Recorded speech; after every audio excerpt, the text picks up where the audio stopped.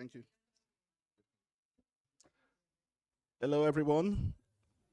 Good morning. We are just about starting, and we will appreciate for us to come together. Those who are still outside, we are now starting. So please, can you come in?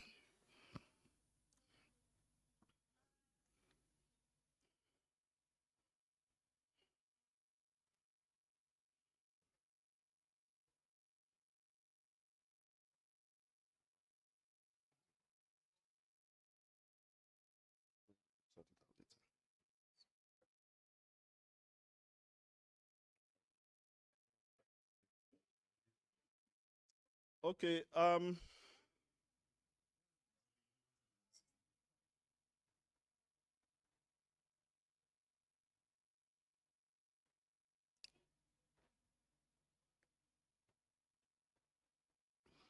So we acknowledge the attendance of our online participants, and please just give us some few seconds, and we'll get things started.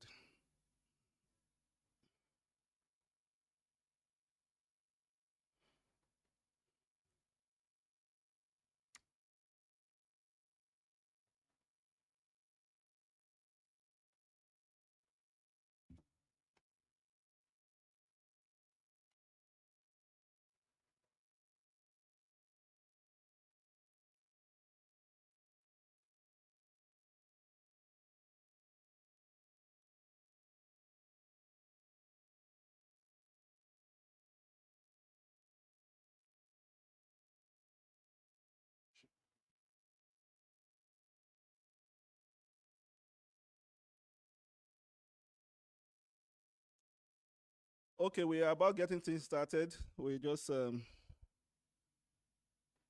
waiting for. So just give us a minute or so, please, while we gather together. Those who are still outside, can you please make your way into the venue?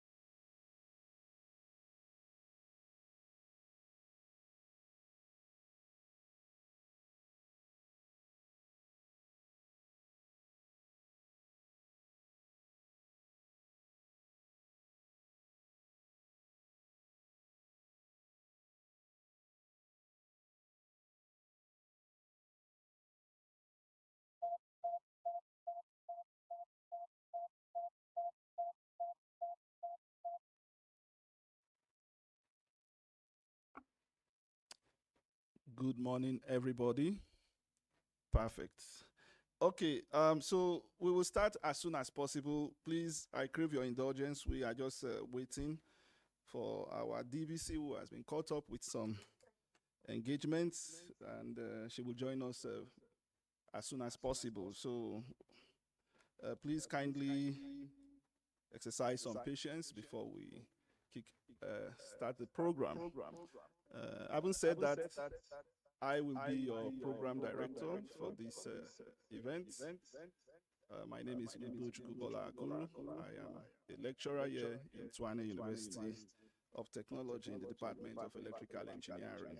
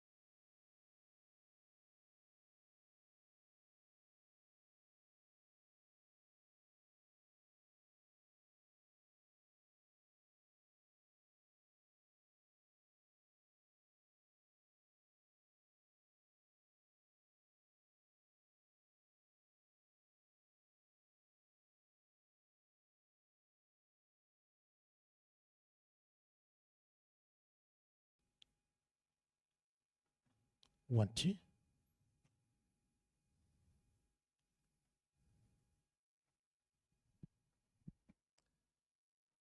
Am I audible? Those who are participating online, can you hear me? Maybe you can unmute and just say yes. Won't be able to hear you for a minute. Just give me a minute. Okay, it's fine.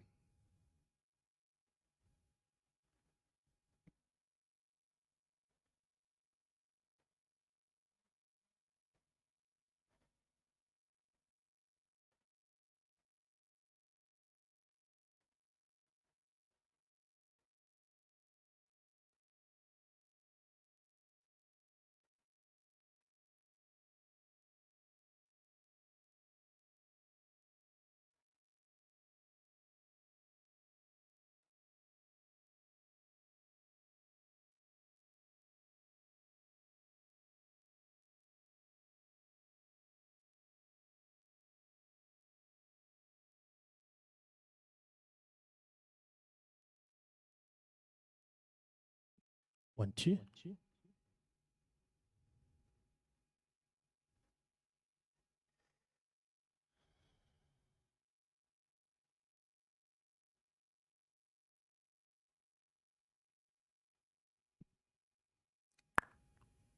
All right.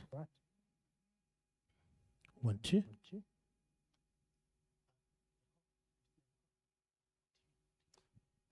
Okay. I'm just checking with the audience online if they can hear me.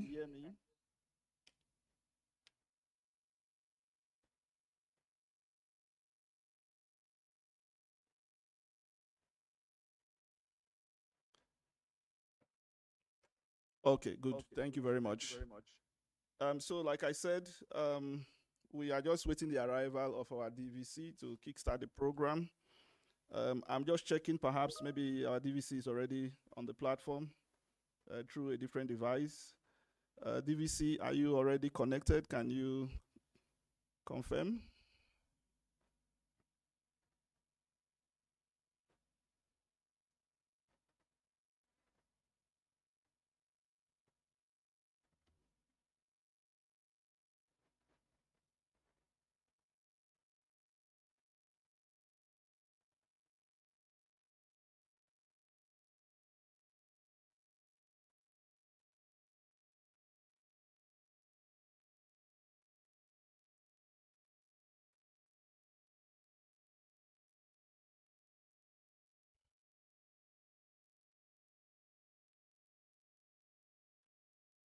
Okay. Okay. So we will just swap um, the second item of the agenda with the first one, while we are hoping that by the time we are done with the second one, the DVC will be on the call. Okay, so once again, good morning, everyone here present and those online. I welcome you to the 2025 Research Niche Area Indaba of the Tshwane University of Technology. Standing before you is the program director. Udo Chukubola Akuru is my name once again, and I have the great honor to be here to direct the program of activities. Having said that, before we proceed further, I just want to quickly make a short tribute. As we are aware, the DVC Research and Innovation, as well as engagement of TUT Director Research and Innovation here present, Dr. Rita Raseleka, Deans of Faculties, distinguished guests, research niche area, as well as CC leaders, professors, ladies and gentlemen. Before we begin, I would like us to pause and acknowledge the passing of Professor Julius Ndambuki, the niche area leader for climate change, water security, and disaster management. His leadership and contribution to this niche area, which addresses critical issues such as pollution, groundwater, sustainability, as well as climate-related risk, has left a meaningful legacy at TUT. We also recognize the members of this niche area who have lost a respected leader, colleague, as well as mentor. We stand with you during this difficult time and honor the important work you continue in his memory. I now ask that every one of us present here this morning, in respect of Prof. Julius Ndambuki, do observe a minute of silence in his honor. So we now have a minute of silence in memory of Prof. Julius Ndambuki.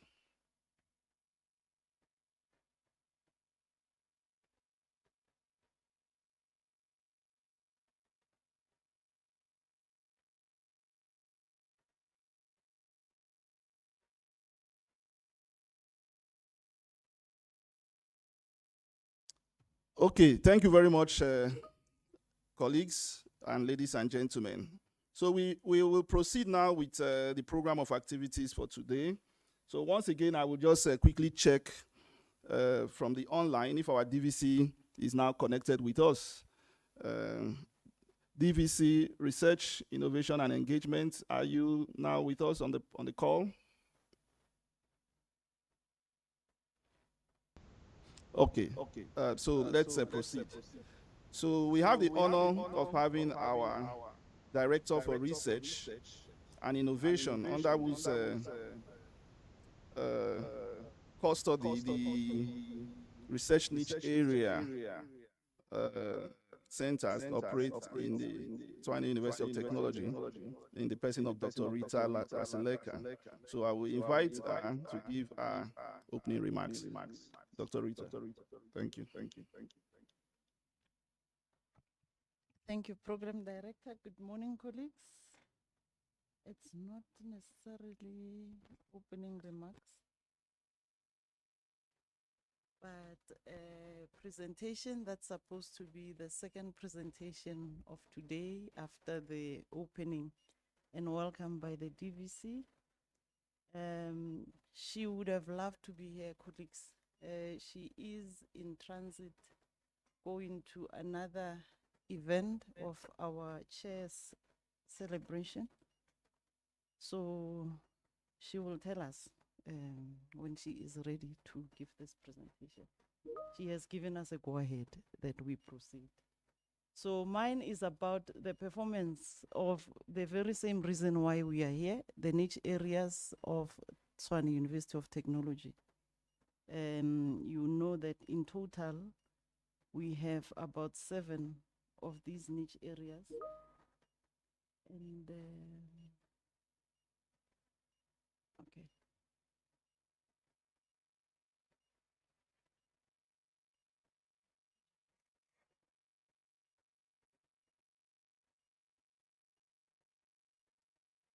Okay, maybe back. All right. Yeah. Um, I like to start with this slide. And most of you, if you've been here with us for the longest time, you would be familiar with this slide. But most importantly, what I want to share with you today, colleagues, if you have not known, is the appointment of our Deputy Director of Research, Dr. Lechaba, who is sitting here with us. And I am formally introducing him to all of you because he's going to continue working with you in this area of our directorate. Dr. Lechaba, you may stand and wave to the colleagues. Okay. The colleagues online, please mute yourselves. Right. The relevance of niche areas now there. Going to put them. But the relevance of niche areas, colleagues, for the previous TUT strategic plan was aligned to Pillar 2, which is impactful research, innovation engagement, and technology transfer to foster growth, development, and sustainability. And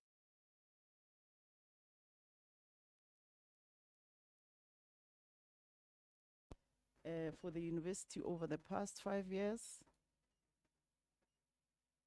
as I have said, we've got 7 niche areas currently active at TUT, and we still have Prof. Ndambuki there, and as he has just been mentioned that he is already late, we are just waiting for the faculty to submit a replacement for Prof. Ndambuki. He has been leading this niche area for the past more than 10 years. And it is one of the niche areas that has been doing very well, that has received awards over and over again. And the second niche area there is of Dr. Swanepoel. These are the 2 niche areas that have progressed from the units that are starting niche areas at TUT to a center. The other 5 are still at a unit level. The third one is a niche area in Faculty of Arts, 2 of them led by Professor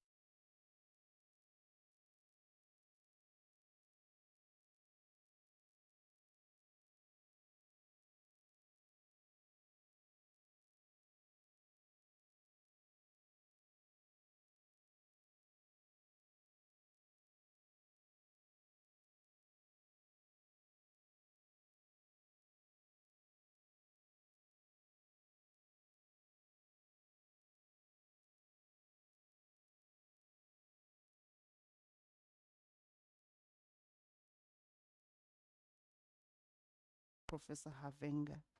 If you are students sitting with us or any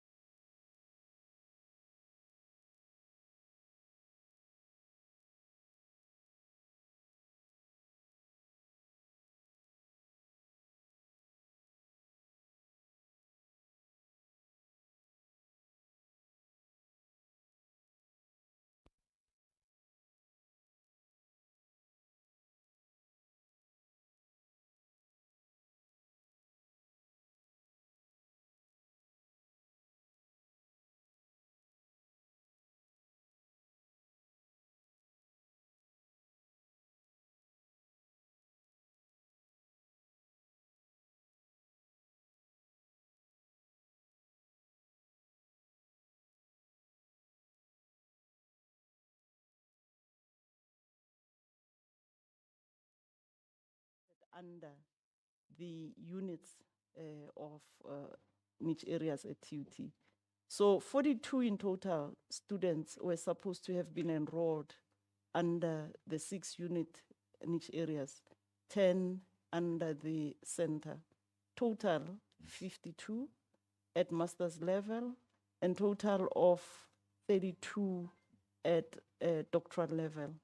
As you can see, in terms of doctoral enrollments, we have surpassed over the past 5 years, and also in terms of masters, the niche areas have surpassed the target that was set for them. The only challenge becomes in terms of doctoral students, while graduations of master's students, all the niche areas have surpassed.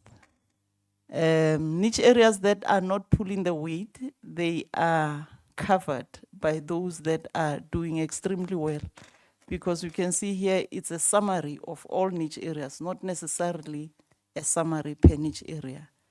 Per niche area, you all know the reason why we didn't have a winner this year is because of these reasons, that we don't tick all the boxes. And as a result, we did not recognize a niche area in 2025. In terms of the books, the publications, 15 units were expected over the past 5 years for 6 niche areas, 90 in total. And you can see the total there has surpassed the 90, even including the 20 that was expected of centers. So niche areas are doing well in terms of research outputs. This is where the problem starts. We expecting also innovation and intellectual properties. You can see that in 2020, there was nothing. 2022, even under creative outputs, and 2024, meaning that all our niche areas didn't give us innovation outputs. The only niche area that gave us innovation outputs is from the arts and design, because the creative outputs of the university are coming from that faculty.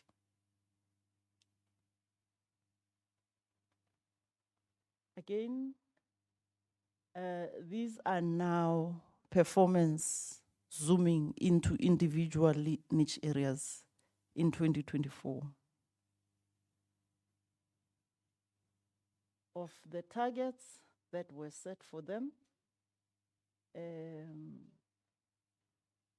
these are the niche areas that did not meet any of the targets.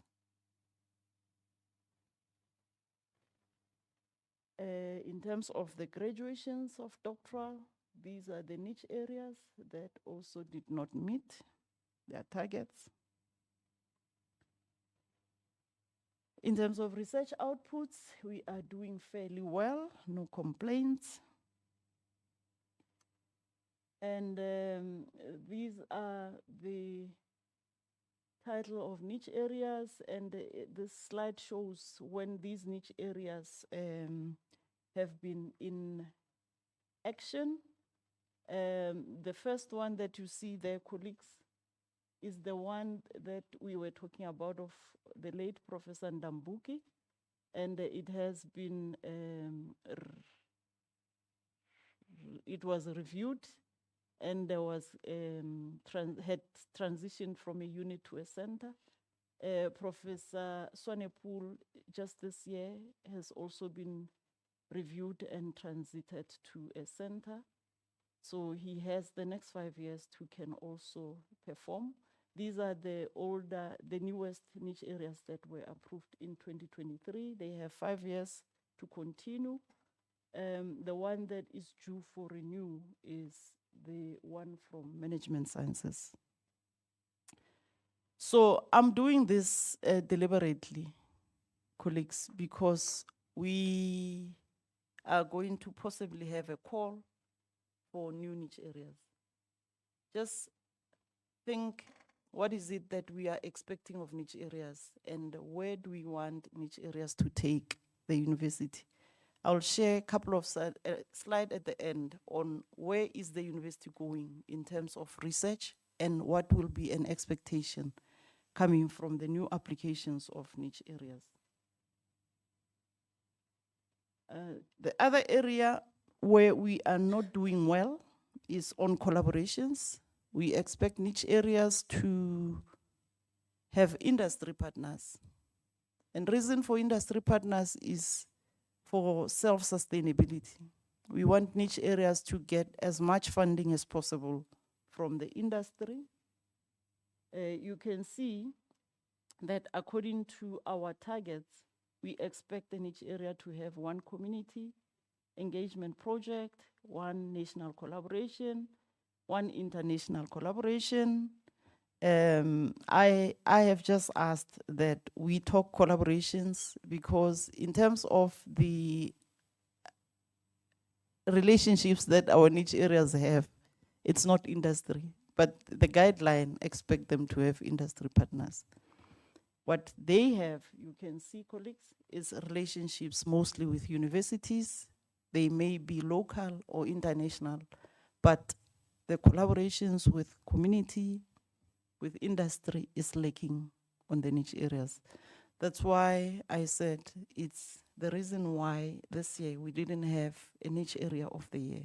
It's because of these reasons. So this niche area had a number of universities partnering with it, similarly to a niche area in engineering, Professor Swanepoel. There is at least the city of Tshwane, which may be relating to national collaboration outside the universities, and the other universities, niche areas have got also partners with other universities international. You can see, colleagues, almost everywhere it's about the universities that our niche areas are partnering with other than the industry partners. So if you're planning on submitting a niche area for review or for approval, please think about all these that should be submitted in your motivation for being considered. This is the last niche area with its partners. I want to share just the last slide without taking much of your time, is the alignment of our niche areas with the future ISP of the university. So, okay, I'm almost done, colleagues. So this is what we expect of niche area participation in future. We are expecting 7 projects. We currently still have these projects under niche areas, but I've already showed you that one is due for review. So there is an opportunity. The alignment there should be with the research themes of the faculties. And everything that I've showed you in terms of niche areas, expectation and performance in your submission, those are the things that you need to address in your submission. And please use the Pivot Research Professional Databases of funding opportunities to look for funding, colleagues. We need external funding more than institutional funding for niche areas. I'm going to stop there, Chairperson. The DVC is also ready to present. Thank you.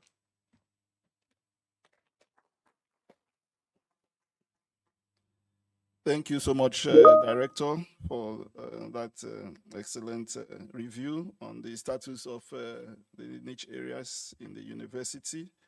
It is quite commendable to see some have realized the goals of the niche area, and they have advanced from being a unit to now being a center. And we hope that the rest will follow suit with time, because they still have some time. At least you mentioned four or so of them who still have time, and one is already due for review.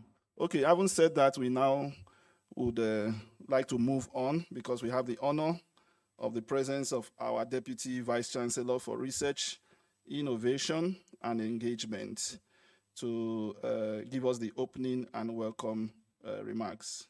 DVC, Dr. Vati Papu Zamsaka, you are welcome. Please, the floor is yours.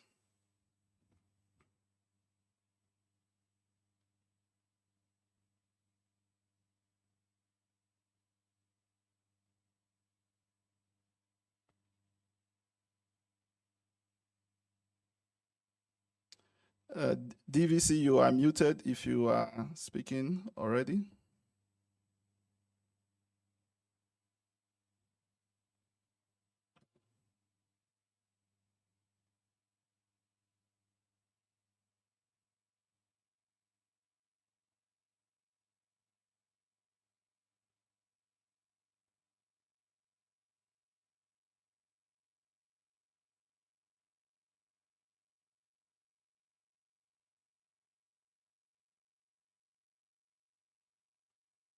Once again, I'm just checking if those online can hear me. Just with a thumbs up, please, if you don't mind.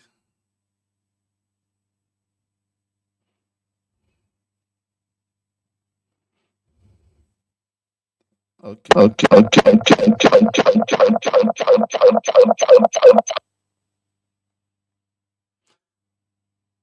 Yes, those who are attending online, can you hear me with a thumbs up if you can confirm?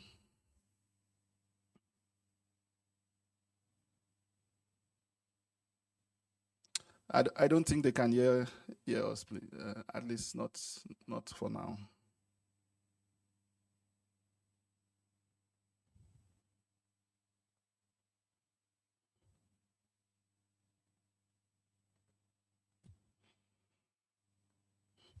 Sorry, colleagues, we do have some online participants, by the way.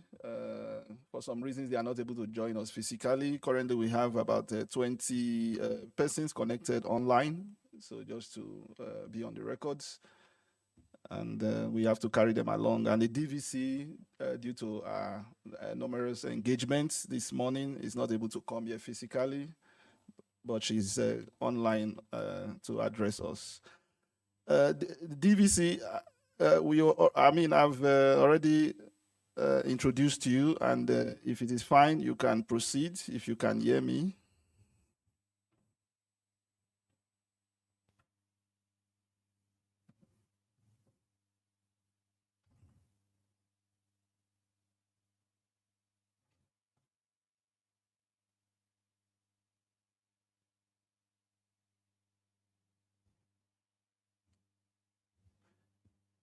The DVC. I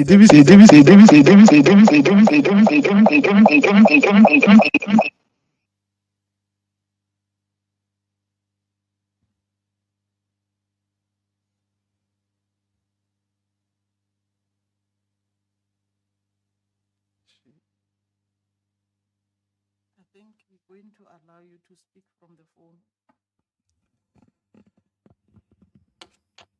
Sorry about this.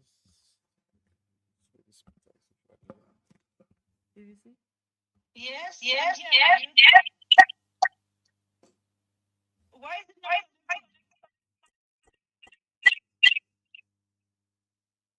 not? Sorry, but we don't know why.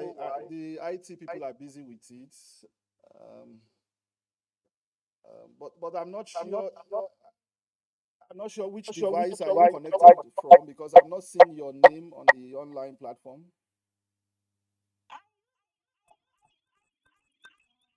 The link that I was supposed to use. There's a link in my calendar. Absolutely. But your name is not shown. I don't know. Maybe you know the name of your device. Then we can track it and maybe unmute you or something like that.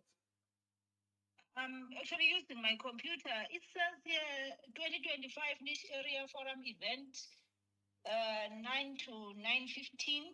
So this is a special link that was sent to me, not the one of everyone. Maybe you should send me the one of everyone then. Okay. I think you are on the wrong link. We can forward it to you. I will tell Dr. Raseleka to forward it to you now. Thank you, ma'am. All right, thank you.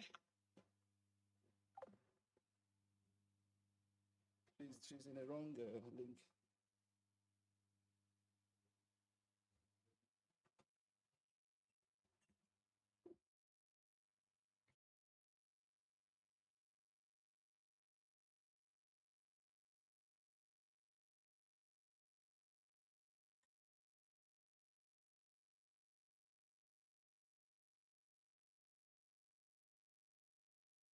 One, two. One.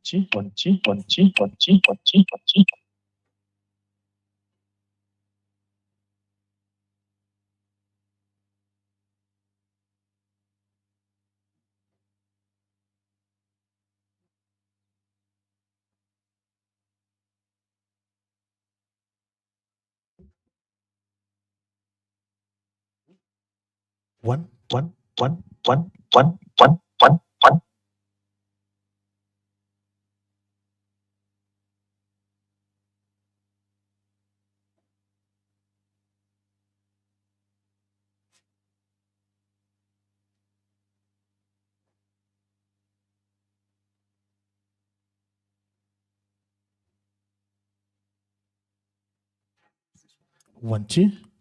All right. Okay, I think we record it now. 1, 2. One, two.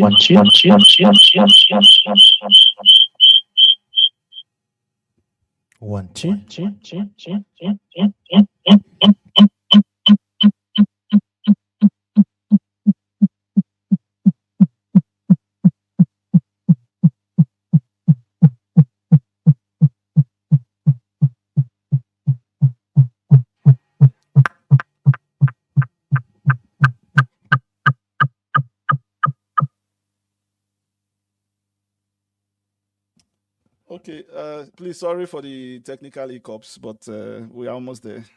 I think the DVC didn't have the correct link. Sorry about that.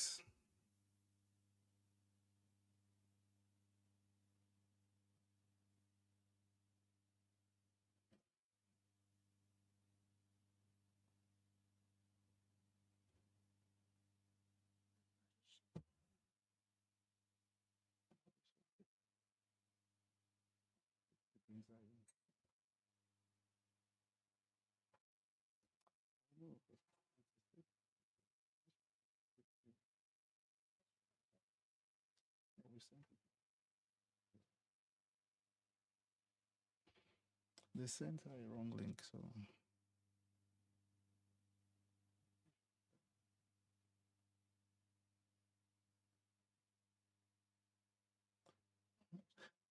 Okay, so okay. Yeah. IT. So I think she's on now, but we are seeing that she's on hold, so I'm not sure why she's on hold. I guess she has multiple meetings going on, so. Okay. Okay.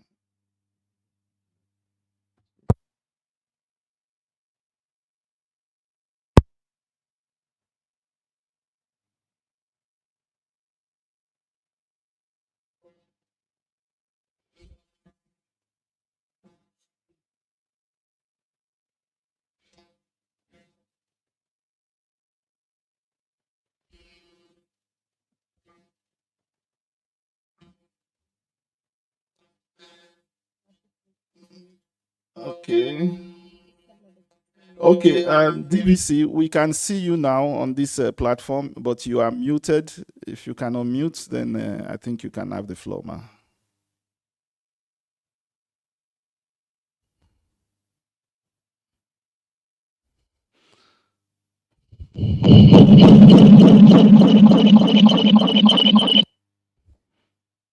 Hello. Perfect. Okay, thank you so much, DVC. Can you hear me now? We can hear you loud and clear. Yeah. I have introduced you already. Please, you have the floor. Why is the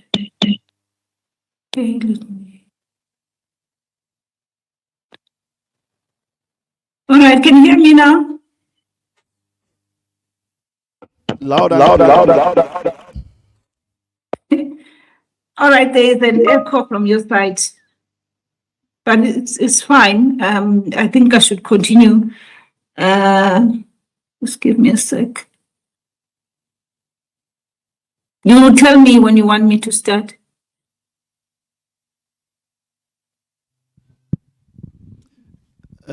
Okay. Okay, ladies and gentlemen, let's give the DVC the honor once again. DVC Research, Innovation and Engagement, Dr. Vatiswa Papuzamzaka. We welcome you to this I occasion. can't hear you. Can you send a message on Teams when you want me to start speaking? Okay, can you hear me now, ma'am?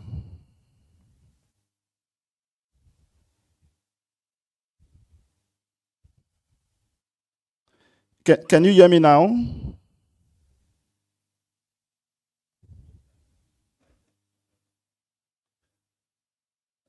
IT, we are having some problems. Oh, all right. Can you hear me now? A very good morning to all our attendees, ladies and gentlemen, joining us today, and to all our colleagues, our students, and a special welcome to the representatives from external organizations who have taken the time to be with us. We don't take that for granted. We are truly appreciative of your presence here. Allow me to also acknowledge our guest speakers, Dr. Zulani Josi, my very former colleague. We worked together more than 10 years ago. Welcome, Dr. Josi from the National Research Foundation. Ms. Samantha Kut from the Human Sciences Research Council. Mr. Andrew Bell from Pivot Research Professional, and as well as Dr. Gabriel Kalakala from TUT's Institute for Future of Work. Ladies and gentlemen, we are very honored by your presence and more so your willingness to share your expertise with us. As I articulated earlier on, we don't take it for granted. We know what it means to take time out of your busy diaries and to be with us and to share your expertise with the Tshwane University of Technology. Program Director and the colleagues, today's Indaba provides us with a platform for our research and innovation niche area leaders to present their research projects. Was presenting their research projects to also highlight the impact of their research and reflect on how these initiatives continue to contribute to our institutional vision. More importantly, we are here to listen, we are here to learn, we are here to be inspired by the innovative research emerging from our niche areas across the university. Colleagues, am I still audible? I see two screens now.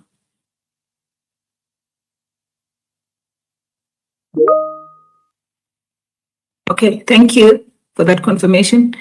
Colleagues, our niche area leaders, and together with their niche areas, they are formally approved by our university as institutional entities, each with a clearly defined research theme that is aligned to the 2030 agenda for the Sustainable Development Goals. And maybe I should unpack this a bit. Firstly, as a university, we are so resolute in ensuring that the research that we do does have resonance with the global positioning and also has resonance with the national imperatives. So in particular, for our research niche areas, we've taken a stance about 2 years ago. Yes, it was in 2023, that we will relook at the strategic positioning of the research niche areas. They ought to respond to the Sustainable Development Goals and thus give the university the global positioning. So none of our research niche areas are not solving or responding to the SDGs. So this was a deliberate decision for us to have the global positioning as a university through them. And I have no doubt, therefore, that the research that they are doing is giving us that edge.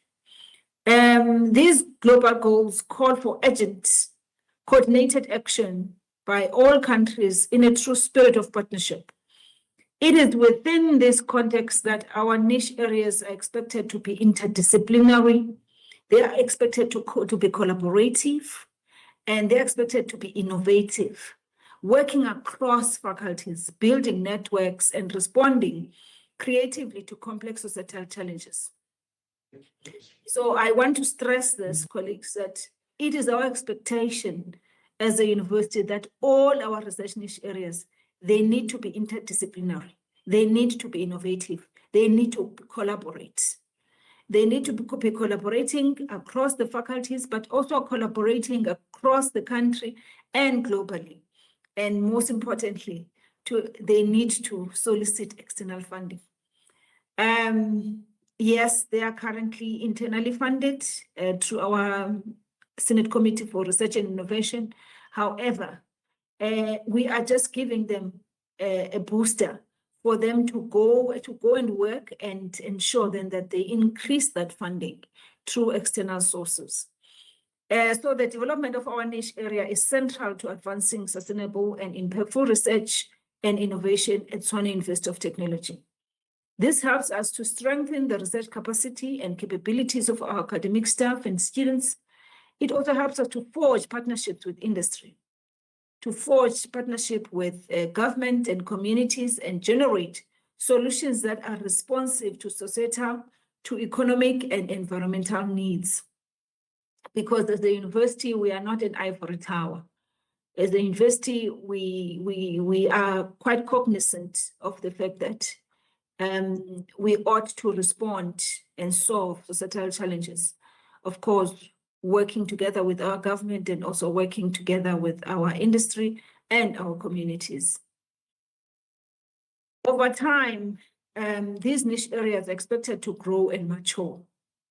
Hence, I said earlier on that we're giving them just a seed funding from the university, but they cannot remain stagnant. They are expected to grow over time and mature with the ambition of evolving into fully fledged, self-funded centers or even researchers.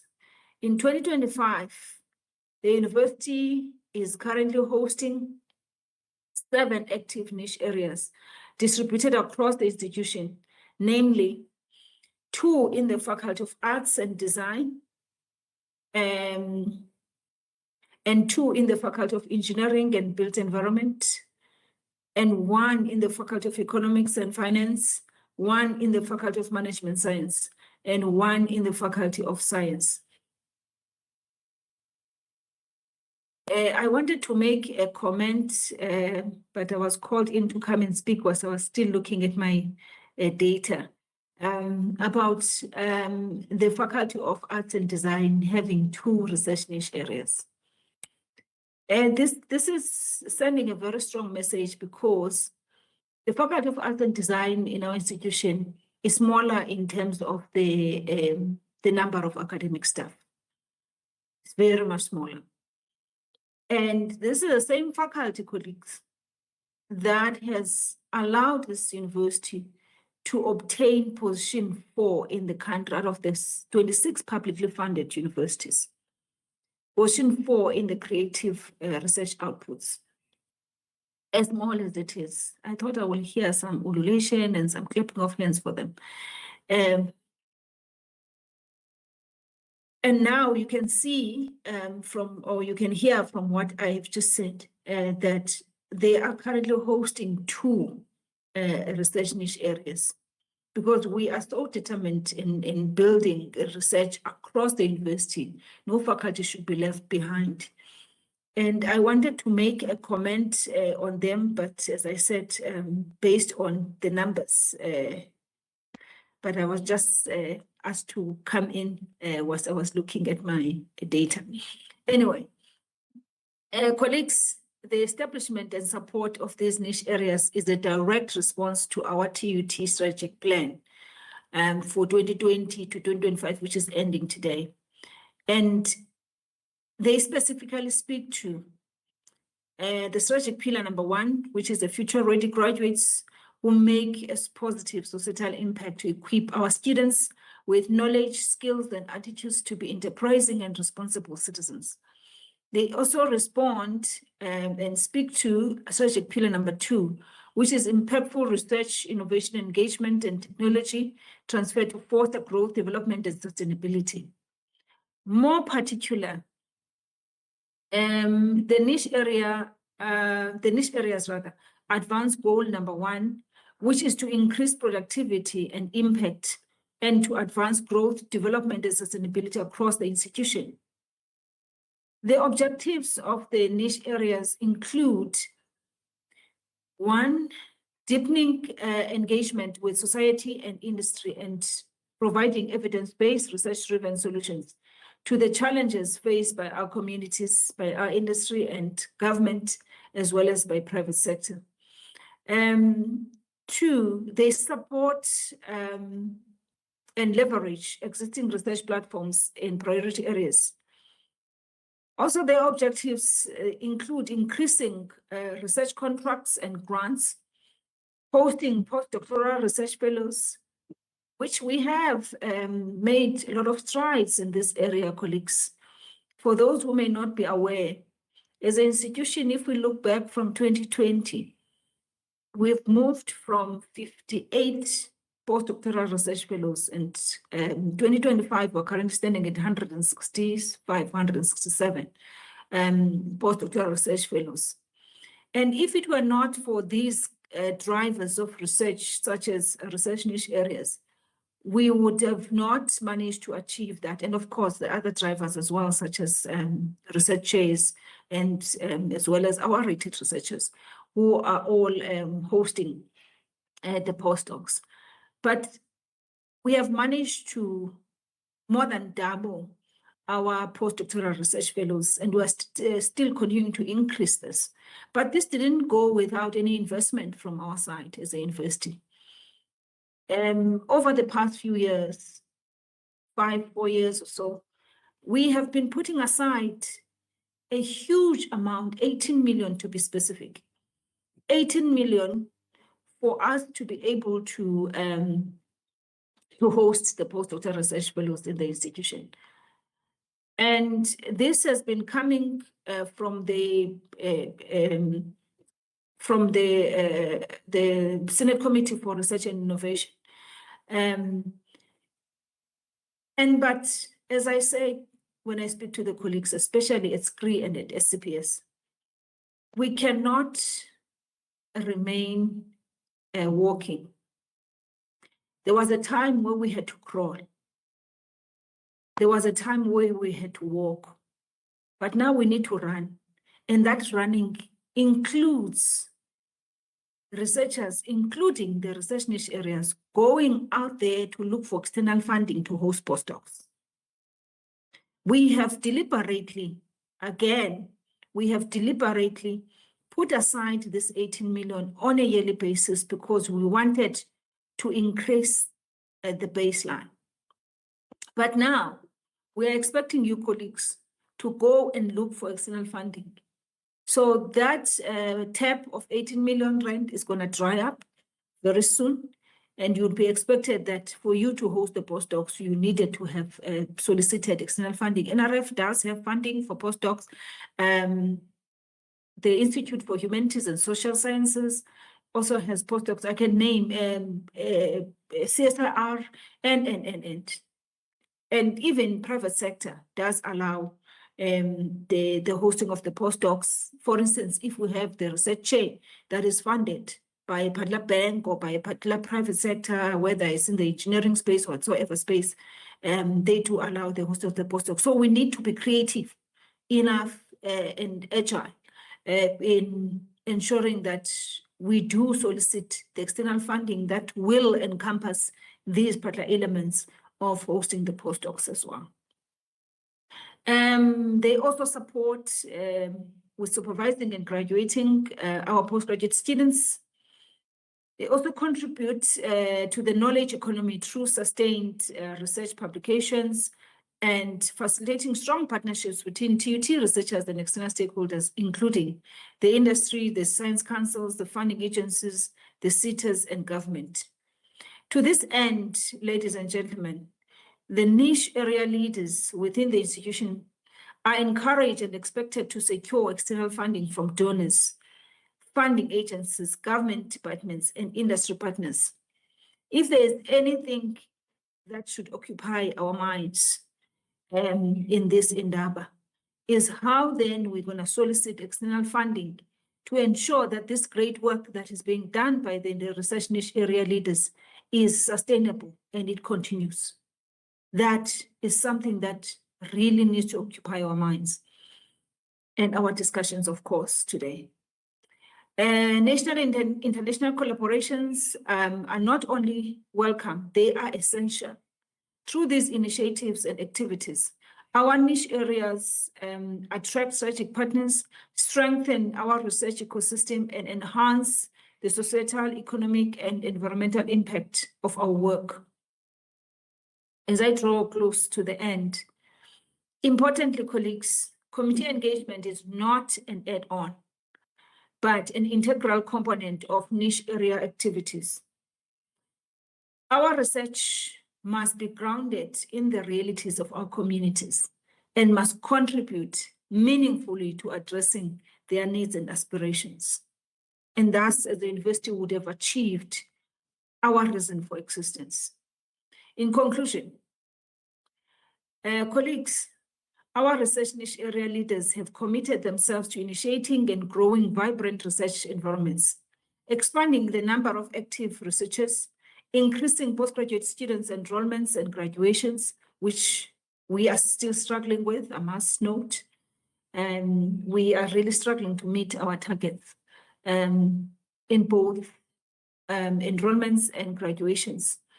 If we meet the targets for the enrollments for masters, then we do not meet for doctoral. If we meet the graduation targets for doctoral, then we do not meet the graduation target for masters. This needs to be sorted out. So as I was saying, they are expanding the number of active researchers. They're helping us to increase the postgraduate students' enrollments and graduations, even though the targets are not yet met, and which is what I said we need to correct. Unlocking bursary and funding opportunities, fostering collaborations, and above all, contributing to solutions for societal challenges. They do so with the support of our external stakeholders, including those present here today in the room, the university's executive management, our faculties and students, our Directorate for Research and Innovation, as well as my office as the Deputy Vice Chancellor for Research, Innovation and Engagement. I would like to thank all the research niche area leaders, the researchers, the partners, our guests for their continued support and commitment to advancing impactful research and innovation at Tshwane University of Technology. Thank you so much, colleagues. I wish you all of the best with the deliberations today. I'm sorry that I could not be with you, or I can't be with you. We are also having at the same time or in parallel a seminar for one of our researchers, which was funded by TITA, or which is funded by TITA for 3 years from 2022 to now at 11.3 million. So this year is the last year, and I had given the matching orders back then that we won't do a launch to launch that research chair when it was awarded. But we'll work first and then show the results. So today we are having a seminar showcasing the results from that research chair, because we do not want to party and celebrate before we work. So we need to celebrate the results or the outcomes of our hard work. So today we are celebrating in parallel to the event that is going on campus. was celebrating and showcasing the great work that this research chair, which was funded by TITA on agile transportation, has done over the past 3 years. However, you are in the capable hands of the Director for Research and Innovation, Dr. Raseleka, and all the colleagues that are there. And I wish you all of the best for today. Thank you so much.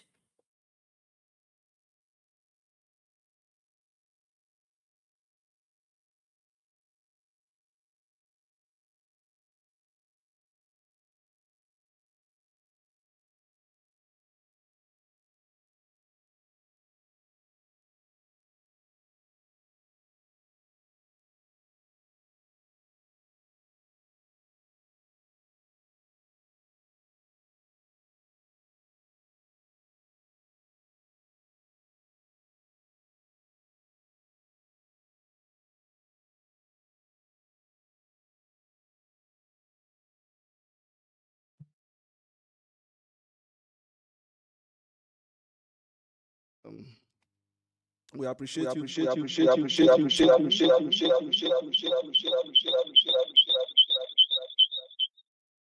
You taking the time to come and talk to us, and we understand your very busy schedule.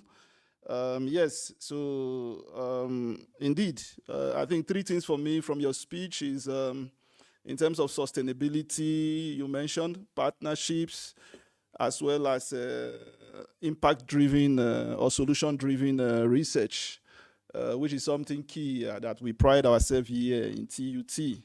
And of course, I did acknowledge what you mentioned with regards to the Faculty of Arts, which shows that they are pace setters in the country and beyond, because elsewhere, normally what you would hear from those kind of environments is that they don't do research and they are not carried along, or maybe they can't set the pace, but not in TUT. So we indeed acknowledge what they are doing based on your guidance as well as motivation. And of course, the challenge which you have left with us here today, which is that the research niche area should be fund engines and not just consumers. And it's a big challenge. And I guess as we deliberate today, the highlight of our deliberation will indeed focus on how do we tap into the world of external grant funding, which we must also acknowledge what you have done as DVC since you came on board. As a matter of fact, 18 million rands every year for postdoctoral research fellowship. I can beat my chest to say that is a very big impact that you have made in this university, and we hope that it will continue going forward. So thank you very much, DVC. I don't know whether what I've said is you had any part of it, but we appreciate you, and have a blessed day for that.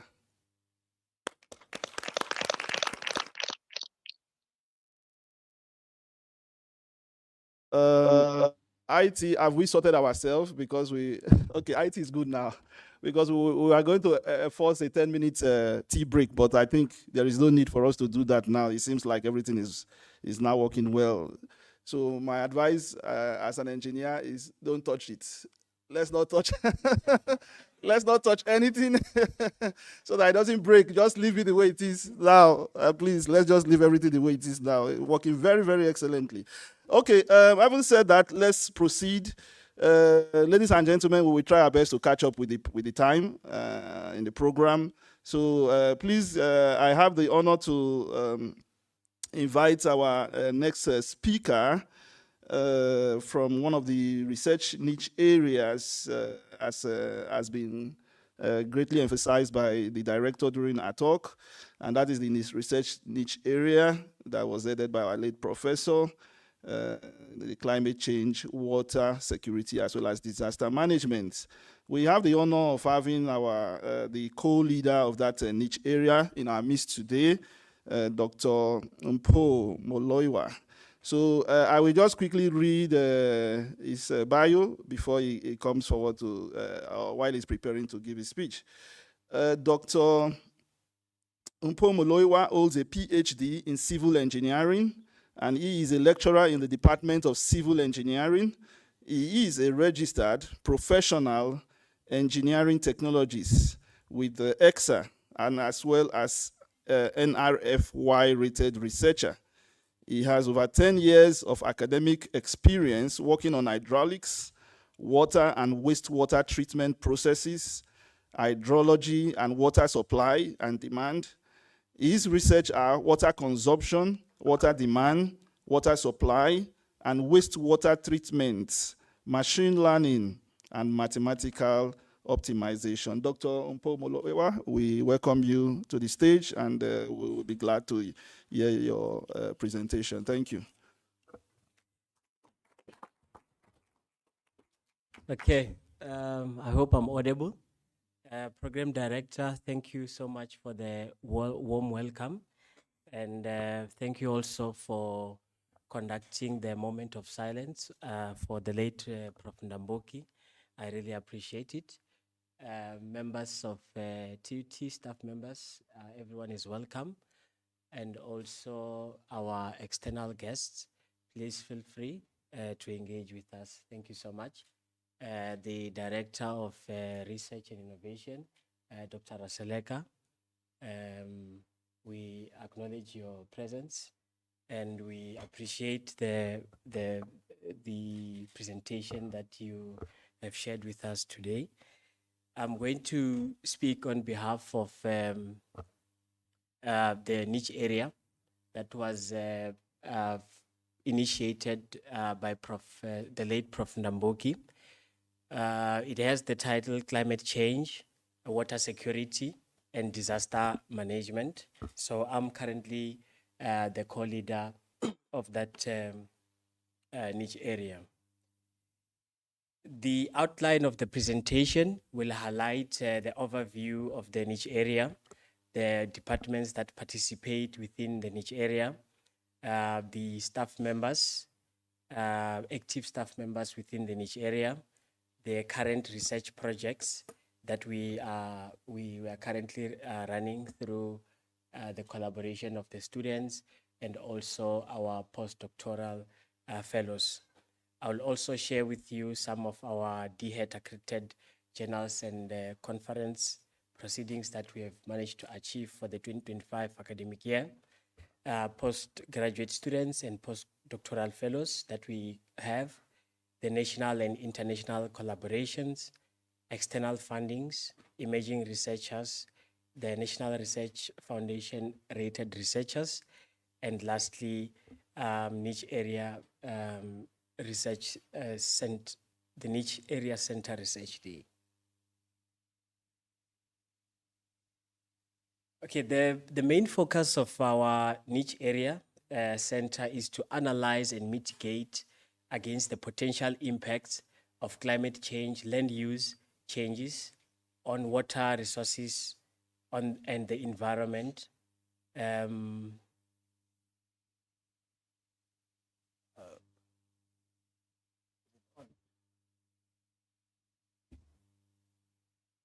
Don't touch it. I'm also an engineer. Okay, as I was saying, the main focus of the niche area is to analyze and mitigate against the potential impacts of climate, land use changes on water resources and the environment. So hence it was geared to respond to 3 sustainable development goals, which were 6, 9, and 13, to ensure the availability and sustainable management of water and sanitation, that is 6, and SDG 9, which is to build resilient infrastructure, promote inclusive and sustainable industrialization, and foster innovation. And Sustainable Development Goal number 13, to take urgent action to combat climate change and its impacts. So these are the critical issues that have required our attention. So in order to respond to those sustainable development goals or to address them, the collaboration was essential so that we work together within TUT to achieve those sustainable development goals. Some of the departments that we were able to rope in was the Department of Geomatics, Environmental Health, Electrical Engineering, Environmental Water and Earth Sciences, Chemical, Metallurgical, Materials Engineering, and Biomedical Sciences. So the inclusion of these different departments brings the set of different sets of skills that we need in order to collaborate and achieve the 3 sustainable development goals that I mentioned in the previous slide. Okay, the 8 active members from different departments are listed in the slides that appear here. So we have Prof. Olwal from Electrical Engineering, Prof. Mudau from Environmental Health, Prof. Munyati from Environmental, Water and Earth Sciences, Dr. Magidi, who is here with us today, from Geomatics, and Dr. Mekwa from Biomedical Sciences, Dr. Mukwena from Environmental Health, and Ms. Tladi, who is also here from Civil Engineering, so that we can collaborate and attempt to solve the Sustainable Development Goals. So it is a collaborative effort at the end of the day. So this type of collaboration has benefited the niche area because we were able now to have multidisciplinary type of projects. One of the projects that one of the students who works under one of the staff member is within the niche area, so he's being supervised. So this was a master student who was tracking the sources of pathogens from on-site sanitation facilities to groundwater and household drinking water, in particular in rural areas in Limpopo, in the Bembe district municipality.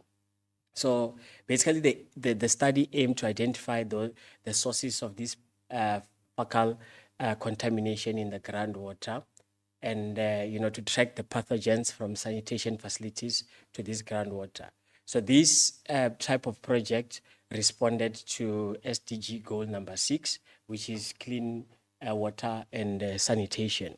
Now, to show the collaborative effort within the niche area, the departments that were involved included civil engineering, the biomedical sciences, and environmental health. So this was a nice project because in most rural areas, like the one where the student worked in, there is no control over where boreholes are implemented, and also there's no control over your ventilated pit toilets. So when one pit toilet is full, another maybe 2 meters or 3 meters apart, there's another one that is developed. So it was good to be able to track the contamination between the two. So it is, again, a collaborative effort within the institution to bring multiple departments into play. The other research project that we worked on was to conduct a feasible study to evaluate the greenhouse gas emissions and methane production towards enhancing its quality from municipal solid waste obtained from landfill sites in the city of Tshwane municipality. So you can see that also this responded to SDG goal number 13, which is also part of what the main aim of this niche area. So the link within the departments of the collaboration was the civil engineering and also the chemical engineering part. So within the civil engineering side, civil is responsible for the infrastructure, landfill infrastructures to design and develop them, whereas from the chemical side, they have to deal with the chemical processes involved in the waste that results in that landfill. So it was, again, a collaborative effort. Another research project within the niche area aimed to minimize the energy consumption in wastewater treatment systems and enhance electric power recovery. So it was now a multi-process wastewater energy generation scheme with a combined heat and power process for improved heat and power recovery. So again, this responded to now Sustainable Development Goal number 13, whereby with the reduction in energy consumption from your big generators that are used in wastewater treatment plants for your aerators and so forth. Now we can generate electricity from the sludge that is formed during the treatment process. So there were multiple departments that were involved in this. It was civil engineering, chemical engineering, electrical engineering, environmental, water, and earth sciences. So with the inclusion of all these departments to form these collaborations, the benefits, come out through outputs. Apart from the students graduating with a master's degree or a doctoral degree, for this year, just 2025 academic year, through the niche area, we managed to publish 25 journal articles and 7 conference proceedings.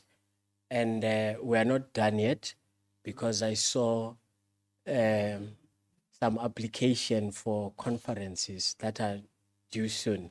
And of course, other manuscripts that are sitting on some laptop somewhere.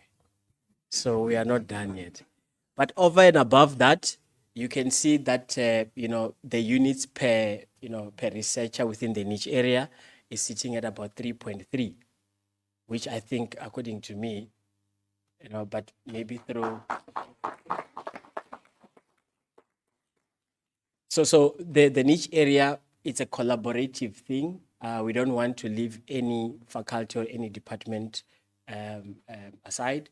So with this collaboration, you can see it results in these wonderful outputs that we have here.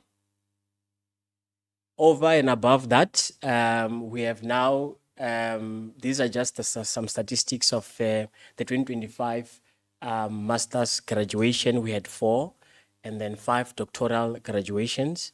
And then in terms of enrollment, we have 11 master's students who enrolled and 5 doctoral students who enrolled. These are just enrollment for 2025. We still have other students who are still in the pipeline, but these are just for 2025. Over and above that, we have 2 postdoctoral fellows, and I see Dr. David is here with us as well, who was helping me set up earlier on. So the center has attracted national and international collaboration. And again, it's because of this multidisciplinary of having multiple departments participate. So with this, we managed to, and I know the DVC and also the Director of Research and Innovation is not very happy about the collaboration with universities, but these are some of the universities that we are currently collaborating with. And I want to make a promise that if we happen to be invited next year, we will be sharing different collaborations.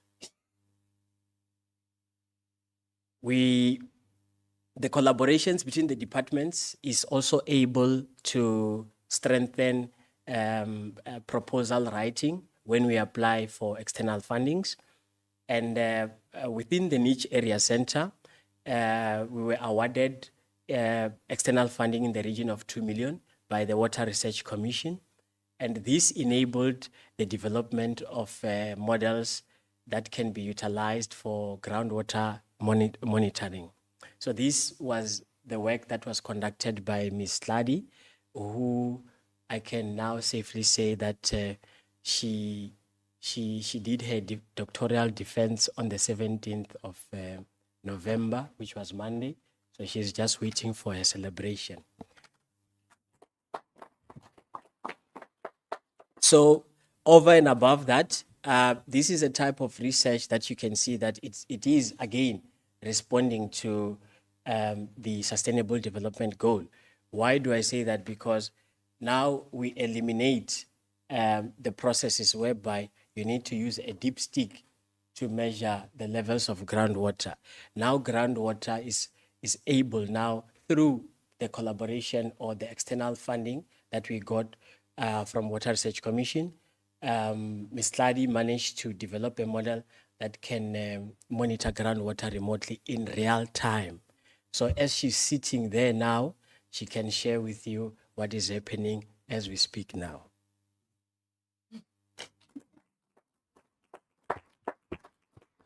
And again, also the collaboration from civil engineering and electrical engineering as well. So again, the collaboration, you know, I'm singing the collaboration. So let's all collaborate so that we have projects that can, you know, blow everybody's mind, such as these ones. We also have imaging researchers. Currently, we have 5. We have Dr.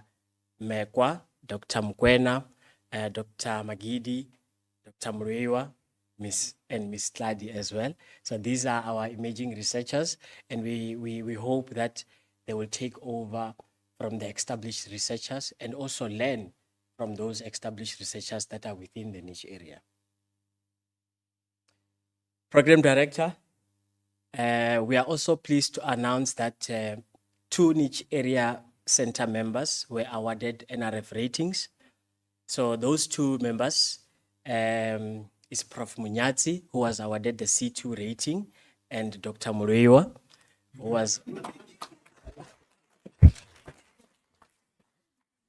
awarded the Y2 rating. And this is only for the 2025.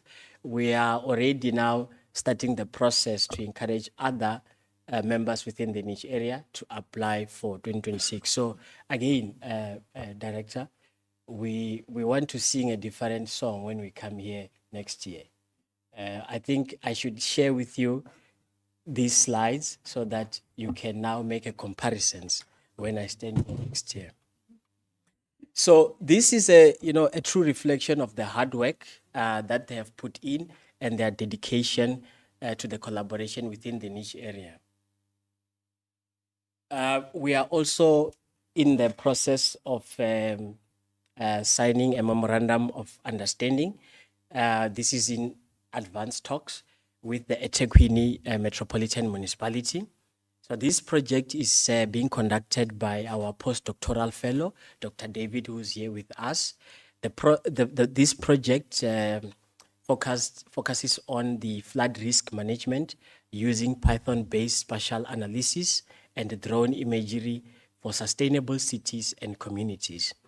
The project will identify flood-prone areas and possible evacuation routes in the event of flood emergencies. This again is responding to Sustainable Development number 6. And we are aware, based on what has happened in history, the floods that occur in the eThekwini, which is KZN. So this will again be a study that is, this brings an output to, okay, I'm being told that I'm out of time, but let me quickly wrap up. So this is the study that Dr. David is busy with, and we hope to visit KZN earliest in 2026. We also have what we now call within the niche area a research day, where all our postgraduate students and postdoctoral fellows participate. So we had one in the year 2024. Unfortunately, this year, we did not have one, but it was in the process, but we hope to carry on in the year 2026. These are some of the images of when we are enjoying ourselves, sharing research, innovative ideas, and again, doing the collaboration. So lastly, it would be very reckless of us and other niche area members to claim all the glory, for the work that was achieved in the niche area center. So this, the work was achieved in the niche area center, was led by the late Prof. Ndambuki. Prof. Ndambuki established the center in the year 2014 and has led the center until his passing on 27 October 2025. So we hope to maintain and sustain the high standards that he has set in the niche area. So may his soul rest in peace. I thank you, Chair.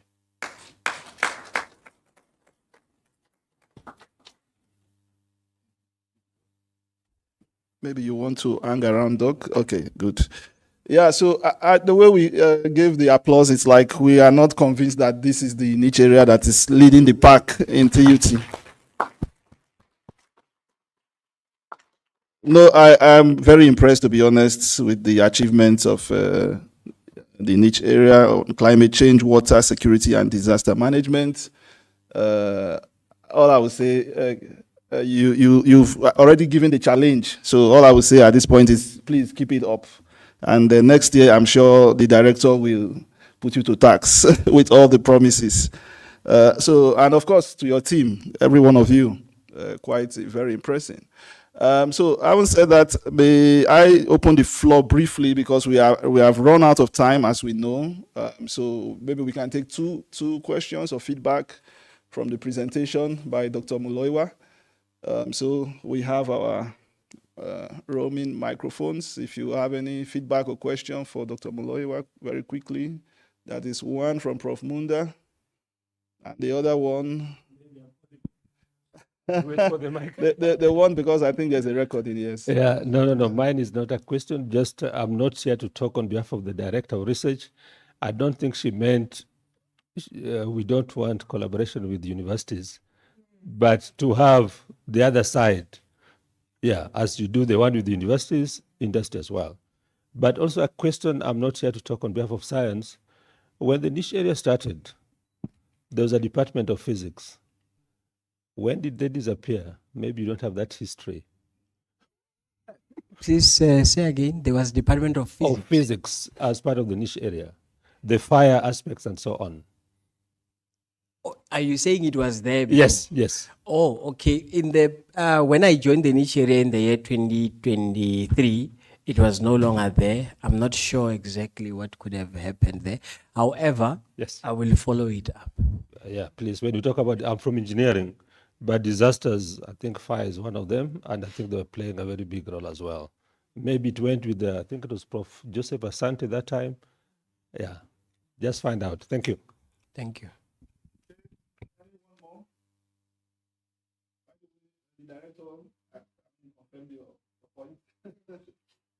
Nothing, don't collaborate with the university, but think more industry. Yes? Any other person say, okay, I think that's all for now. Thank you, Dr. Mugai. Thank you.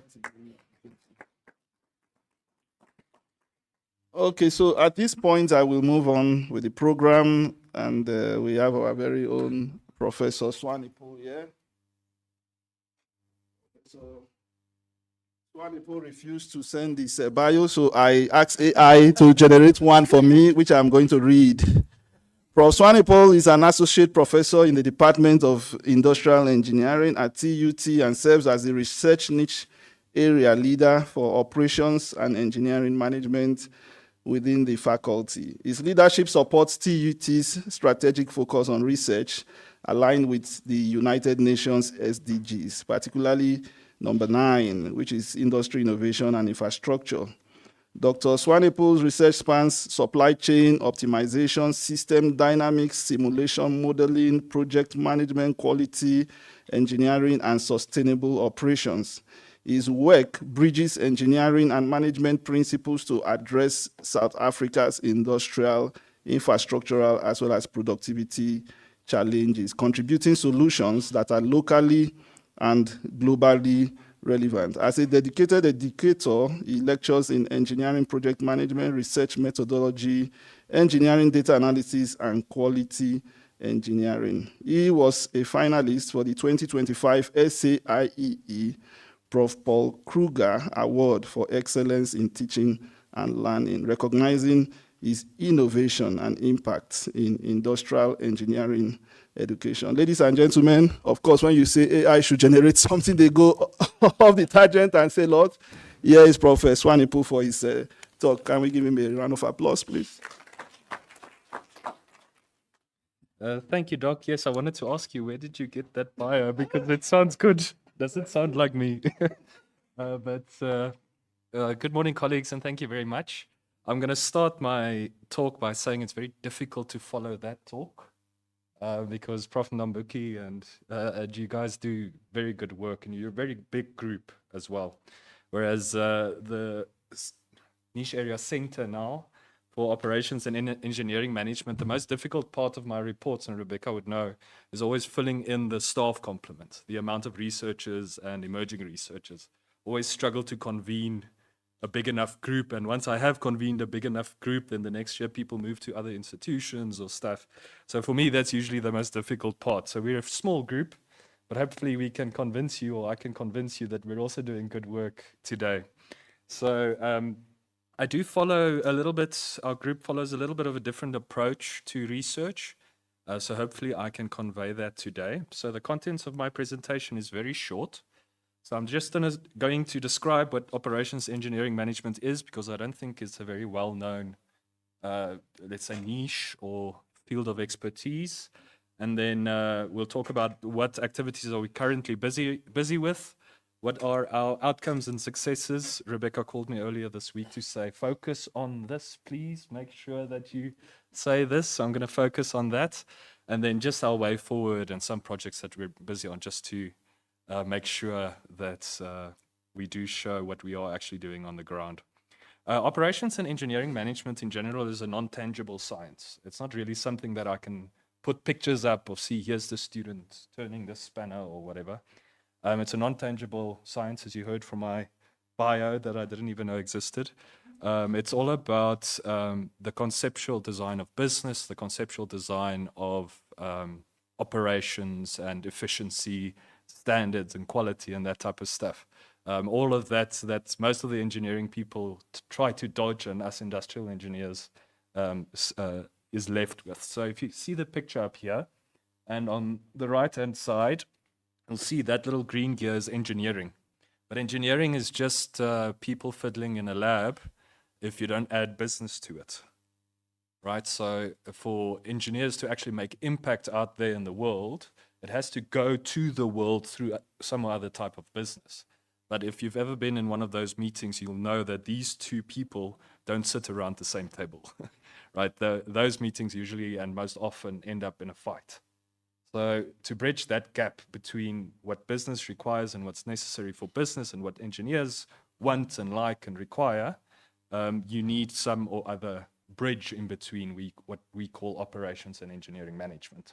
In most cases, this was usually covered, or in older days, this was usually covered by people with an acumen for both. They study both, so they would do their engineering qualifications and follow that up with pure business qualifications as well.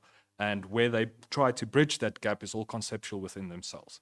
So it is a newer, more modern science. It started in the 90s, 80s. It's a very young science. The thought of engineering management, which merges those two sides of the coin. So for us, what does it mean? Or in South Africa, we worked with EXA to define what engineering management is. And as you know now, Engineering Council of South Africa acknowledges it as a graduate attribute. All engineers should know this by now. So you'll see there on the left-hand side is engineering, on the right-hand side is business, and you can see in varying forms how that gap is bridged. So all the way from physical asset management, that's maintenance and mechanical and electrical type of engineering.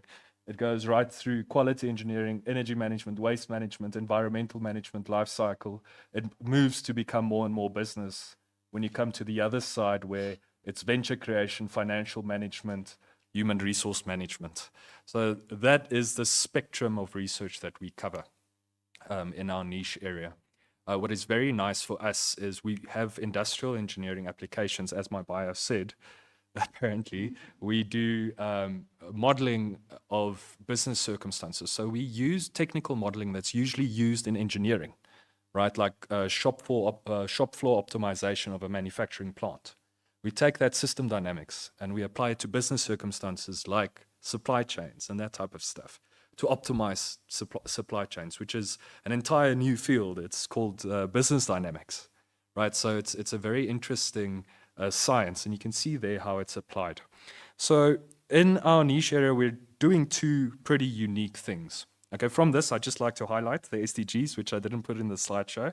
So as rightly said, personally, I focus on SDG 9, which is industry, innovation, and infrastructure. But as a research niche or group, the target is 8, which is decent work and economic growth. But by doing that, it has a ripple effect into other SDGs as well. So decent work and economic growth would then impact no poverty, would impact equality, quality education, industry, innovation, and infrastructure. So it does have that ripple effect into other SDGs. But we found that if we focus purely on number 8, it helps us align our activities because we're such a small group. I added a very, let's say, auspiciously our hopeful logo there, Center for Operations and Engineering Management, since we are now a niche area center. I don't even know if it's allowed. Luckily, I don't put it on any letterheads, but I just wanted to float the thought. But the two creative things we do is how we structured the research group, firstly, and then secondly, the research that we do. So we don't structure our research as most other pure research groups. We want to integrate, because the whole thought of us is a systems approach, right? So we also follow systems approach to our activities as a research center. So we integrate both teaching and learning, research, and industry engagement or community engagement into this group. And how we do that is we have a program that we've developed, a structured master's program that we've developed, that we teach certain modules to our students. It was the Master for Engineering Engineering Management. We've refined it recently for a fully online program. It's now a Master of Engineering Management purely. It follows a very unique structure of block classes. So every 8 weeks, one block runs. So it looks something like that. So over a period of 2 years, we've got these 8-week blocks where we run a certain module. I'll give a list of those modules just now. So that's the teaching and learning side. This is research informed, and we block it out as those modules. But by blocking it out, making these online units available, what it gives us the opportunity to do is to now develop SLPs, which we can engage with industry with. So we can go to industry and say, look, we've got a supply chain management module as an SLP, and we can provide it to you, which for the niche area, mentioned earlier, we do get seed funding, but that funding, as anybody in this room knows, I think, isn't nearly enough to be able to support all of these activities that we're doing. It's simply seed funding. The whole idea is to generate funding from somewhere else as well. So that is a beautiful third stream income that we're able to generate to feed back into the research niche. So that gives you an idea of an additional funding mechanism. With that, also the research project component, remember this is a structured master's, it's a professional master's, so it's only 45 credits, where the normal master's is 180 credits. So we structure that research component a lot differently. So we run research projects with the students, and the students that apply for this course is usually students with at least 10 years experience, industry experience. So they're already engaged with industry.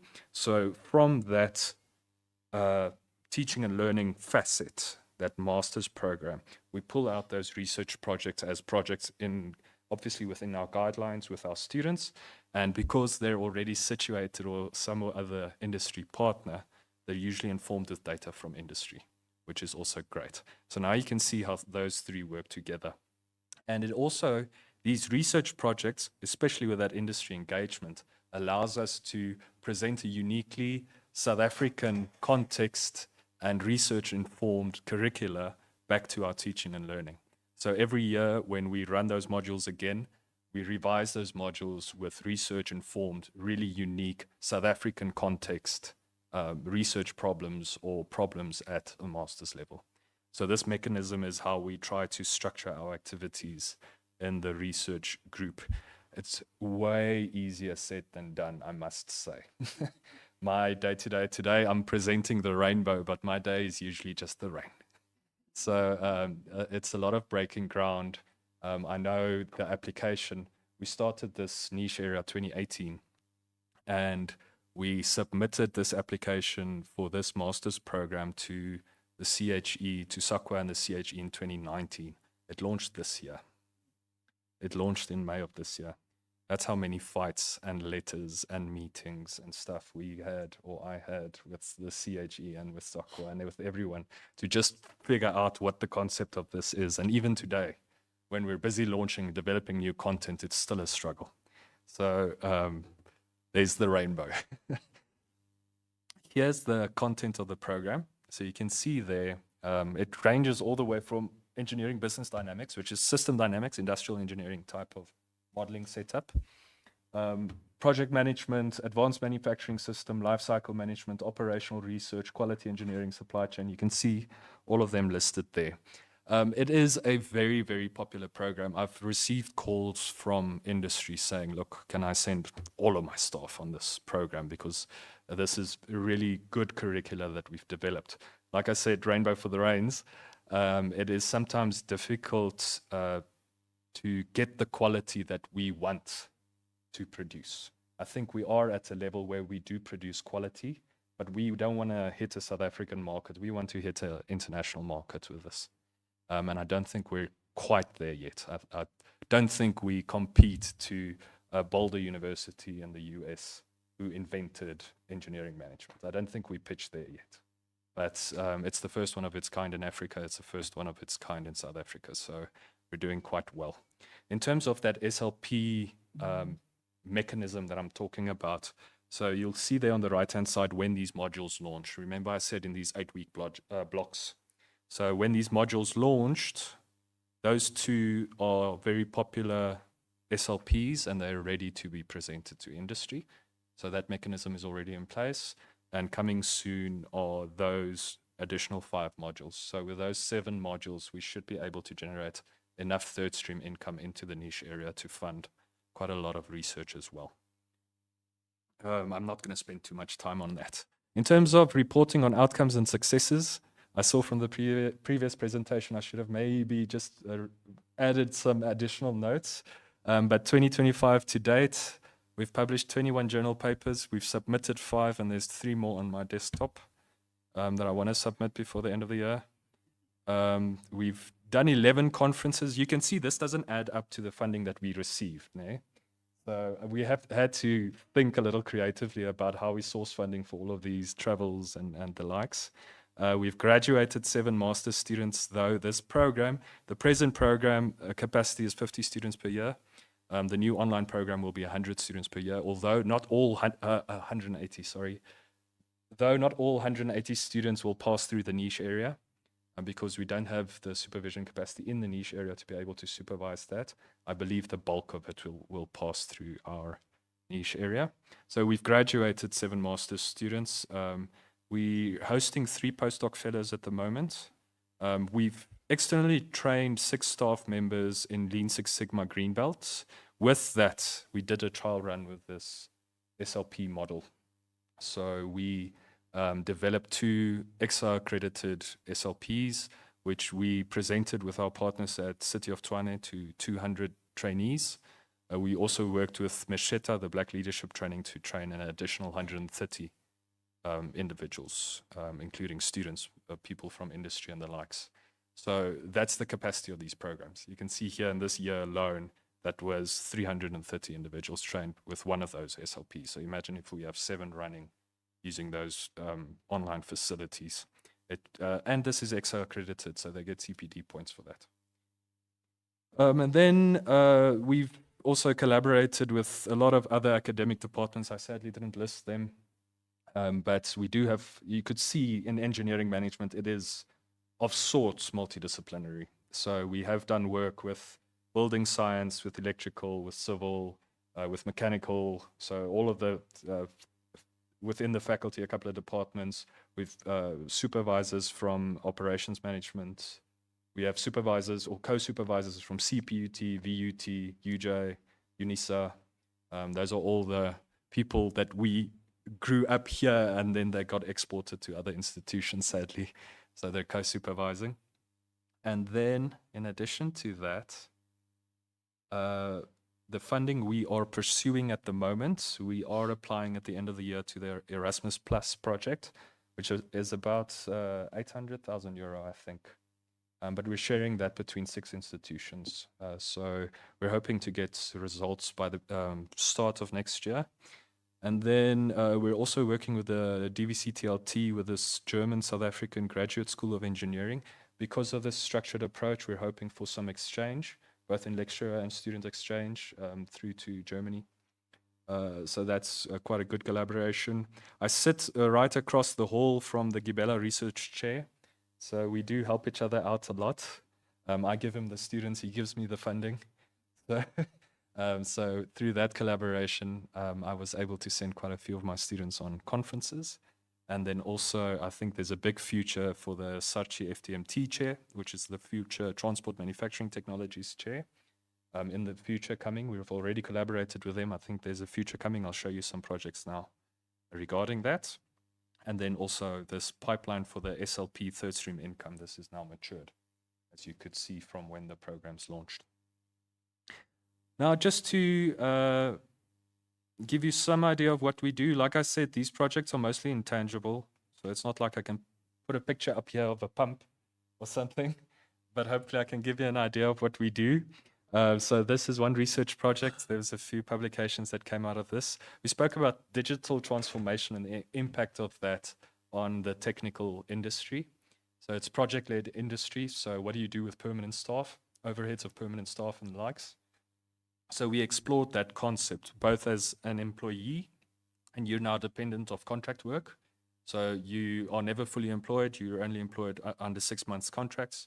Where do you source those contracts? Where do you advertise your skills? How do you build a portfolio, the likes? And then also from an industry perspective, how do you run a company without any permanent staff? How do you run a company purely on projects or project-related matters through digitized platforms?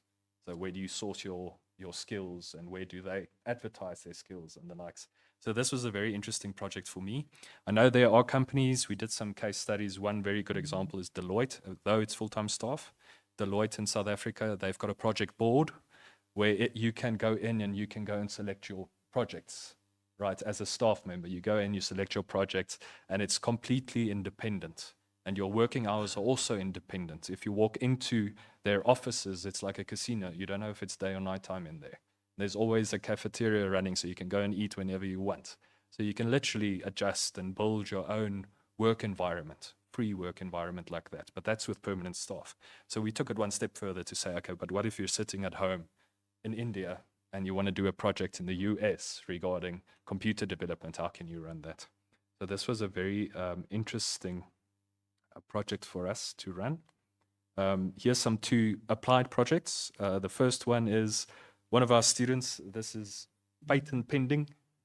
So hopefully, we spoke about it earlier the week. Hopefully, the student came to us and he said he just got his driver's license and he's shocked. He's an engineer, but he's shocked because he put his car on cruise control and all of a sudden the road goes like this and the car's just running.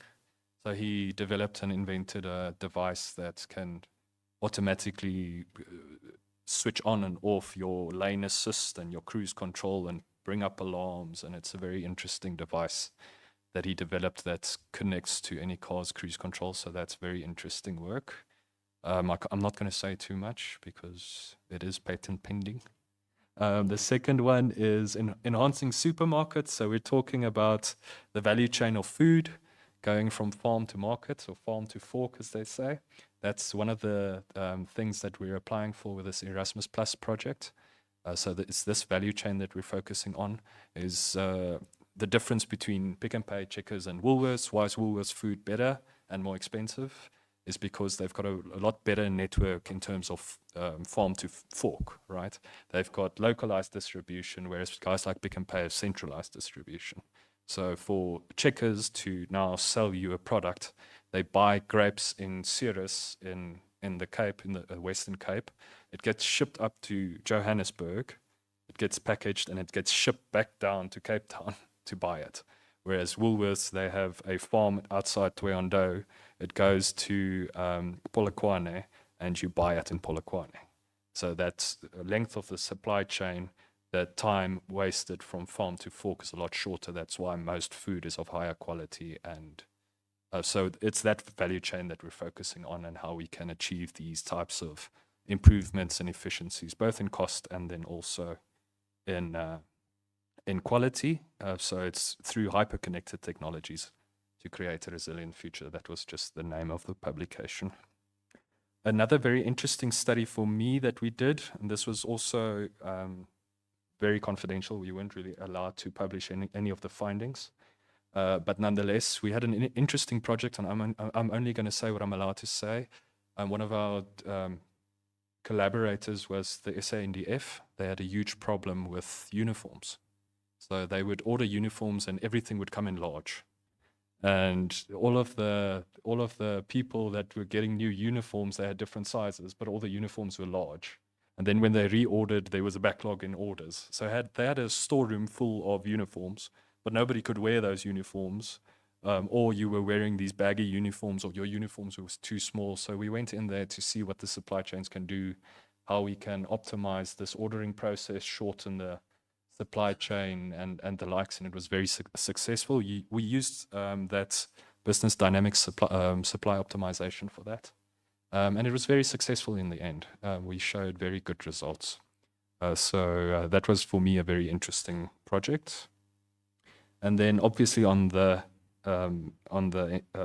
educational side, we published a paper last year about digitization in education. And our old dean, who's now DVC at VUT, Dr. Kanakanaka Tumba, she also led this. She was with our niche area. She still is, but as an external. So she was talking about learning factories and automation in learning factories. And those in our faculty know last week, Friday, when I did our department's presentation, in our executive committee, I was also talking about lab space that we require in order to set up these types of smart manufacturing and learning factory facilities that we can teach students about human-machine collaboration, especially in an era of AI, how that will affect me going to work. I'm not going to be assembling the car anymore, or not alone at least. So how will machines interact with me? In more developed countries, it's easy because everything is automated. But here we simply don't have the funds or money available to automate everything. There will always be a human-machine collaboration, and that's the future. Both non-tangible in work, paperwork, and tangible in terms of shop floor activities, right? So we did a lot of work in terms of these human-machine collaborations through smart factories. So that was also a very, very interesting project for us. Colleagues, that brings my presentation to an end.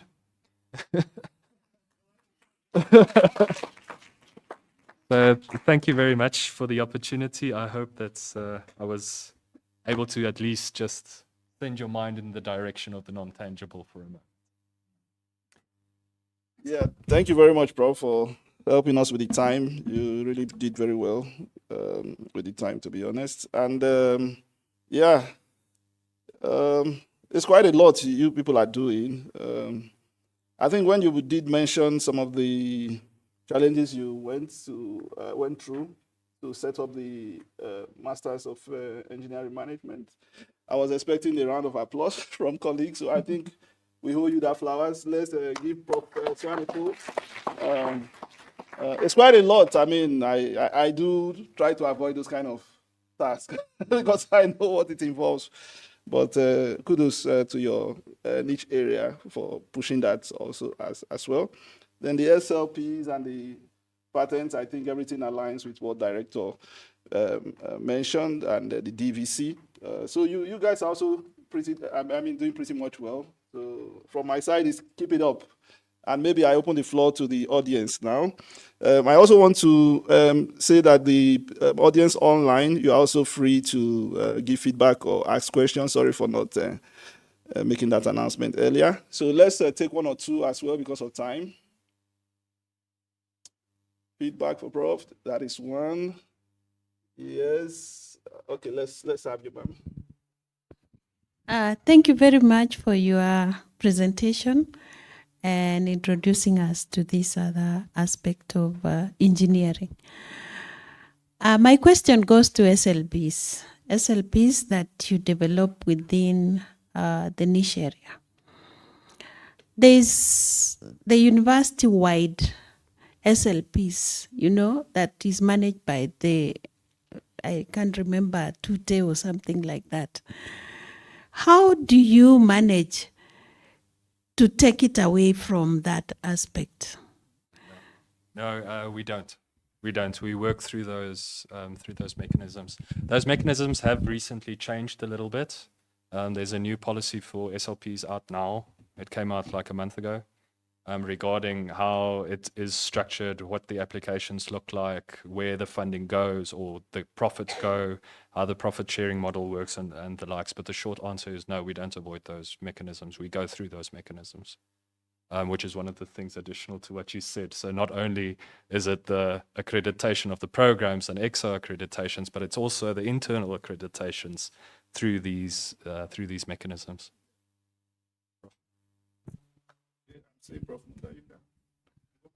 Yes, sorry, I'm conflicted, but talking on behalf of the other departments in TUT as well. So again, when the niche area was being set up a while back, just like the other niche area, I was involved. And one of the areas that was supposed to come out strongly was the operations management, which the name of the niche area also has. What happened? Because at the setup, even we had that dream that the leader is from industrial engineering and the co-leader is from operations management. Yes. And takes me back to when we were setting up the NRF flagship project, 2018, somewhere there.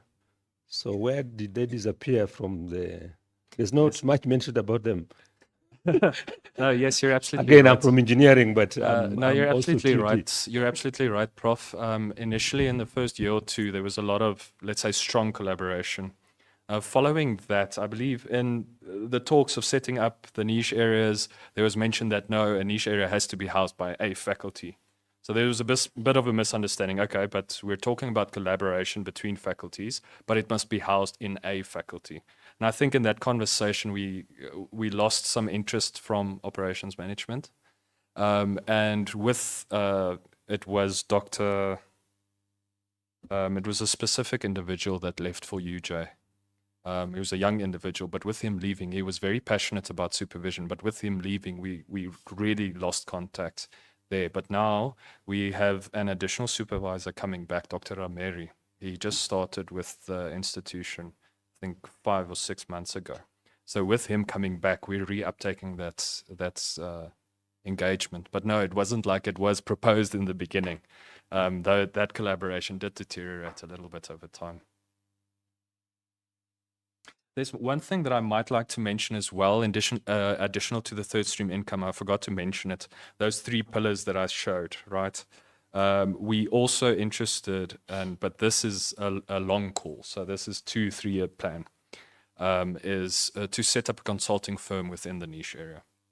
So we have a example from the Department of Architecture and Industrial Design, where they've got an architectural firm running that does work outside. So they get clients in, they design for them, and like a normal firm would do. So we're also considering setting up a engineering consulting firm within the niche area that can offer engineering services to these clients. It has happened to me often. One example is one of my students was based at Nissan in Roslyn, and I was helping him with quality management on the floor. That was his study. And they were applying for a new contract to produce the Navara in South Africa. And so they had to reduce defects. So I went with him there at least once a month over his 2-year master's period.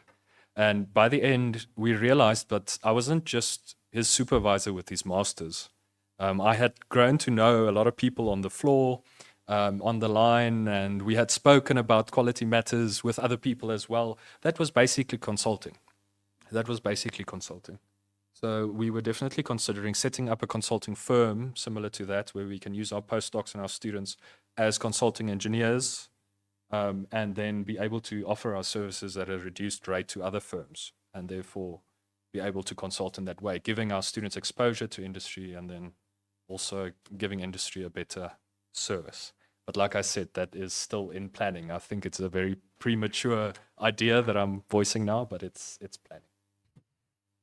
Okay, just a quick feedback from Prof. Yeah, now that you've graduated to a center, you don't need to set up a consulting firm. And one such unit in TUT, Center for Energy and Electric Power, which was set up in 2010 specifically for that purpose. So now that you are not a niche area, but you are a center, you are good to go. Okay. Awesome. Unless the director tells you otherwise. Thank you. I'm good to go. Okay, awesome. Thank you, everyone. Thank you once again, Prof. Swanepoel, for what you guys are doing. I don't know when we are supposed to, Dr. Rebecca, maybe we should just proceed because the next speaker, I believe she's already online, Ms. Samantha Coates. She's not able to join us in person today. So I think we can go for our presentation if it is fine. By the way, the convenience is, I think, somewhere around the corner. If you want to use it, you can always step out from the back if it is fine. Otherwise, let's proceed because we sort of lost some time, if you don't mind. I know maybe some of us are looking for some tea break or something like that. We see how to incorporate that. So the next speaker is none other than Miss Samantha. I have a bio, so I will want to do the honors to read it very quickly before she comes online. Otherwise, she can begin to set up a presentation. Ms. Samantha Coates, who is a stakeholder and partnership officer at the Human Science Research Council. Okay, so I'll read your bio now. Here we go. Ms. Samantha Coates is a stakeholder and partnership officer at the HSRC, where she has worked since 2018. She holds a master's degree from the University of the Western Cape and has over 15 years of experience in higher education and government sectors. Her expertise includes research, development and management, strategic partnership facilitation, implementation planning, data management, and grants coordination. She has completed advanced training in stakeholder management at the University of Pretoria, research grants and contracts management at WITS, and innovating equitable partnerships in global research and innovation, among others. In her role, Samantha oversees institutional MOU coordination and compliance, strengthening the HSRC's impact through partnerships, engaged scholarship with government, academia, science councils, think tanks, and civil society. She is an active member of several professional networks, including SARIMA, ESA, Economic Society of South Africa, SFA, Science for Africa Foundation, Science Policy Engagement for Africa Programs, PIER, Possible, and a whole lot of them. I mean, she's really, a professional to the core. And of course, she's also having international connections, both outside the country as well, in the UK and beyond. Okay, Ms. Samantha, we are happy to have you here with us. And if you hear me, you can please proceed. Thank you very much. Let's give her a round of applause, please.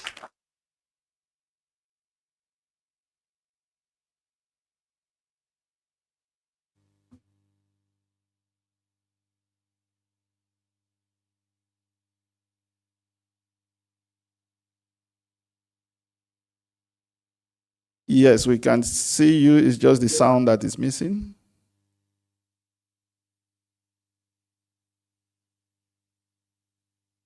Oh, okay. She's not.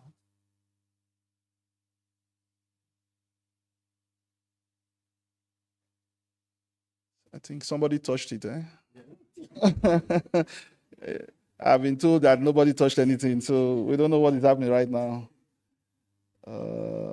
Yeah. Maybe you can. Oh, okay, those online can hear. I see. So, but we cannot hear her. So,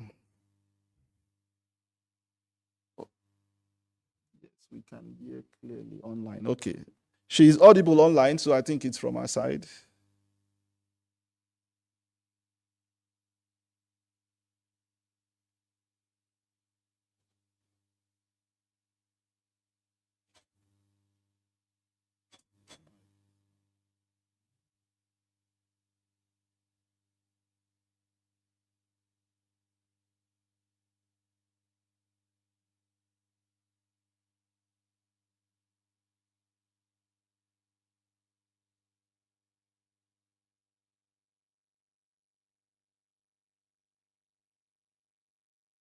Okay, they said you can talk. Let's see if it is fine now.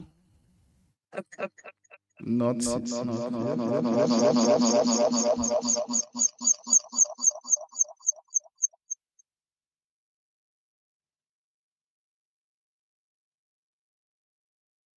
Okay, may I proceed? Thank you.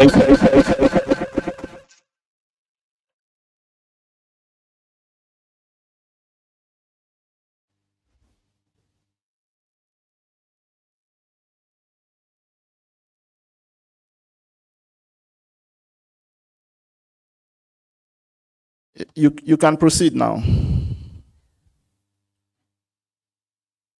We start off by saying a very good morning to everyone. And thank you for that warm introduction and for inviting the Human Sciences Research Council to participate in this Indaba. It is indeed a pleasure to be here with you. Perhaps before I start with my presentation, I do hope that you will be projecting from your side. I have shared it on Tuesday. If not, I can share, but then I'll just have to switch my camera off to make for easy transition. In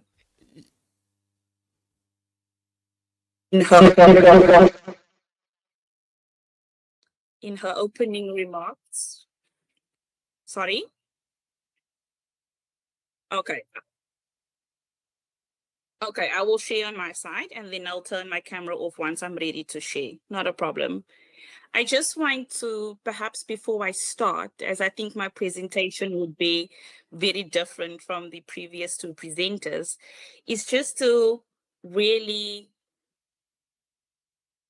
say and acknowledge what the DV said in her opening remarks when she spoke about, you know, the responding to societal needs, you know, national imperatives, looking at co-creation and collaboration, but also advancing sustainable development. So I'm really hoping that my presentation would speak to that, but perhaps also offer a response, I think, to these sentiments that were shared by the TVC. And also congratulations to the TUT colleagues on your NRF rating. So I will share my presentation and then I'll switch my camera off and then come back with my camera should there be any questions or comments. I was asked to highlight two aspects, one being what are the opportunities that the HSRC has to offer to emerging researchers, postgraduate students and the university, but also then to outline how we can collaborate more effectively. And then towards the second part of the presentation, I will touch on our internships, training programs, policy brief developments, and also our growing digital research support services that we have at the HSRC. I'll also briefly reflect on funding. Please note that throughout the presentation, you will notice that there's an embedded QR code on the slides. I do encourage you to feel free to scan them for additional information and resources, specifically when it comes to the calls that we set up for our initiatives as well as the internship program. But I've also shared the presentation with your colleagues at TUT. So let me put my presentation on and switch off my camera.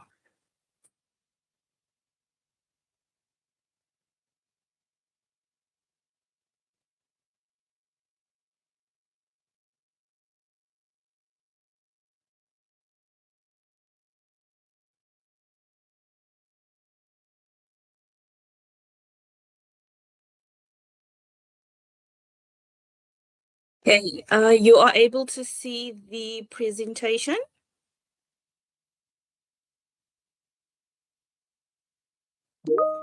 Okay.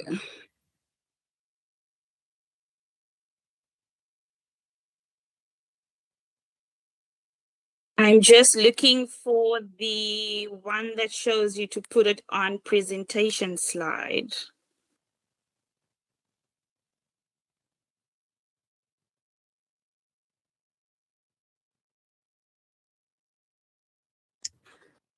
Yes, yes, I had to close the other window and then I can tap on the presentation slide. Here we go.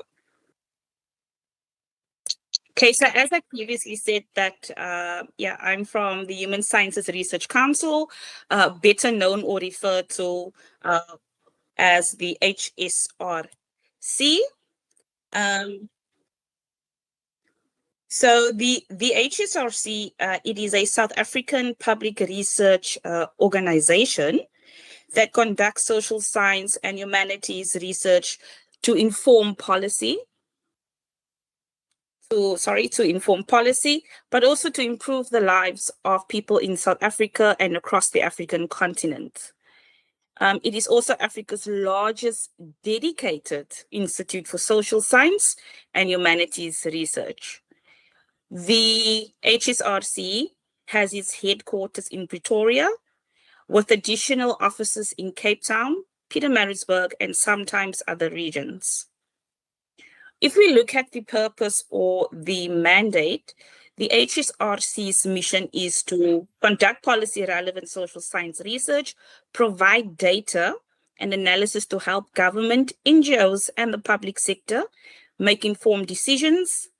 The HSRC also plays a critical role in advancing South Africa's developmental goals by producing high-quality, policy-relevant research that supports evidence-based decision-making and drives social transformation.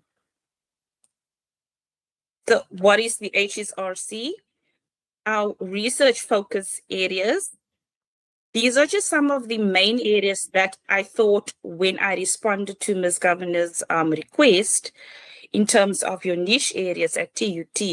So some of the main areas could possibly include our education and skills development, our health and well-being, the democracy governance and service delivery. We also have the economic development and inequality, as well as social cohesion and the nation building, and then our science, technology, and innovation studies.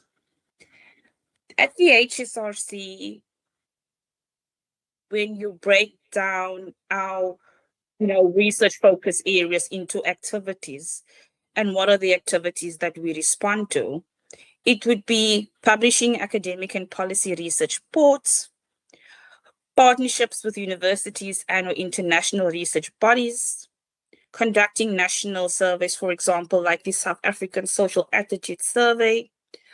Also, you might be familiar with the R&D National Survey, where we develop indicators that speaks to the unemployment rates, school dropouts, for example, infrastructure, research development in general. This is just a very broad overview of the divisions and research units within the HSRC. I'm pretty sure that when you have a moment, you are able to look at it in depth. But again, the HSRC's work is organized into a number of divisions and centers that each has a focused specific thematic area.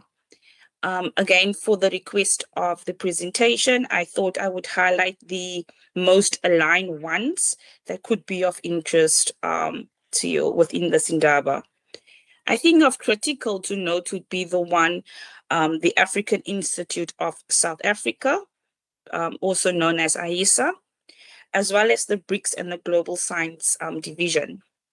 Within this division, we focus on Africa Global South issues. We look at international regional partnerships, as well as the BRICS constellation.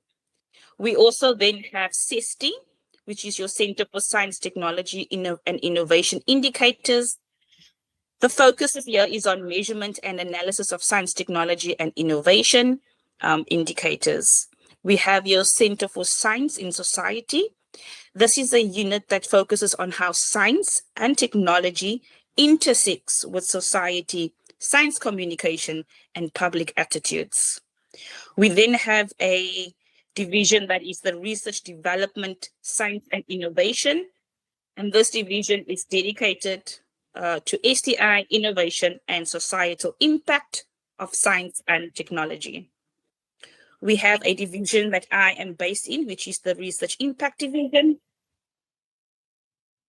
which focuses on the impact of research. And here we are looking at uptake, dissemination, and engagement. We then have a division which is the Developmental, Capable, and Ethical State, also known as GCES, which focuses on governance, democracy, state capacity, ethics, and societal transformation. Another critical, I think, division that could be aligned with the niche areas that has been presented is the division of equitable education and economies. And this division focuses on education, economic participation, equity, structural obstacles in learning and labor markets. So when we pose the question of, what the HSRC offers or what are the key services related to universities, of course you might be aware, but if not, the HSRC hosts the interns within the university research groups.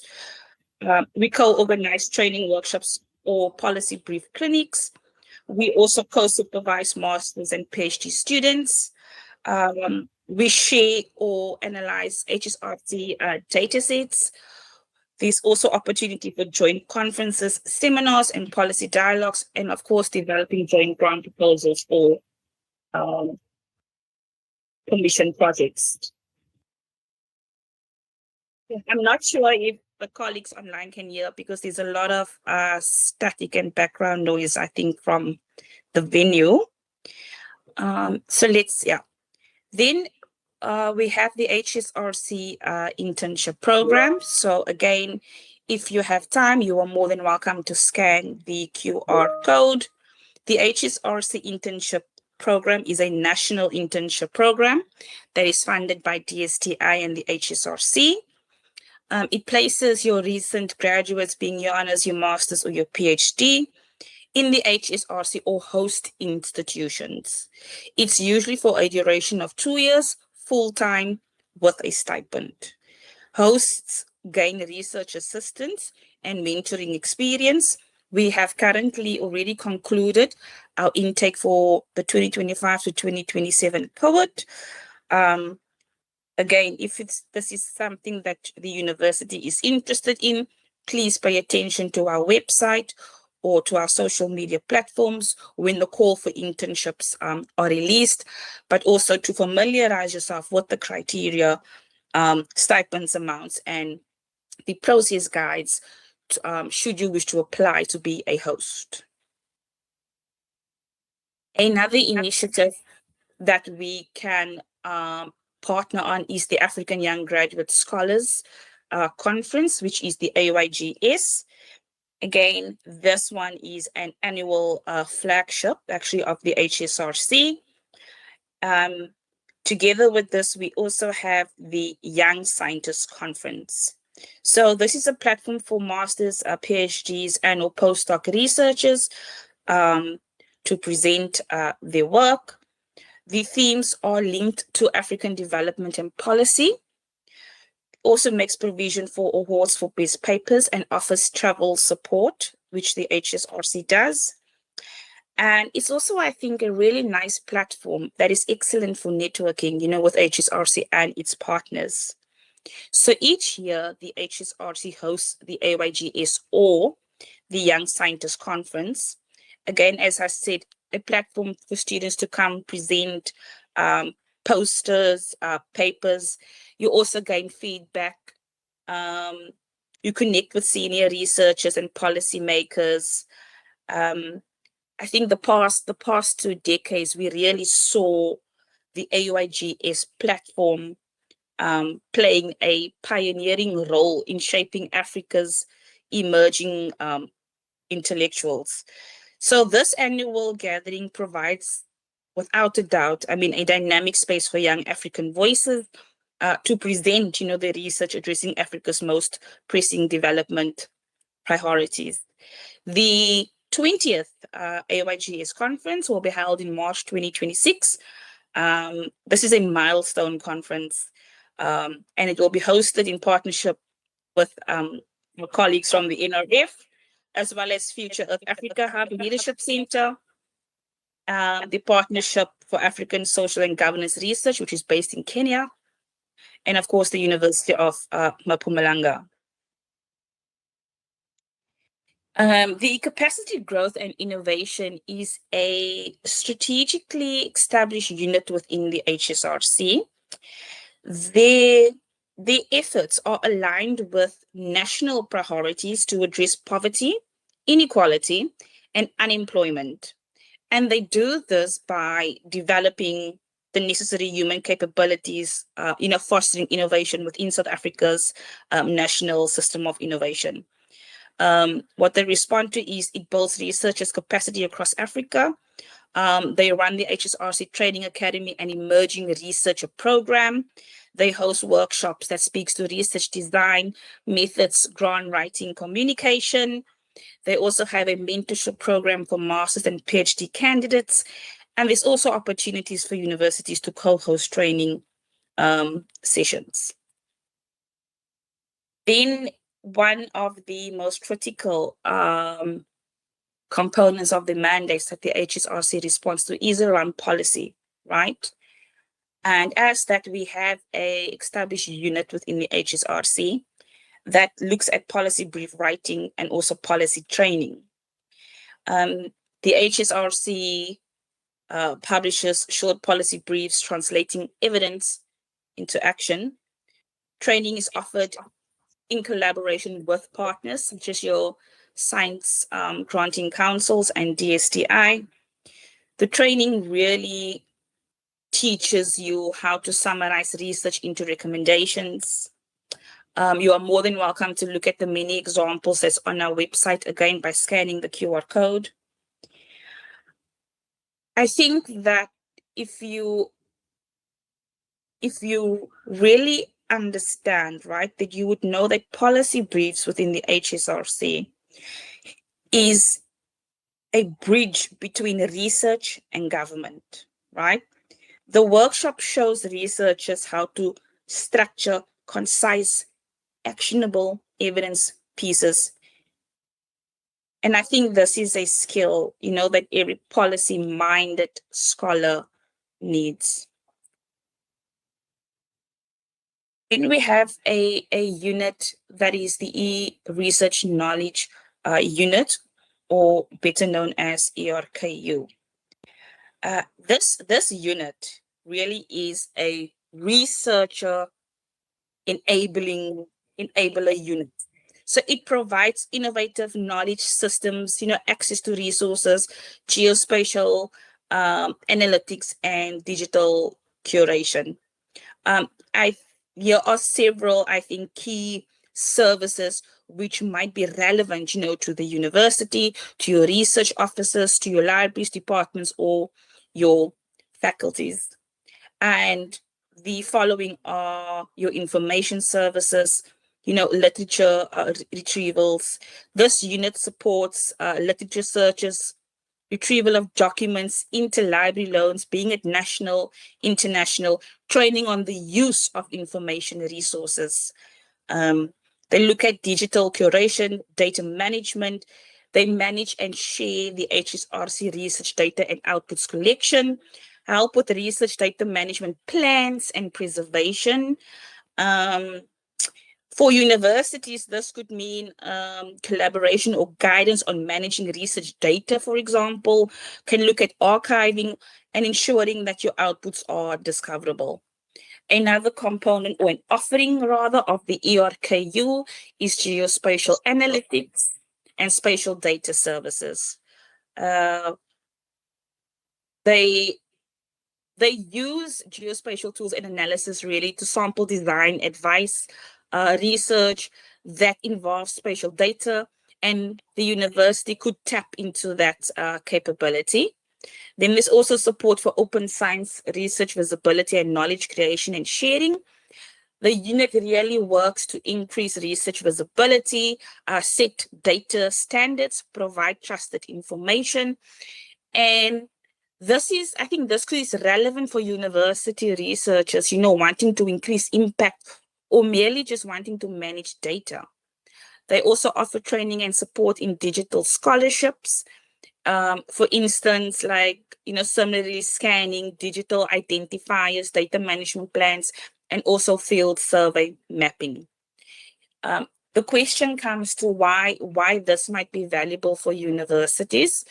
One could say or argue that it could help strengthen the university's research infrastructure. It can enable access to expertise. It can support compliances and best practices, and it's also a potential for collaboration. For those that might not be aware, the HSRC also has its own publishing arm, which is known as the HSRC Press. Again, it's really a value-added, service rather, or benefit to universities, right? So it's the publishing arm of the HSRC, scholarly books publishers, specializing, of course, in social sciences and humanity works, especially from South Africa, Africa, and then, of course, the Global South. It's a division that operates, under the research impact. The press office peer reviews scholarly works through its flagship imprint, an African imprint in AISA, as well as a broader non-specialized imprint, which is known as Best Read. It's committed to open science, to open access, and many books are freely downloadable. There's a digital repository and has over 600 scholarly books available freely and attracts thousands of readers globally. So when you ask the question, what could it possibly offer universities? Publishing outlets, university academics could submit their scholarly books to the HSRC Press for publication, especially if their work is in the social science humanities and addresses African and global South issues. There's a double-blind peer review and editorial board arrangements to ensure academic rigor. As I've mentioned, this open access, library acquisition. Again, university libraries can use HSRC Press titles to expand their collections, especially given that the open access availability for many of these titles. This could help, access for students as well as staff. Then I think of quite importance is the distribution, to networks and reach, because HSRC Press has global, distribution. Publishing with them may increase reach, citation potential for the university authors. Partnerships and co-publishing. There may be opportunities for the university to partner with HSRC Press, example, for edited volumes under special thematic series. And then lastly, for knowledge translation, HSRC Press emphasizes, translating research into accessible formats. So for example, for policy, for non-specialist, audience, which universities may want for public-facing research outputs. Then very briefly on funding, I think I need to make this omission, as I don't want to be held responsible for making promises outside of our mandate.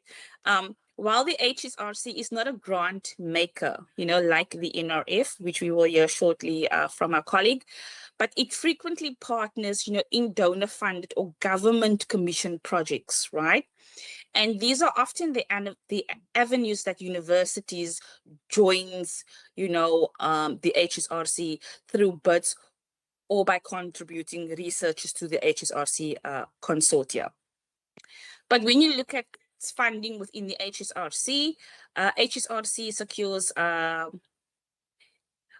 funding through external grants and commissions large national projects, right? So these would be your parliamentary, your government grants. A significant portion of the HSRC's income comes from a government allocation, which is the parliamentary grant. We also get a strategic ring-fenced government allocation. And these are for your key long-term projects, like your longitudinal surveys. As I've mentioned, the R&D survey, your health, your social attitudes, and your education surveys or your labor market surveys, right? And it's often commission work that is set out by the Department of Science, Technology, and Innovation. We then also have your external research grants and contracts. So the HSRC does raises money through these grants from national and international partners. So that would often be your government departments, private foundations, and international funders. We pursue multi-year grants. So that would be your 3 to 5 years as a strategy for sustainability. And according to business strategy, right?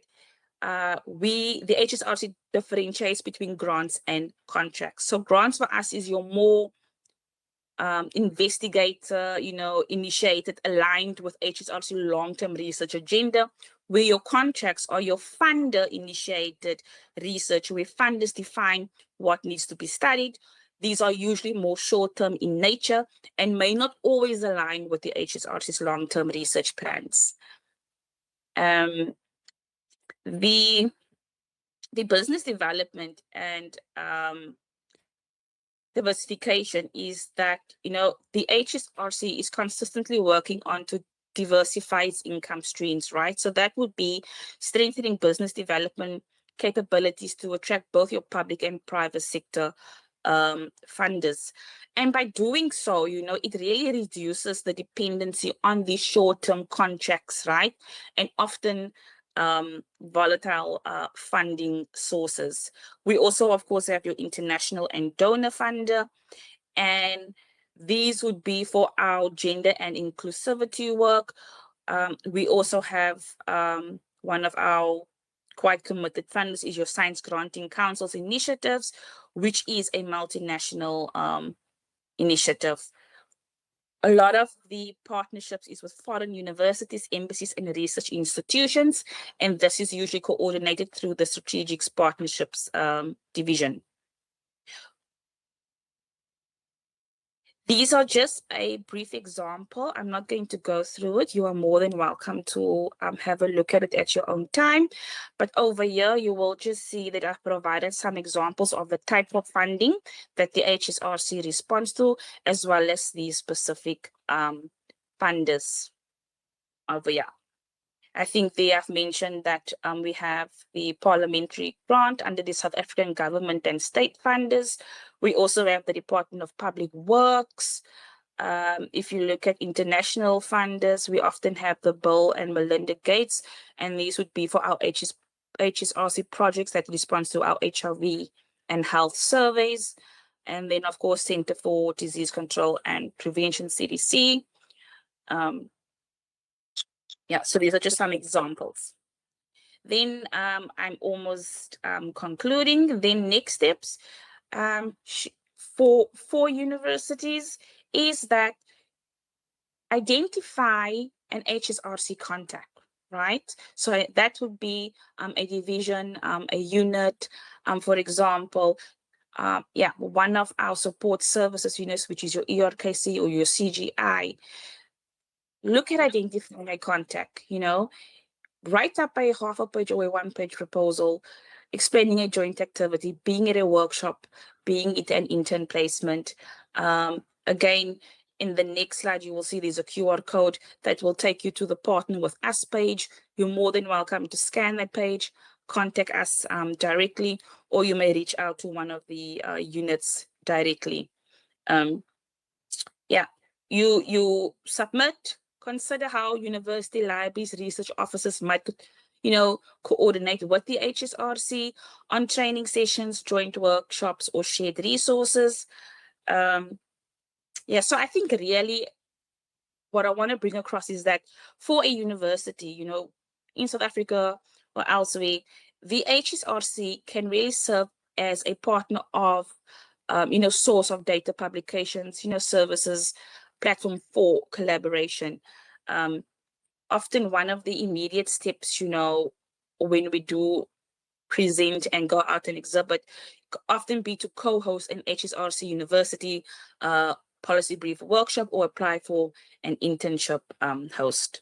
These might be small moves, but it builds visibility and long-term collaboration. And that concludes my presentation. You're more than welcome to also have a look at our various social media platforms. Thank you very much.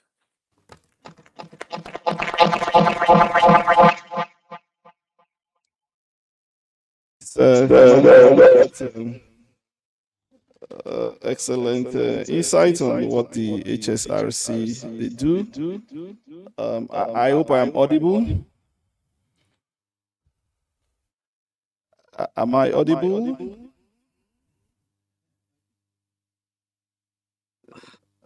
Okay, I think you are now muted, but I guess I am audible. Okay, no, but thank you. But it's echoing. Yeah, I think they did something there. They touched something again. No, she's not muted. I don't know what is happening right now. But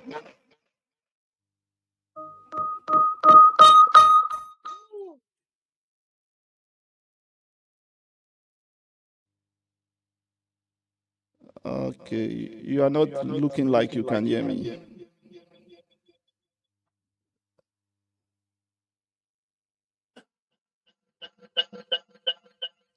Am I audible?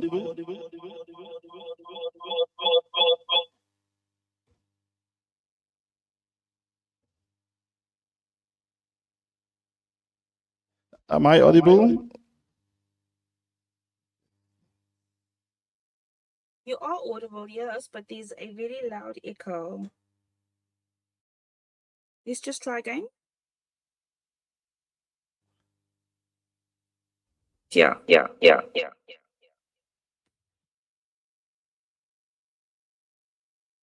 Okay, well, for the sake of time, maybe we just have to proceed, Ms. Samantha. But thanks for the insight you've given us regarding the HSRC. And from my side, I will just want to re-echo a statement I hear, sometimes, maybe not all the time, that money is not everything. And I hope that statement was not made by somebody who lacks money. But at the same time, I said that because there is quite a lot you people do. I know you said you are not like the money giant NRF to fund our research and all that we do, but we do appreciate that you offer a lot of support to researchers, which I can assure you it's if we should pay for it, it's something that is going to be very expensive. So having said that, it's quite interesting to see some of the things you offer, things like policy brief.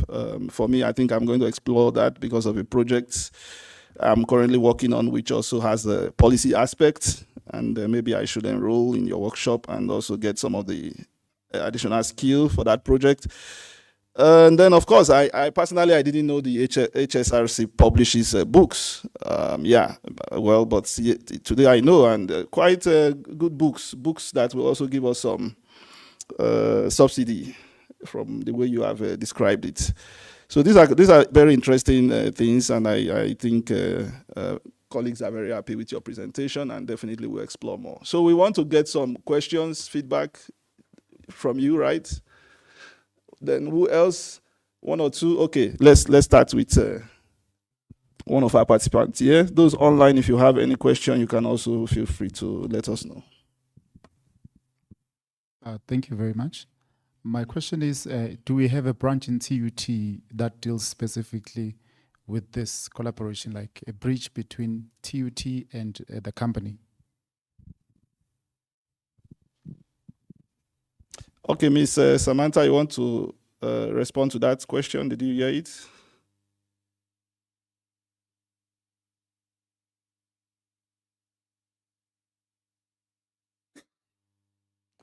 And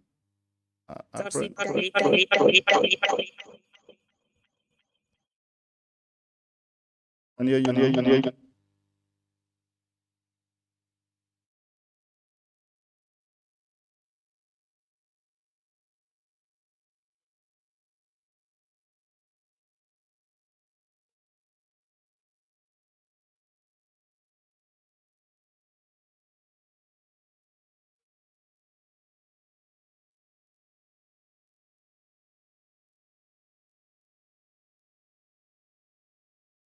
Your postgraduate officers, we've always had a relationship with universities.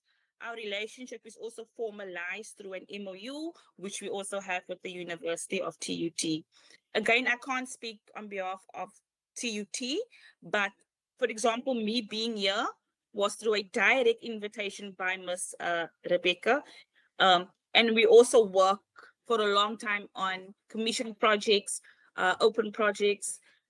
Dr. Gabriel was on here. I've been working with Dr. Gabriel, I think, for the last 4 years. So we actually have a very rich working relationship with all universities within South Africa and as well as regionally. Yeah. No, thanks. Any other? Thanks for the feedback, by the way. Any other feedback? Any other question from those attending here? Okay.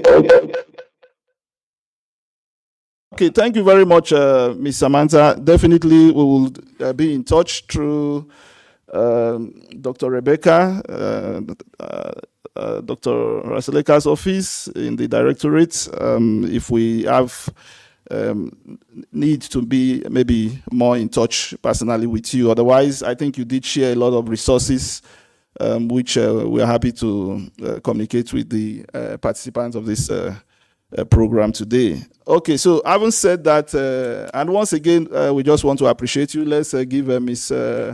Samantha a round of applause. Okay, having said that, colleagues, ladies and gentlemen, as you know, we have the big elephant in the house, which is the NRF, and we have the honor of having the distinguished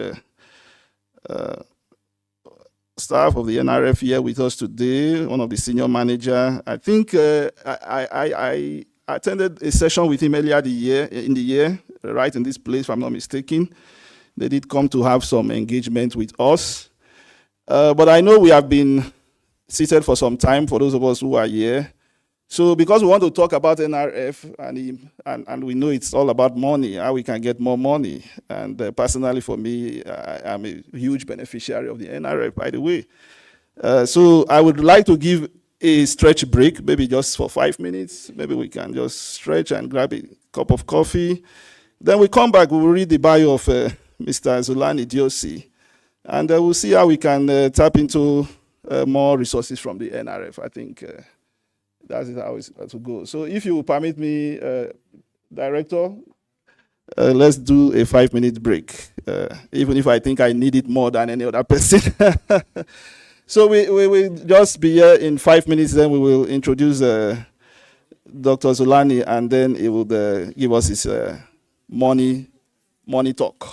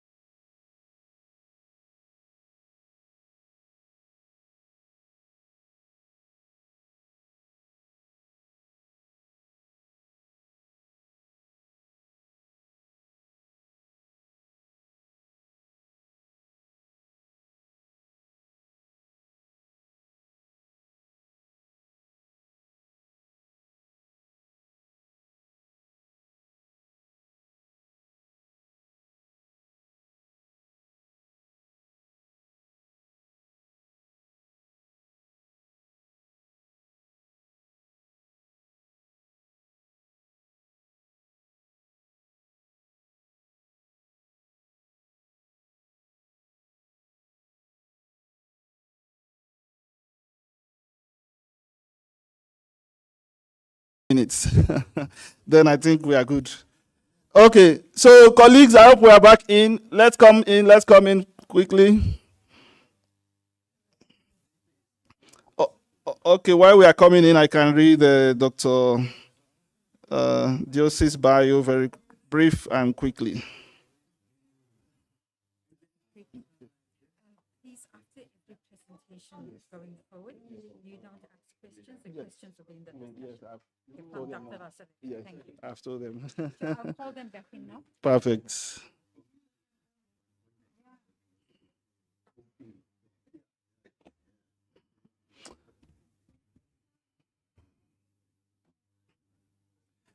Colleagues, let's come in. You don't want to miss this session, please. Let's come in.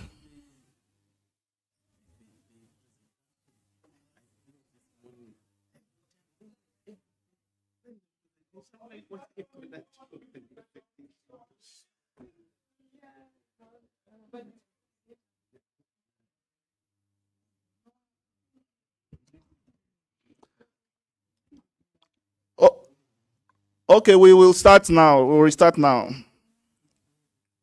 So the next agenda item is the talk by the Senior Manager, Thematic Research Support and Advancement of the NRF, Dr. Zulani Diosi.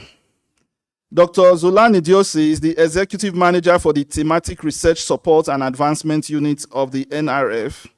The unit comprises of sections that support research and innovation programs in key economic sectors, including ICT, health, energy, and environment, funded in collaboration with governments, science councils, national institutes, as well as industry.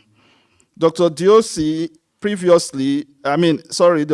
experience spanned over 20 years working in industry, academia, and government, where he previously developed and directed initiatives such as the Department of Trade, Industry, and Competitions, Technology, Human Resources, and Industry Program, THRIP. Competitive Support for Unrated Researchers, CSUR, SASOL NRF Collaborative Grants, amongst others. His academic credentials include a doctorate in chemistry from TUT. So you see, Dr. Diosi is one of us. Masters of Science from the UCT, Masters of Business Leadership from UNISA, and honors from UWC. Well educated as well. So Dr. Diosi, we have the honor to invite you to the platform for your talk. Thank you very much. Let's give a round of applause.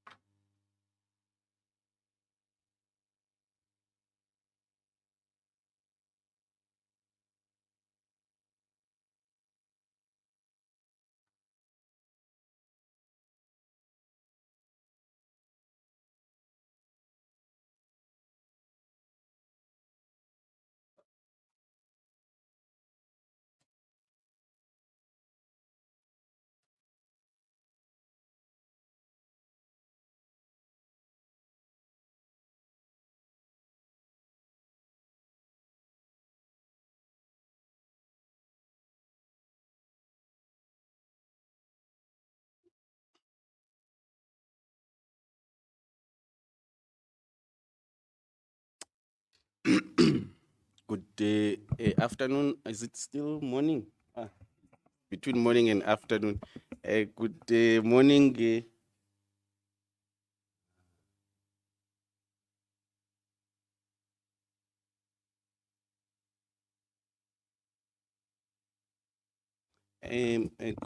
morning, colleagues, Perhaps while we are loading the presentation, I'll start with the introduction of my colleagues. I'm with two colleagues, Simon and Uzubenati.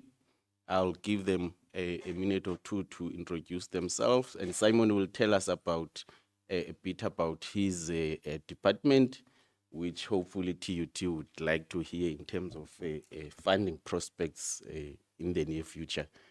Uzubenati?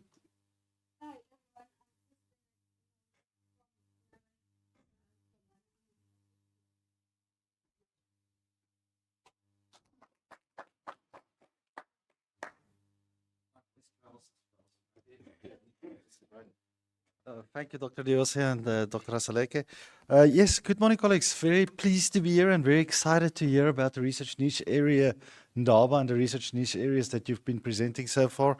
Maybe brief background. My name is Simon Lotz. I used to work in the Grants Management and Systems Administration Department for over 10 years. Recently, I've been appointed to head the University Programs and Collaboration Department. The mandate or the purpose of this department is really to focus on targeted interventions to increase both capability and resource availability at specific institutions, our historically disadvantaged institutions, universities of technologies, and our new universities. It's a reimagined department. We've looked at the last 3 decades of interventions that were specifically targeted at customized or bespoke interventions to universities. Prof. Munda, for example, was leading the flagship here at TUT, previously an intervention that we've had. So what we're doing at the moment is we're really looking to see how can we partner with our targeted institutions, focusing on their strategic intent and direction, and then really seeing to what extent can we then assist. By no means in terms of integration are we trying to duplicate any other of our mainstream funding instruments that we'll be having, but we're really looking at unique interventions that would really be a collaborative effort between NRF and the institutions and see to what extent we can contribute and add real value towards strategic priorities. What we have done is we've already had some engagement with senior management of the institutions, including Prof. Fatishwa. So we've been doing a lot of profiling of institutions. We've been doing a lot of engagement to see what's the direction that an institution is aiming to embark on, or where they already have existing critical mass or research capacity, but they would like to expand on those. So yeah, hopefully going forward, we would be working closely together. But really, thank you so much for the opportunity to be here as well. Thank you, Dr. Diose. Thank you, Dr. Asaleke. Colleagues, I was told that we're running out of time. So I'll be brief in my presentation, but I'll focus mostly on some of the projects or programs that we are supporting at the NRF. And Simon has been managing many of them. If I'm stuck, you'll have to go to him for.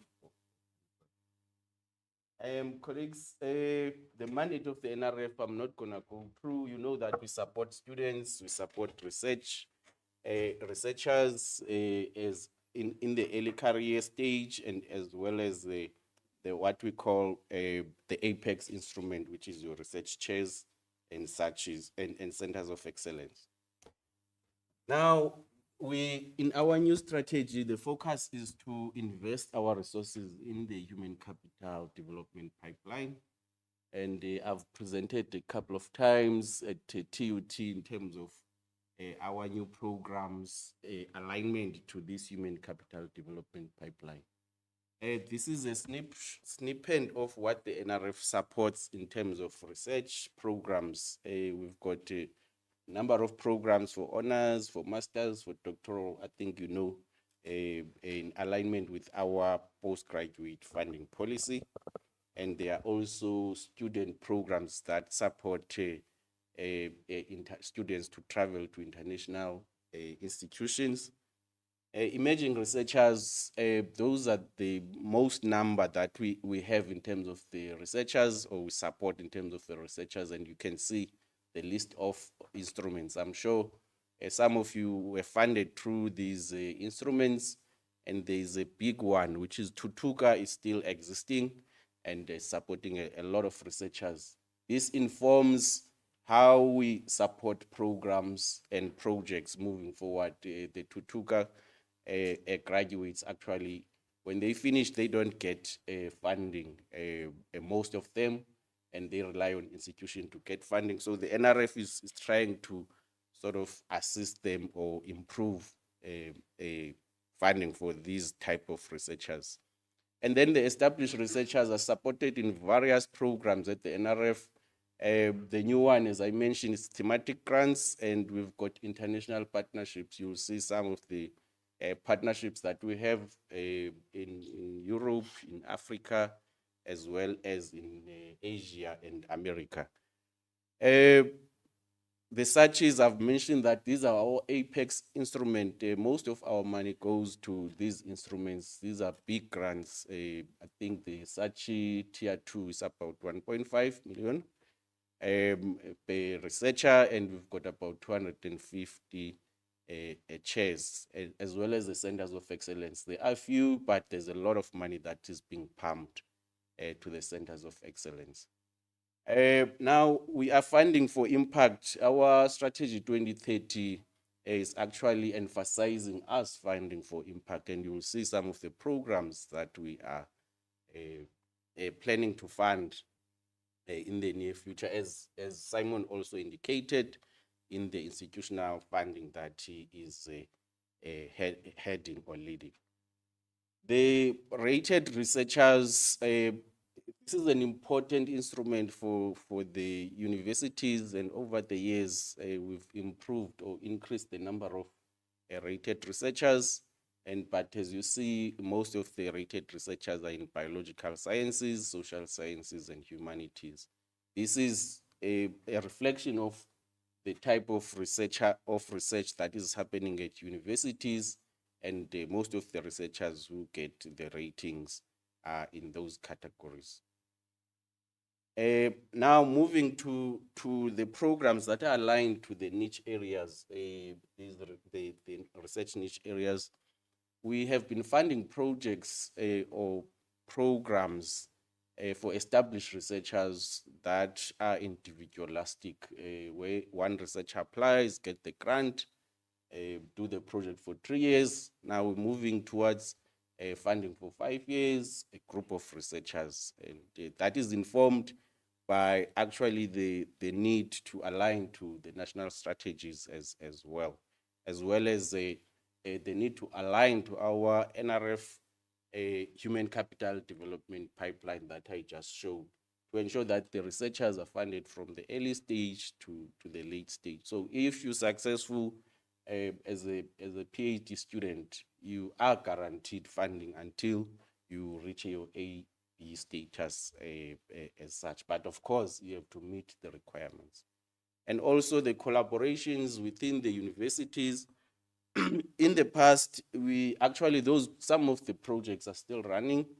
Researchers would do the same type of work, and they don't even talk to each other at one university. So now we are sort of promoting that they interact with each other if they are working in similar areas, and especially promoting interdisciplinarity as well.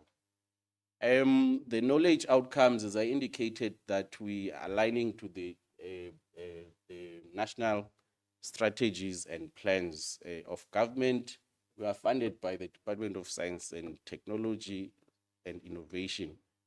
So we have to report to the department to say, this is how many projects we supported, this is what they've produced, and also we oblige to report to Parliament in terms of the parliamentary grant that the NRF gets in our support. The program principle, we did have presentations related to these programs that we're supporting, and the call is already out. Uzbenati is coordinating one of the themes, which is energy. But these are just the principles. I'll just briefly go through these for the interest of those who might not have seen the call. The collaboration is key, as I indicated, that we actually trying to encourage researchers to collaborate within institutions at least, and also collaboration across institutions is encouraged. Interdisciplinarity, the multidisciplinarity part and trans, we actually not enforcing it, but interdisciplinarity is key to these programs where we would like a social scientist to work with the natural scientists. And in cases where they cannot, at least there should be some sort of a person who's gonna communicate the research to the community as part of the team. Skills development, we actually emphasizing that the skills, which is postgraduate, postdocs, emerging researchers should be part of the projects. This is one of the NRF complicated programs that we came up with.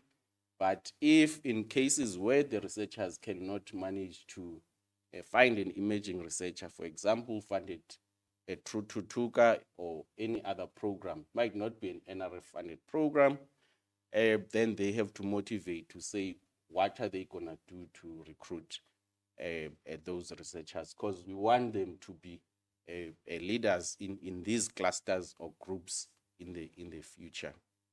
Research for impact, I'm not going to emphasize on that. Our strategy and government strategies emphasize that we fund for impact. If you are applying, we expect you to have an end user in mind, and you tell us why this is an end user. Have you talked to them, or are you planning to talk to them? The committee that reviews the application will look at your motivation and say, no, go back and get another end user. This one is not suitable or is suitable, but at least you need to indicate the end user. End user doesn't have to commit anything in the project. We are hoping that by the time the project is being implemented, those end users are contributing to the knowledge that the project is producing as well, so that they're able to take those outcomes when the project is finished. So that's one area that we want to emphasize in impact related. Now, the restrictions of these programs, the members of the cluster actually may not hold an NRF grant. When we told the researchers this, they were up in arms, but the reason for that is that the funding is limited. If we had enough funding, we were gonna give all the researchers all the money, there would not even be a call. We would just give the institution funding to manage. But because funding is limited, we open these calls to get the researchers to compete, and the best researchers or the most researchers that are aligned to that call get the grants. So in this case, people who are already funded or currently who will have funding in 2026 will not hold a grant, but they may participate in the projects. And the projects, there's a actually big quantum of funding that we are promising. So we expect that resources being shared by individual grant holders as well. As I mentioned, interdisciplinarity is the, actually, if your project is not interdisciplinary, doesn't include other disciplines, at least one additional discipline, it will not be funded. Actually, we're not even gonna look at the proposal if you've submitted your own discipline by yourself, etc. There would be a program, a small program that we will develop. Actually, we are developing, and possibly next year we'll open a call to fund those projects that whose outputs would not be aligned to these programs. For example, if you are doing a social science research that produce theoretical knowledge, we'll look at that. But also, we anticipating that those researchers will not be working by themselves. And whatever they're doing, they will have an end user in mind as well. It will not be like what we've been finding, so that at least we can measure the impact in 5 years' time or in 10 years' time and such. So basic research is also key, as much as we're excluding it in these programs that we are opening calls for, we will make a way to fund some, or if most of the projects that probably do not fit here. But researchers, if they come and say, no, I don't fit here, and when we look at your profile, you've been actually doing similar work, then of course we're not gonna waste our time and that thing. You have to come back and work with the other researchers in these groups as such. This is actually the modality that we envisaging. Researchers, which is your TUT-TV graduates and GAP graduates, will partner with your well-established researchers who are funded through our competitive programs. Currently, there is not even a competition. These newly established researchers, there's no program that we have at the NRF that appeal to them. So this will actually benefit them more, the TUT-TV graduates, etc. But also you cannot get them to compete. Even if we say, no, let's continue with the old programs, just get these newly established researchers in, there's no way that they will be successfully competing with the rest of the well-established researchers. And currently we are funding about 40% of the researchers that qualify for funding. So even if we say we open it up, we're still gonna fund maybe 90% of the old researchers who have been in the system for long, because they understand better in terms of putting the proposals and doing research. Some of the programs that we are supporting as well, this is more on the global change, climate change area. As I indicated, the programs that we have opened the call for is ICT, health and energy. We will open other sort of areas in the next year or two that are aligned to the decadal plan. There's actually mining and other areas, agriculture, that are in the decadal plan. We're looking at also getting co-funders to fund with us in terms of those programs to expand the thematic research program. This, we have a contract with the DSTI is actually around 100 million that support global change, mostly climate change programs. And many of the researchers actually in most institutions, they benefit from this. There are certain calls that we open. Calls are not open every year, but there are certain calls that we open every year. There's certain calls that we open every second year. These are the list of programs that we have. Some are concentrating externally to get our researchers to partner with the international researchers, and some promote partnership within the country as well. And there are other entities such as CSIR that also coordinate this program. SANB is also coordinating some of the programs, but I'm sure people in the climate change space understand and have access to this. The other group is the Marine in Antarctica. There's actually 3 programs around the Marine in Antarctica. There's a strategy for all these programs, which is aligned to the decadal plan as well, but it was mostly aligned to the previous 10-year innovation plan.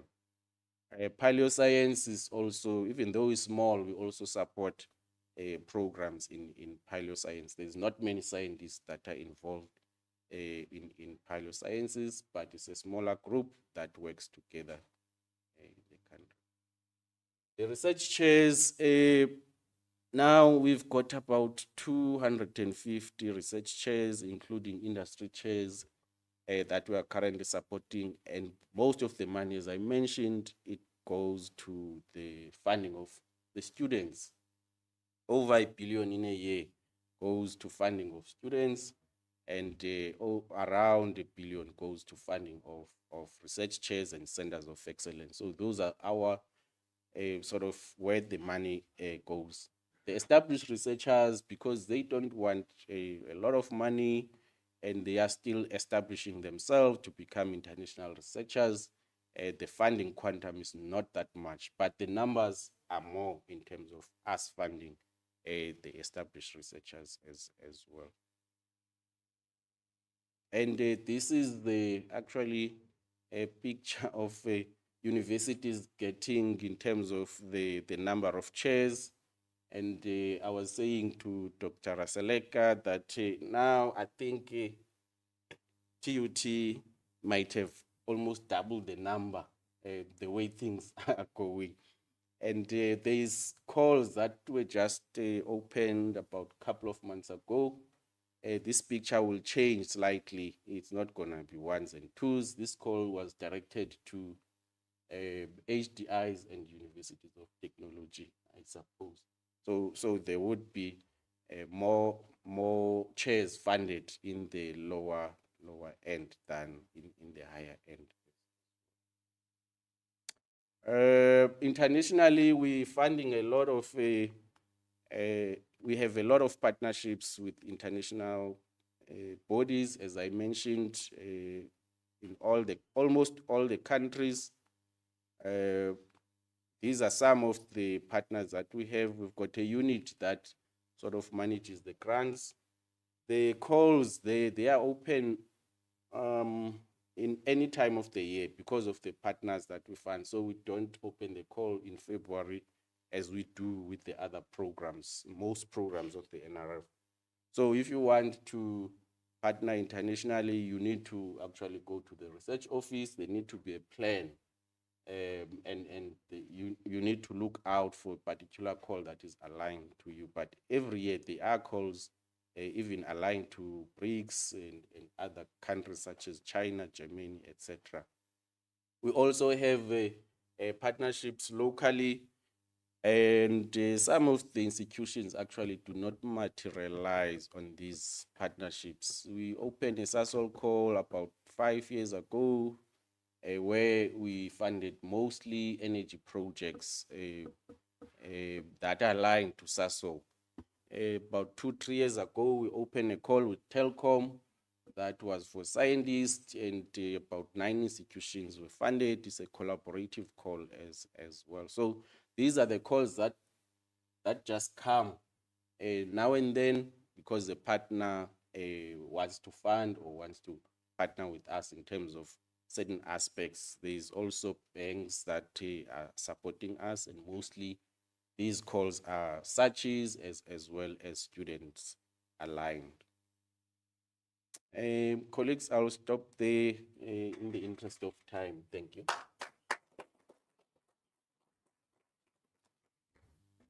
And as I mentioned, Simon will take the questions.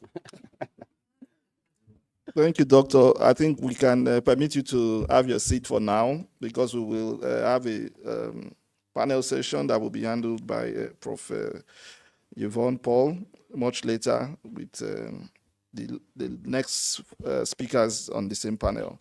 So without wasting much time, and once again, thank you, by the way, for the insights and the new directions from the NRF. And I have no doubt that through the Office of the Director for Research and Innovation, that TUT will always find a way to tap into the strategy of the NRF for funding. Thank you very much, Dr. Diosi, once again. Let's give a round of applause.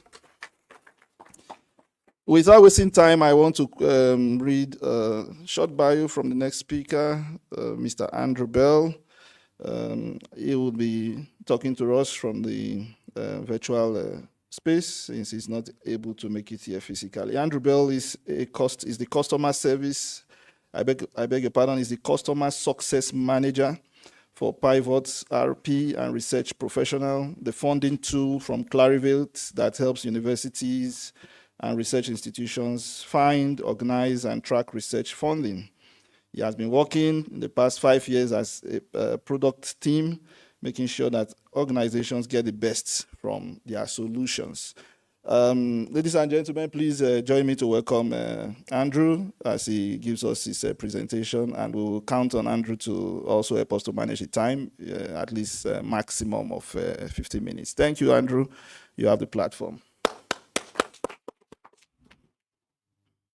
I'll try and whiz through very quickly for yourselves so we can do this succinctly. So if I can share my screen, if that's okay, I can kind of jump into essentially just I wanted to show you a quick short demo of the system so that you can see. I'll turn my camera off as well just for the ease of broad bandwidth.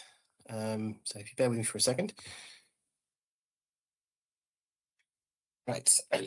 So today I wanted to talk to you about Pivot RP. So this is the updated interface for the funding solution that you have in place at the moment, which is Research Professional. So we have a team of funding operatives who are constantly scouring the funding landscape for research funding opportunities, and we manage those and put them into a large database and make them easily searchable and manageable for people such as yourself. So you're essentially getting access to 20 or 25 funding operatives who are monitoring that funding landscape for you so that you don't have to. So whether that's the big funders you already know about or the small funders, charities, private sector and all that kind of stuff, we give you access to competitive funding from across the board for things that you as an institution in South Africa would be eligible for to see. So what you're seeing at the moment is the front page of Pivot RP. So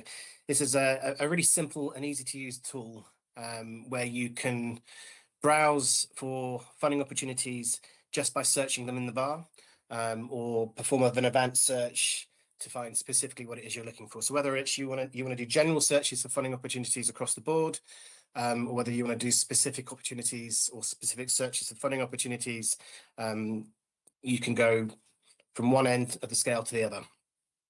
Everything that's put onto the system is done so with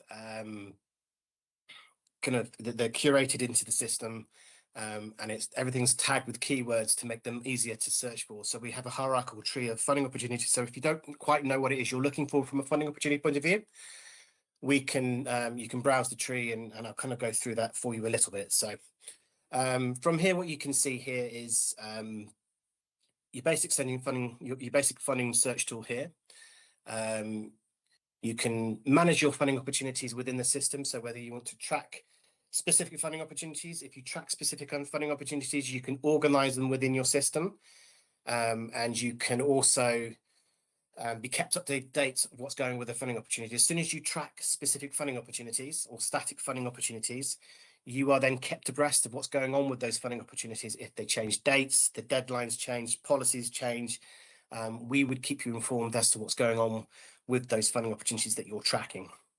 You can also save searches. So those are dynamic searches. So they update with new funding calls. So if you set your parameters into the system initially, you can then see funding opportunities and be alerted every week for new funding opportunities that match the search that you've kind of saved in the system for yourself.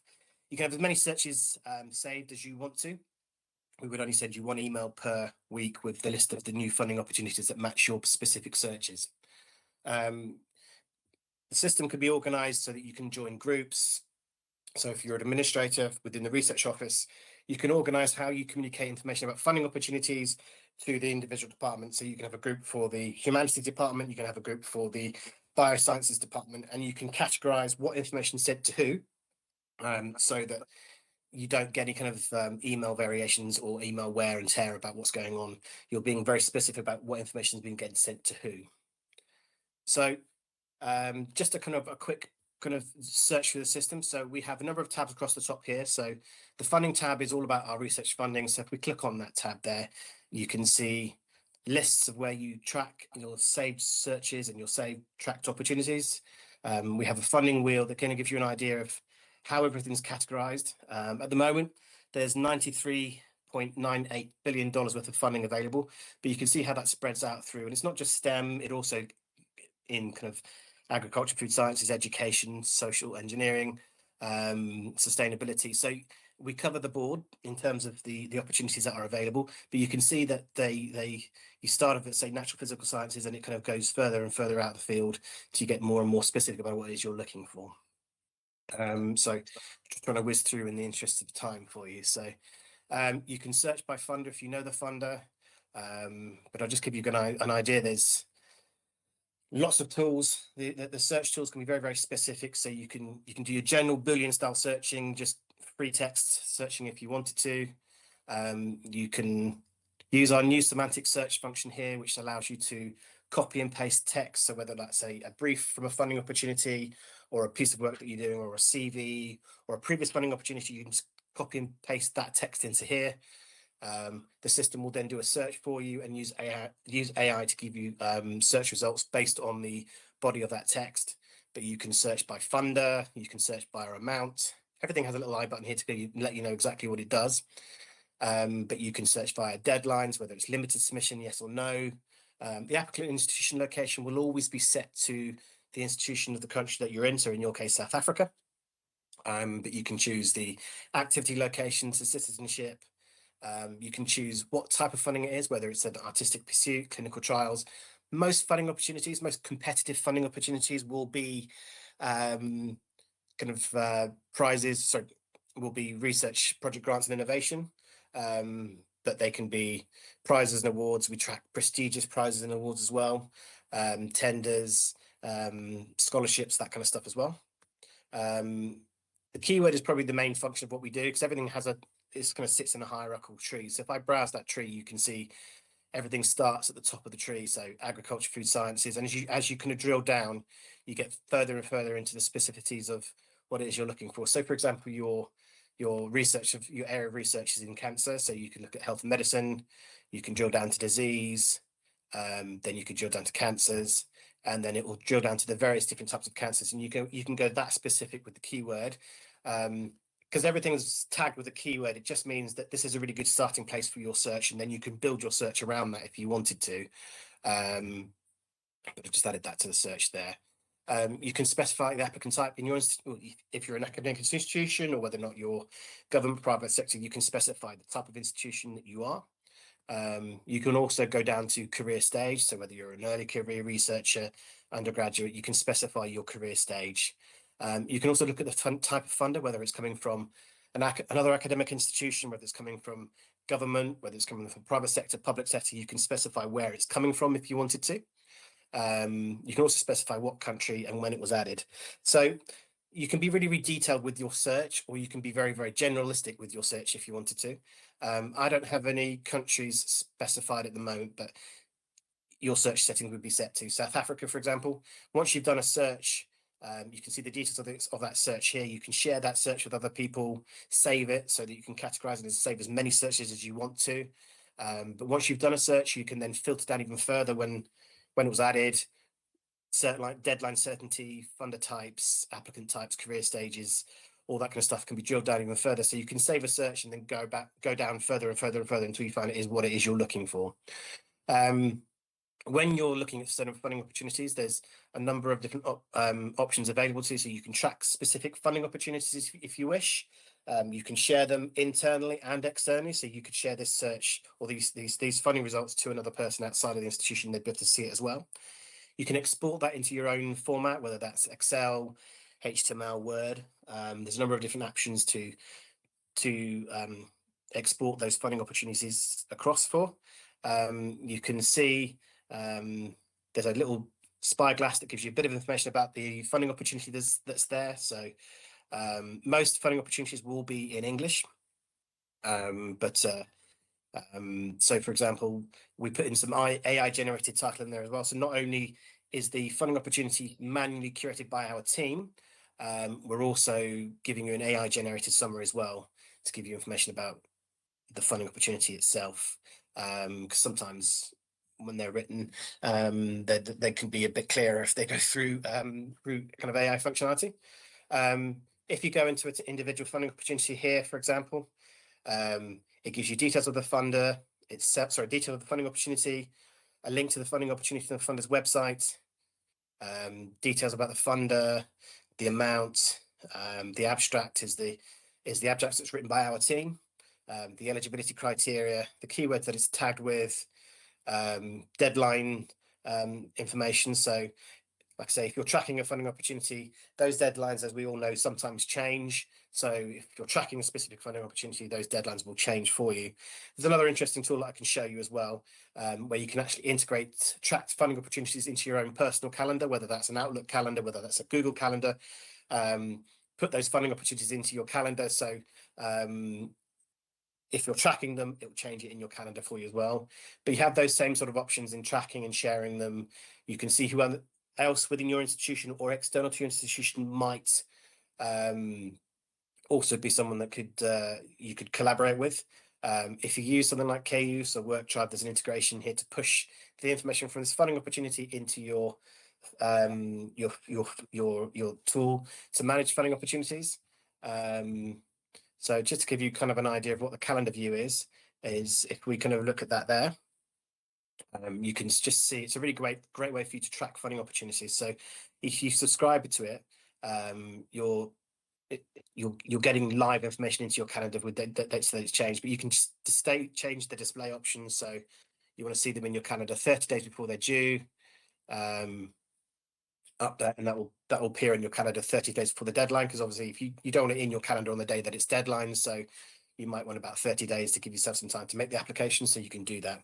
It's a really great way of tracking those funding opportunities and tracking what they're doing for you as well. So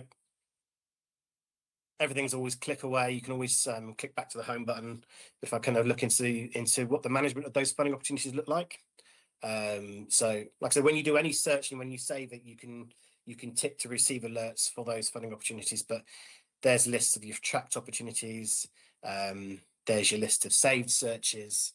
And they can all be managed in here. You manage your email alerts and various other bits and pieces from the options page here. So that kind of gives us a bit of information about the funding opportunity. I'll quickly kind of touch on, because obviously just in the interest of time, we have a profiles section, which is available exclusively for Pivot RP.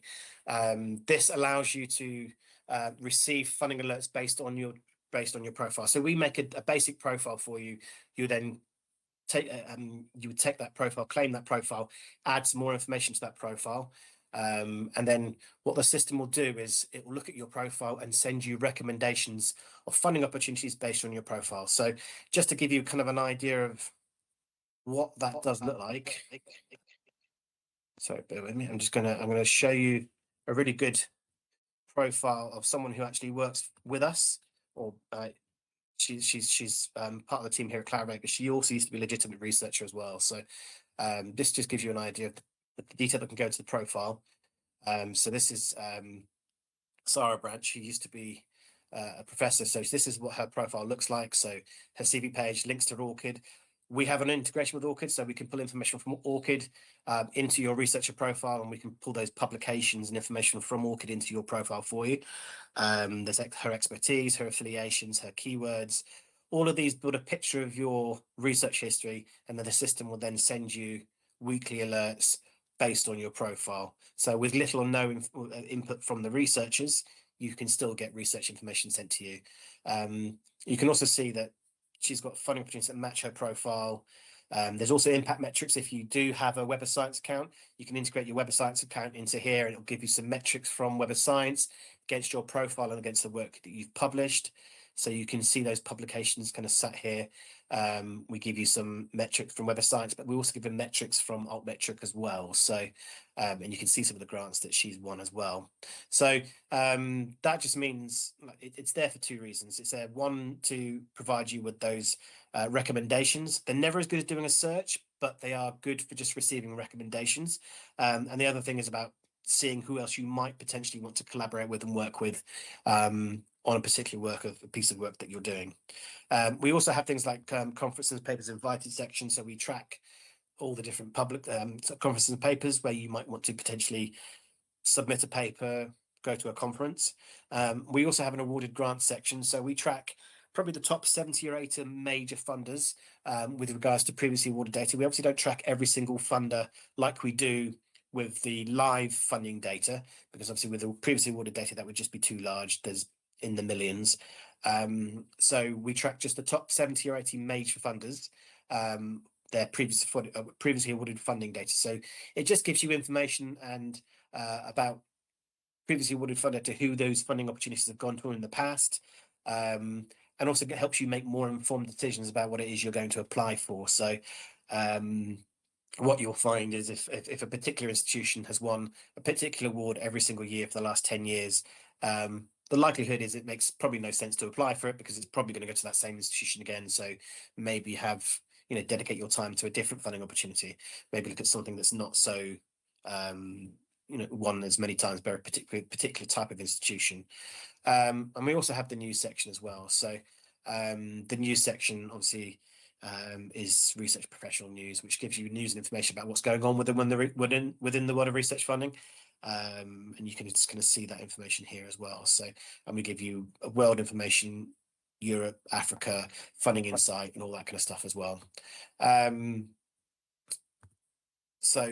So yeah, there's that's what you can see as an end user. From an administration point of view, we have lots of tools available for. We have newsletters where you can create specific newsletters for specific departments, so that you can send out information to, as I said earlier on, you could send out information to the biosciences department, the humanities department, for example. We have lots of reporting tools available. We have integrations as well, so that allows you to put funding opportunities on your own website, lists of funding opportunities on your website. When people are directed to the funding site from your internal or external web pages for your researchers, they don't have to log straight into the homepage. You can provide initial searches for them to go straight into, where they can then take that search and save it for themselves and save themselves a bit of time from having to start it from scratch. So that's just a really quick whistle stop kind of tour of the site. It's a very, very, very valuable resource for finding research funding. It's the largest database of funding opportunities out there, and like I say, you get access to a team of funding operatives who know the landscape of their funding, their areas of funding really, really well. They're all multilingual as well, so they're based in different countries, speaking the languages of the funding opportunities of the places that they exist. We also have a team in South Africa as well. So that just gives you an idea of the level of detail of funding opportunities that we track, so that you don't have to, and then organize it in a way that you can consistently make those applications with informed knowledge about what it is you're going for. So that's me. I didn't want to kind of take up too much time, but I just wanted to kind of give a whistle-stop tour of the site for you there as well. So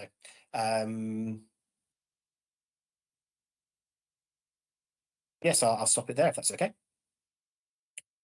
Trying to catch up a little bit.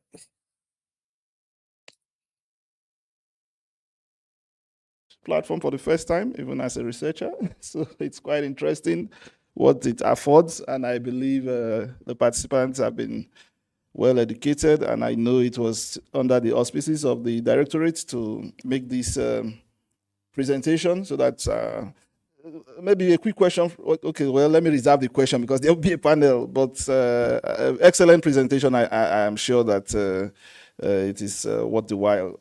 So we will just move on. You will hang in there because there is going to be some discussion after this presentation. Then I think some of the questions, including mine, will come up. Ladies and gentlemen, once again, let's applaud Andrew for his presentation. Thank you.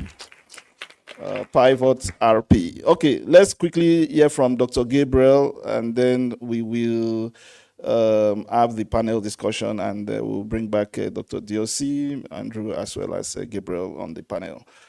Very briefly, I want to read the bio of Dr. Gabriel, who will be our last presenter for this session. Yeah, here we go. You're welcome, Doc. Gabriel Lekalakala, please pardon me for not doing good justice there. He is a registered SACNAP professional scientist, holds an international PhD cum laude from the University of Göttingen in Germany, and is an alumnus of the DAAD. We all know what the DAAD is all about. And he is an experienced climate change, agrohydrophology, environmental science and policy, as well as development, material and energy experts. And his work spans over 16 years, having held various research, advisory, policy, and oversight roles within the South African government and parliament. He's also a researcher, specialist at the Institute for the Future of Work here in TUT, where he leads the 4IR across different sectors. It's quite a lengthy bio, Doc, but I'm sure you will indulge me because of time to spare the other details and invite you to the podium to give your talk. Thank you so much, Doc. You are welcome. Please, let's applaud. Thank you very much. I'm feeling a bit nervous. I don't usually speak anymore in public, so please bear with me. Yeah. So the title of my research is basically what we're doing as IFO. IFO is the Institute for Future of Work at Tshwane University of Technology. Our main focus is linking research and academia. So I lead the research component of it. I'll be speaking to it. In the interest of time, I'll just be rushing through the presentation. So just to highlight, my focus here is coordinating and implementing high impact research. The research, as has been said over and over, we're taking the research that is conducted in university and the innovation that comes from there. My colleague deals with the commercialization pipeline. What I do is I work with yourselves. I'll show a case study of a project we're busy implementing with some of the researchers. And you're also welcome to contact us. We can develop a proposal together. We're also working with industry to help us with our pipeline. We're in a process of signing an MOU with one of the biggest engineering firms in the country, so that when you do work with them and develop a product, it can easily be mainstreamed and commercialized. So those are the focal areas for our research. As an institute, I won't go into detail. It covers broadly all the faculties in the universities and other areas, but focusing mainly on the integration of AI and technology, making sure that in all the future of work, all industry is aligned, and also to ensure the just transition, making sure that our people don't lose their jobs, but they transition with the transitioning of AI and technology into industry. So the current priority areas we have for our research is mainly focusing on the 4IR. I'll be showcasing one of the studies that we're just implementing now. We were awarded funding for it. There are others that we've written proposals together with the academics on campus. As I said, you're welcome to contact me. We can work together on it. Cybersecurity, data protection, renewable energy, green technology, and circular economy. Some of these we're in contact with, I won't mention, but we're in contact developing. We're hoping once the contracts have been signed, we'll reach out to the research office and the faculties to come on board on them. Exciting things ahead. Digital infrastructure, and also creative and cultural industry. Very important. Just a short story. I was looking for a suit, so I went to, what do you call them? A designer. And she was showing me different swords. So I was like, I can't imagine how the suit will look like. Why can't you come to TUT? We develop an app with our arts department so that people like me who are not imaginative could see how the final product looks like. So we're going to be following up on that with them. I thought I should touch a bit on how high impact research aligns with our focus as IFO or as TUT.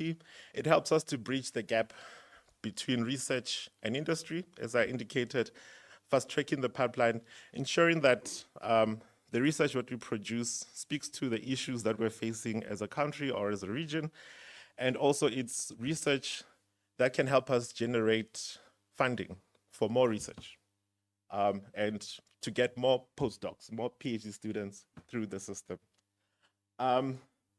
It helps us to also accelerate the digital and AI transformation in the country. As indicated, we work with industry, government departments, so ensuring that we're all working hand in hand, and academia, I call it the tripartite. It's government, academia, and industry. So the three of us work together to propel our economy forward. Building strong commercialization pipelines, as I've alluded to, and also addressing the grand challenges that we're facing. And the next study that I'm going to talk about is, I don't know if some of you who are in the water space will know this, we've been awarded a project by the WRC to interface the newest system, which is a digital water system that is used by the Department of Water and Sanitation and all the water specialists in the country. So it has its drawbacks. One of them being that it's not a live system and it doesn't provide scenario planning for the water managers. So we're hoping by the integration, it will help the department on their early warning system. Like for instance, a case of in Kabeja, sorry for butchering, my process not good. In Kabeja, they discovered during a drought that they're going through a drought. So with such a system, it can help water managers to start picking out issues and also improving water monitoring. I saw the TUT developed a tool to help us with groundwater monitoring. So a project will be focusing on that. So I won't go into details. You're welcome to the presentation. I thought I should just put that in. So it's the first in SA to have that interface. And also throughout the whole project, we got an endorsement from the DG. And also we're partnering with the South African National Space Agency, South African Weather Service, and the department. So through the whole project, there'll be training, and the outputs will be, what's the word? They'll be hosted at the Department of Water and Sanitation. And SANSA showed interest in hosting the groundwater component because they have a gap in that work. So we're still in discussion on that. So there are a lot of opportunities for you to come on board. So I call them the 3 pillars to help us transform faster.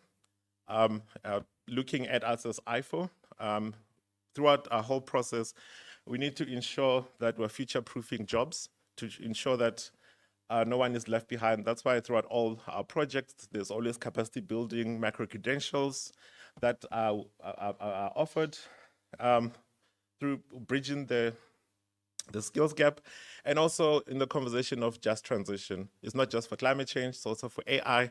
So we're hoping to contribute towards the policy on that. I thought I should put a call to action that public universities must transform research fundings into real, tangible outputs that address our current challenges. Thank you.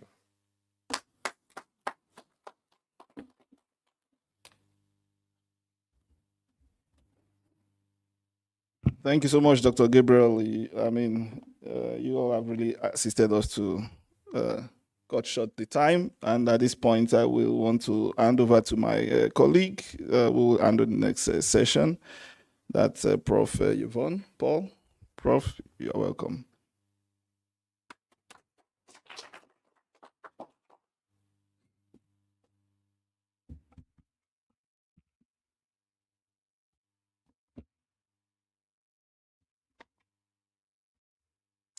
A very good afternoon to all of you.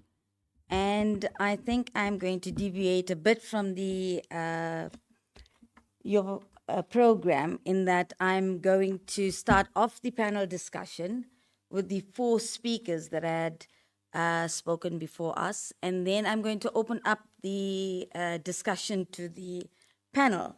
I am, however, not going to read the bios again because I think the session, the program director has done a splendid job on that. So our panelists, that is our Dr. Samantha Kurt from the HSRC. We have also the speaker just before us, Dr. Lek Alakala, am I right? I think I did a better job than the program director.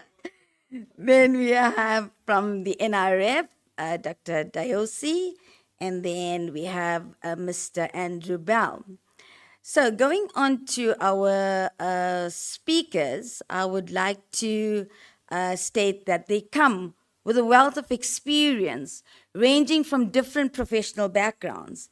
And we are now going to look forward to the lively and thought-provoking conversations that come out from our panelists.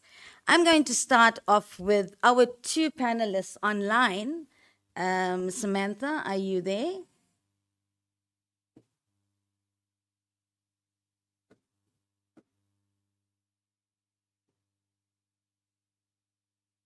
Mr. Andrew Bell, are you online?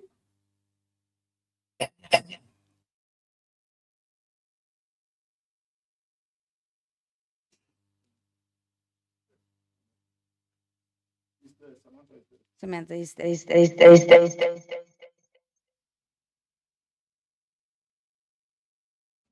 state my first question. It deals with internship program integration. How can TUT's research groups effectively integrate the HSRC interns into existing projects? And what support structures would be needed to ensure meaningful mentorship experiences for both parties? And I see in most instances, TUT does miss the opportunity on the internship program, but if you could elaborate on the internship program integration between TUT and the HSRC. Thank you.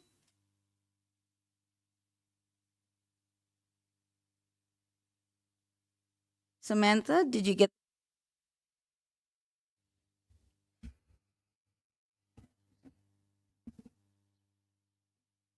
Samantha, your mic is muted.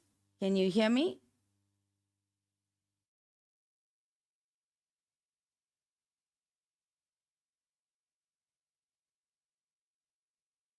I can. Hi. I think I just had some difficulties with you hearing you. So, and now there's some echo. Okay. So I think that the approach of the internship program is that it's the mentorship component which pairs interns with mentors, right? Who are responsible for exposing interns to skills linked to their fields of study or discipline. And this mentorship approach ensures that interns are equipped, with the skills to facilitate their next transition in their pathway.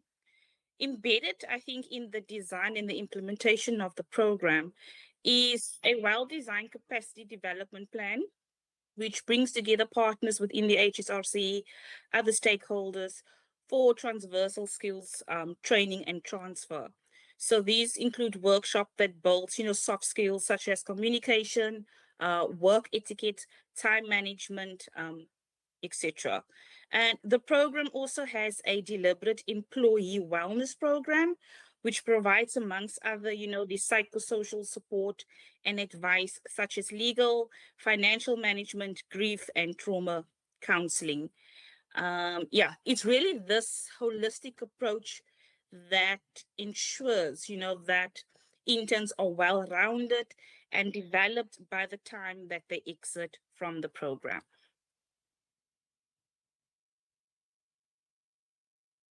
I think I'm going to move over to my next question, dealing with co-supervision models. What are the potential benefits and challenges of co-supervision of our master's and PhD students between TUT and HSRC, particularly in terms of the research focus alignment and logistical coordination?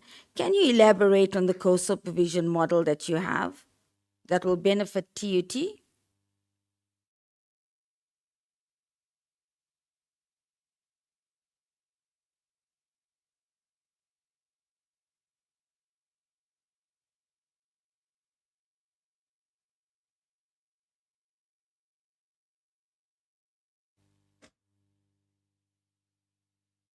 she said well, there was lots of break. Yeah.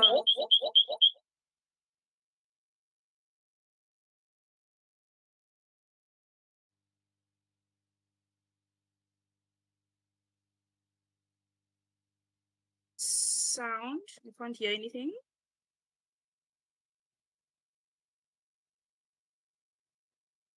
Samantha. Samantha, break.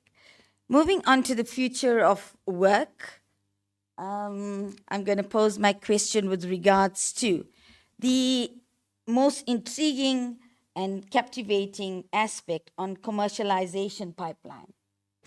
The presentation emphasized on building a very strong commercialization pipeline and developing your MVPs. Beyond the water project, what concrete mechanisms does TUT have in place to transit research protocols into market-ready products? We hear the buzzword entrepreneurship, and are there specific industry partners already established for this purpose? Thank you for that. Yes. To answer your first question, your last question, yes, there are a number of industry partners identified, and some of them were in a process of finalizing the contracting. Some of them have already been on the system. So the way the commercialization pipeline is structured is through looking at the IPs that have been developed by the researchers on campus, and then working with them to make it market ready. And from there, if we don't have partners in place, we can identify them. But those who are available, it's easy to start creating that linkages with them. That's one mechanism. The second one I indicated is through the research.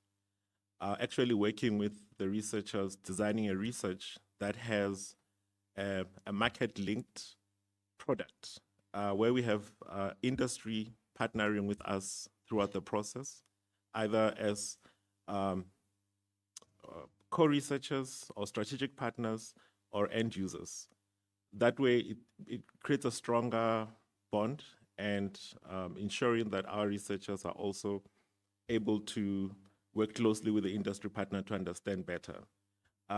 Lastly, we're planning to have training, capacity building training for our researchers to enable them to be able to start focusing more on commercial research, for lack of a better word. Basically, some of the work that they're doing can focus on an industry-specific issue and work towards solving it instead of, I'm going to give a bad example. Sorry to all the physicists. Looking at matter in the atmosphere. Sorry, in the galaxy, and checking out how where life began. It's interesting, but it doesn't generate income. So we're hoping through this, and also we have strategies in place to help with that process. Okay, I think I'm going to follow up on the next question. And you spoke about commercial skills development and just transitions. You mentioned social protection for farmers displaced by climate and automation, as well as upskilling hubs for women and youth. How will your hub framework specifically support vulnerable communities affected by the AI-driven agricultural transformation? I think everybody is quite scared that the AI is going to take over. You're going to have redundancy. You're going to have loss of jobs. So how will you encourage that, or how would you stipulate that AI-driven agricultural transformation? And what is the role that the micro-credentials play in the just transition strategy? Because you spoke specifically about the water project that is going to be rolled out soon. Yes, thank you. So those areas that you mentioned, they were touching on a number of proposals that are under review that we have. We're hoping to get them and implement going forward. So we have annually thought leaderships and dialogues where we invite everybody to interact with industry leaders, academics, to get a grasp of what this AI and technology driven development is. So that's one area. And through our projects, we're going to have workshops, specifically for agriculture. It's working with them on the ground, because whenever you develop a product and you test it on the ground with the communities. So the core design is quite critical with them. And it helps in them understanding and demystifying some of the fears that they might have. The micro-credentials is quite crucial because most industries are fast changing and adopting technology. Look at our fintech. And now we're having the introduction of EVs in the country. I mean, with that, it becomes very crucial for us to ensure that the people working in those industries are educated. We have a project looking at the just transition, which we hope when we get it, there will be a lot of outreaches, education, and also the partners are planning to have a carnival where different communities will come and be educated and interact with the various technologies. So I believe that's the approach we'll be using to do that. And also through working with university, one of the other thing is influencing curriculum. I know it's only me at the moment, but we're hoping to start, our PPP office is already engaging with the different faculties, and there are already agreements in place for the whole commercialization, and also working together to ensure that we influence our curriculum to ensure that our graduates, when they leave here, are future ready and are able to engage in industry effectively. Thank you. Thank you. Moving on to the NRF, Dr. Diosi. There's quite a number of questions for the NRF, but I'm going to be very selective. The SACHI chair distribution, and I've seen on your presentation, TUT is highlighted in the yellow category. This shows significant concentration, with just few institutions holding about 18 to 29 chairs, while many have 1 to 2. What strategies is the NRF implementing to address these inequalities, ensuring that historically disadvantaged institutions like TUT can compete effectively for strategic research funding? Okay, thanks, Prof, for the question.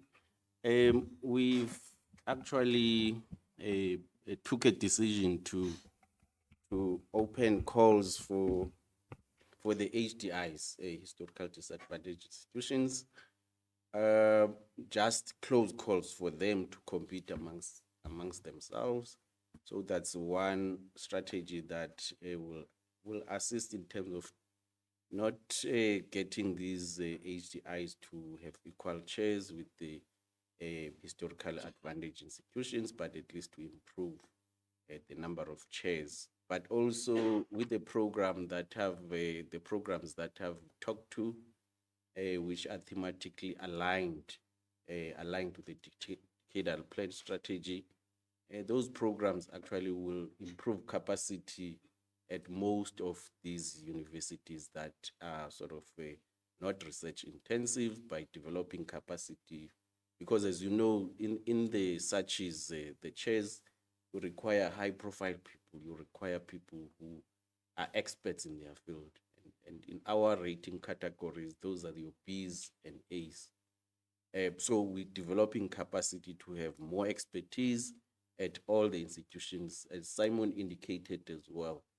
Institutions would need to develop themselves in areas of strength at those institutions. So the NRF will also assist institutions to develop themselves in those areas of strength. Yeah, I think TUT has applied for quite a few SATI chairs. Is the results of The year, the results would be out because the colleagues indicated that they've done the assessment and everything.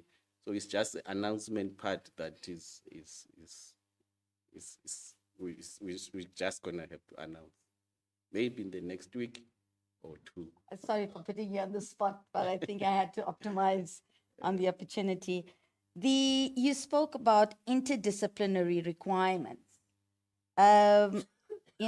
You emphasize that single discipline or individual applications are not stressed on or not eligible. How does the NRF assess true interdisciplinary versus the normal superficial collaboration? And what mechanisms do you have in place to ensure that diverse perspectives are generally integrated rather than just coexisting in the different clusters? Yeah, we have a number of programs, specifically in the international partnerships. And as I indicated, some of the partnerships, we've got partnerships with industry, we've got partnership. I heard my colleague talk about SANSA. A program with SANSA is more a multidisciplinary. And we had a number of programs. And the way we assess those programs is different from when we're assessing just a single discipline basic research program, such as Blue Skies program that we used to have. So depend on the type of program that we have. And we have invited industry players, government people to sit when we're dealing with programs that are inter or multidisciplinary. So we've got experience and expertise and also networks in terms of the people who understand the research space, but at the same time, they are in different, they're playing different roles, perhaps in government or industry. Okay, thank you. I'm going on to Mr. Andrew Bell from Pivot RP. Can you hear me? Mr. Andrew? Yeah. Echoing.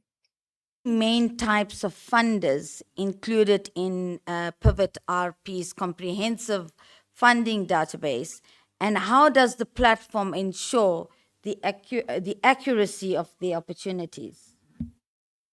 We have a team of 25 funding operatives who are consistently managing the database. So everything's manually curated by a person at the endpoint before it goes onto the system to double check. So a human eye goes over everything. Thank you. And how does Pivot RP's manual curation process differ from the automated funding database? And what specific elements do the multilingual editors verify and optimize? In terms of, so everything is manually created in the system, everything's manually uploaded to the system. We have systems in place to help us do that. The team have, we don't use web crawlers to find those funding information. They come from relationships with those funders, databases with those funders. So yes, everything's going to be manually curated and put onto the system that way. So yeah, does that answer your question? I am now going to open up the floor to the colleagues to pose their questions to the panelists. And I do have more questions, but I think I'm not going to optimize the opportunity and allow you to pose questions to the different panel speakers.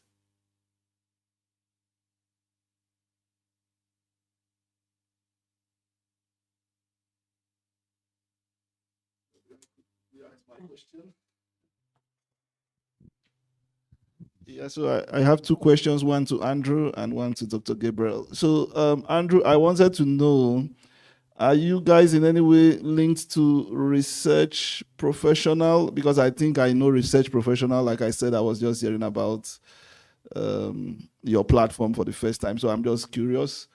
Then, Dr. Gabriel, in terms of the way you operate, so listening to your presentation, I think I have new understanding of how you operate. Are you so? How do you interface with faculties? I guess for me, it's something I'm not too clear about, because you now talk about research. Because I was thinking you guys just sort of take the ideas and feed to the faculties. The faculties now chase it based on the future of work. But it's like you do research. Where is your base faculty or your base research station? I think that's just in a nutshell what I want to know. Maybe we can start with you, then Andrew can pick it up. Thanks. We don't do research. You guys are the ones who do the research. I'm just basically the conductor. So the way it works is when there's a specific call, we would write to the deans, and the deans will identify the experts who will work with us. So that's what, since I joined, it's a year now. So that's why I opened up the call to say, you're welcome to contact me directly. So currently we're looking at the calls that are there, and we come up with an idea around our focus areas, and then we pitch it to the deans. And then the deans will come and identify you. Even the project I indicated and others, we just coordinating it from our vantage point. Yeah. Oh, we're at Zela, by the way, in Hartfield. Okay, yeah. You're welcome to come for coffee. Yeah. Is that it? Is there another question to Andrew? Andrew, did you hear the question? Question for you. Yes. We are the same company. So Pivot RP is just the upgraded interface for Research Professional. Both Research Professional and Pivot RP use the same database. So we are talking about the same thing as Research Professional. We're just talking about the new interface that was launched a couple of years ago that TUT are actually looking at potentially upgrading to anyway. So yeah, it's exactly the same as Research Professional, just the new interface. So it does a bit more. There's new features, there's new ways of searching, but it's the same data. Thank you very much, Andrew. If there is no other questions from the audience, I see there is a question on the top. Thank you. Just a follow-up question to Dr. Ali Galagala. I heard you spoke about welcoming researchers who, or you go through the dean's office, I can say, when you need researchers, or you have discovered an area that needs to be researched. So I just want to ask that do you welcome individual request, or you only accept the request through the deans to, let's say, for example, I have discovered an area that I deem it fit to research about it. Does it mean that I'm welcome to visit your office and then present my proposal or convince you on the benefits of that particular research that I want to conduct? And then that was just a follow-up question. And then also I just want to ask about your partnership. Do you partner with an RF, or you are working alone in this initiative? Thank you. Thank you for that. We partner with everyone. Maybe I should, can I use the moment to advertise? So we're signing, we're going to be, So at the Science Forum, we're going to be signing an MOU with one of our partners on the 25th at 9 at the CSRR. We have a site event looking at the Nexus approach towards global humanity and how AI can help us fast track SDGs and addressing climate change. There'll be a number of experts from industry. You're most welcome to come through. To answer your question, the Dean's approach was the easiest and also helps us in terms of reporting and accountability. So it's important that your Dean knows what's going on. Also, my boss needs to know what's going on, but you're more than welcome to have a site event and then afterwards to just formalize the communication so that everyone is aware what's happening. A number of the colleagues do come to us with ideas. That's welcomed. We're quite informal, so there's no need for you to come and give a presentation. You can just drop an email and and start the conversation, or on WhatsApp. Okay, thanks.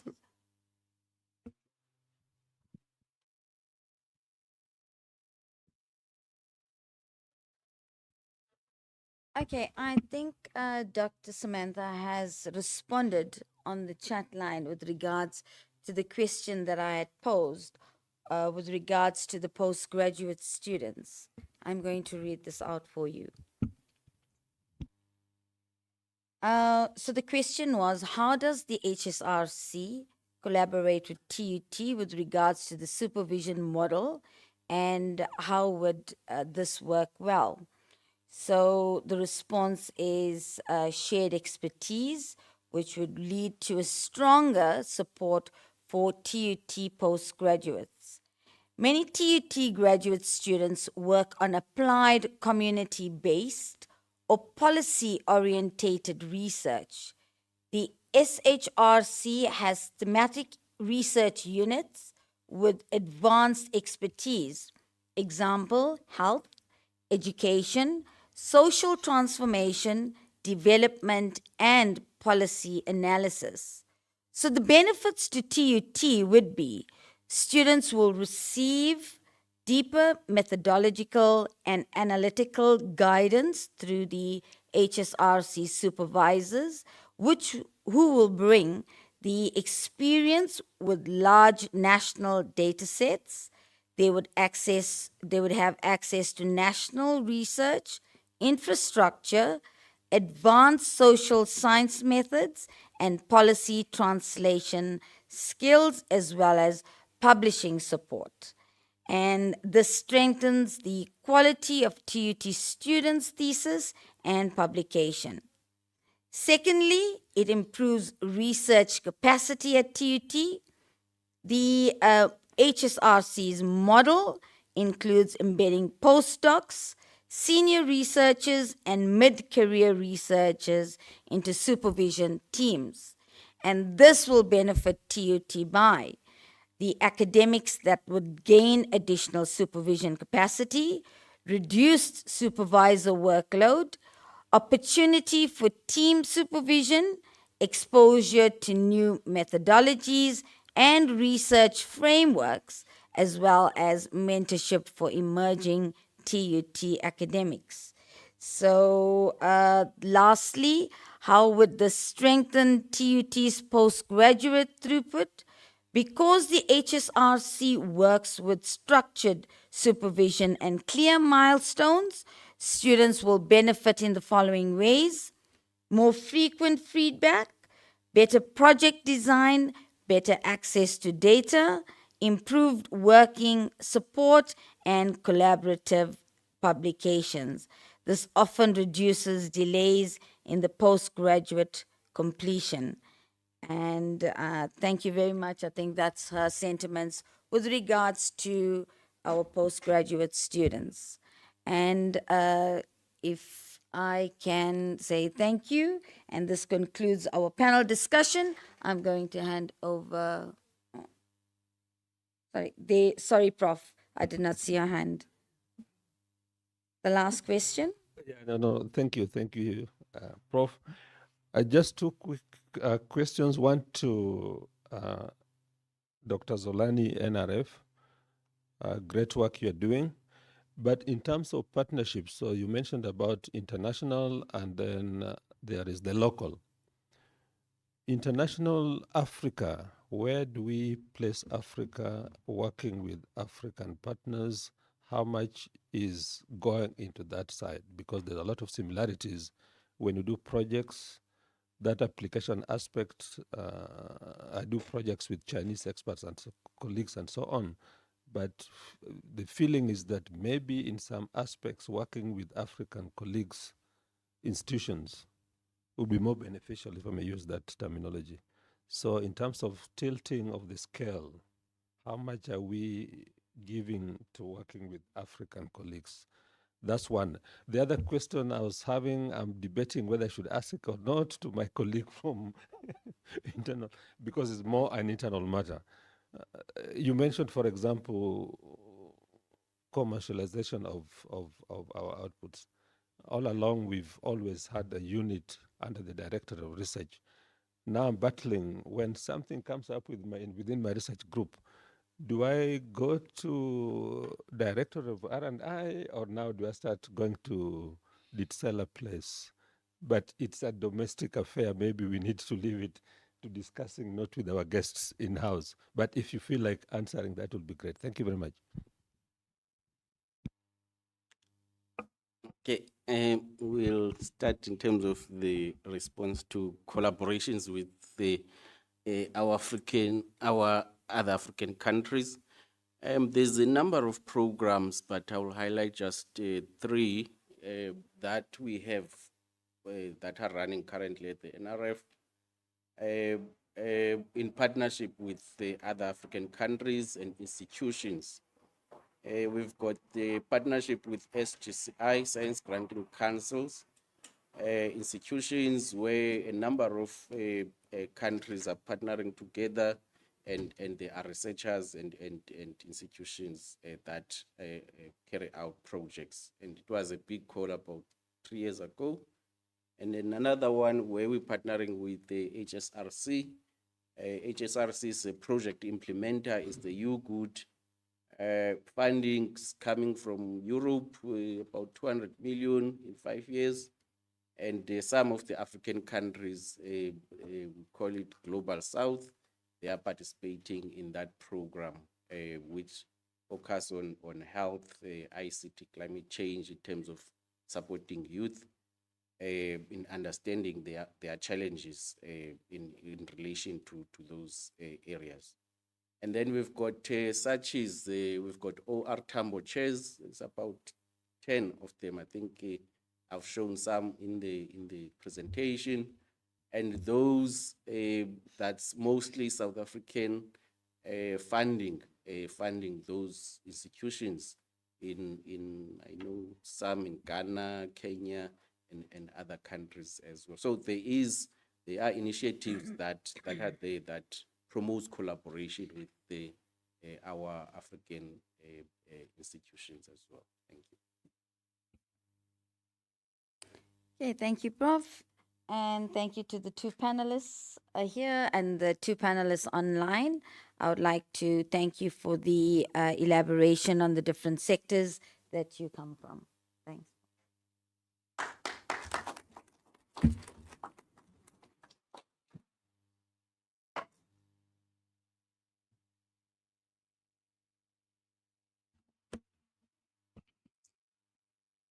Thank you very much, Prof. Yvonne, Paul, for that brilliant panel session and the insights that we are gained through it. And we also want to use this opportunity to thank all our speakers today who have graced this occasion to make it, rich and I believe very insightful and educative.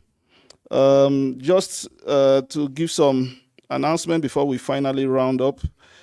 So we encourage the audience to explore the exhibitions in the foyer. That is those who are attending physically, by the way, outside the building once we close from here. And so once again, I I would like to appreciate everyone who have made this possible. Our DVC, Dr. Vatiswa Papuzam Kaka, who gave us the opening welcome address. Dr. Rita Raseleka, who has been here with us right from the beginning. She even came before me, can you imagine? And here she is. She's still relaxed and seated and enjoying the whole session and coordinating it. So we are grateful to our director for the honor. We also want to thank Dr. Umpo Moloiwa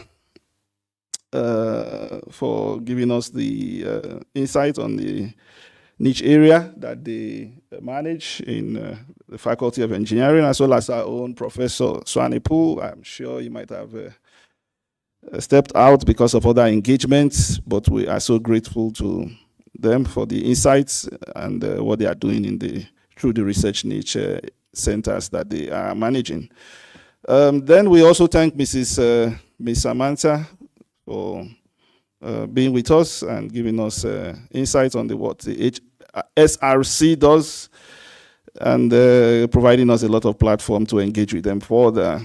Dr. Zulani Diosi is always a friend of the house, and we're always happy to have him when he's invited to come and talk to us. We appreciate you, Doc, with your team, by the way, that came along with you today.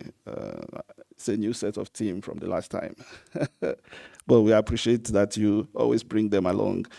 Mr. Andrew Bell, we appreciate your presentation, and I think we see a lot from the Advanced Research Professional Platform, and we will explore it further. Dr.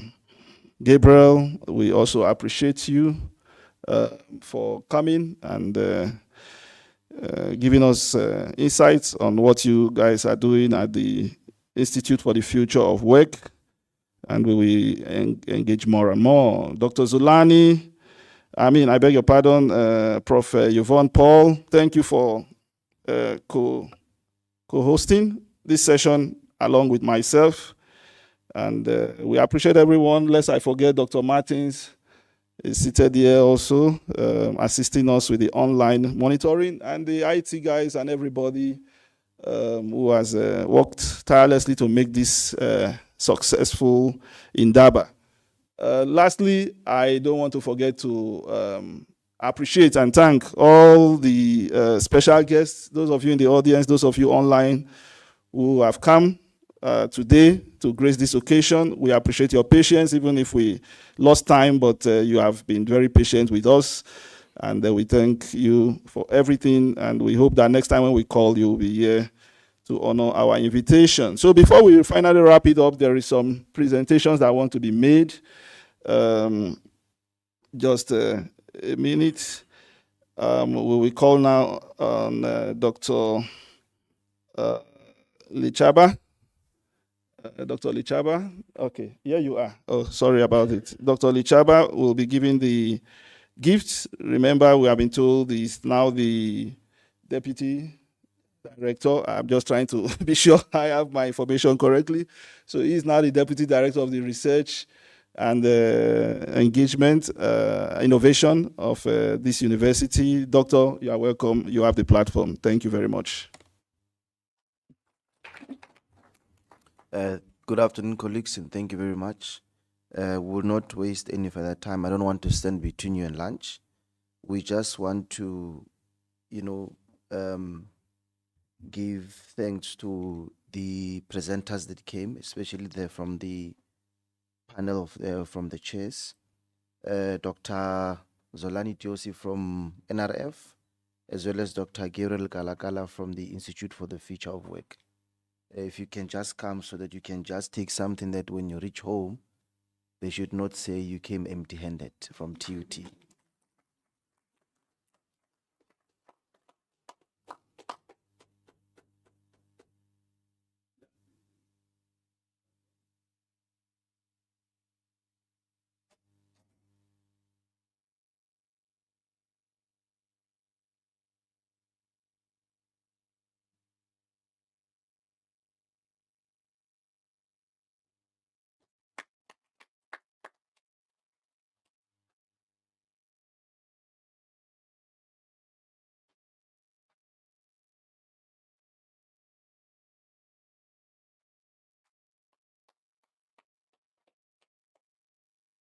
Also a token of appreciation to our program director, Dr. Akuru, as well as our panel chair, Prof. Yvonne.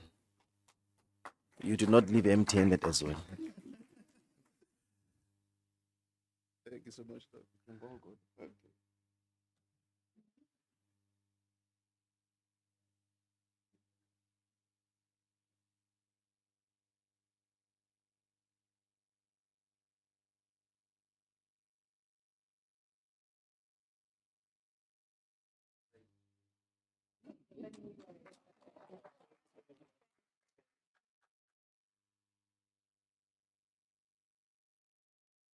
Colleagues, thank you very much. I don't know whether Prof. Yvonne will still come and do the vote of thanks because I think it has been done by Prof. Yvonne. The podium is yours. Oh, sorry. And then the last one is for the niche area leader.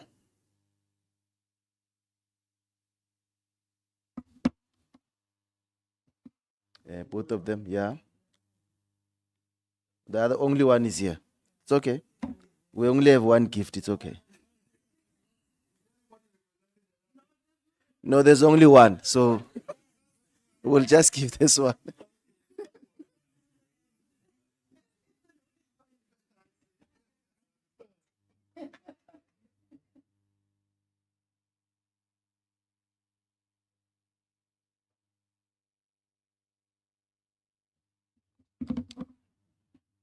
Thank you, colleagues. Prof. Yvonne Paul.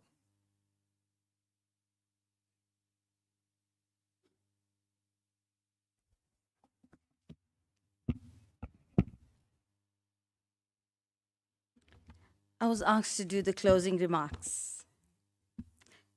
Good afternoon to you again, colleagues and distinguished guests.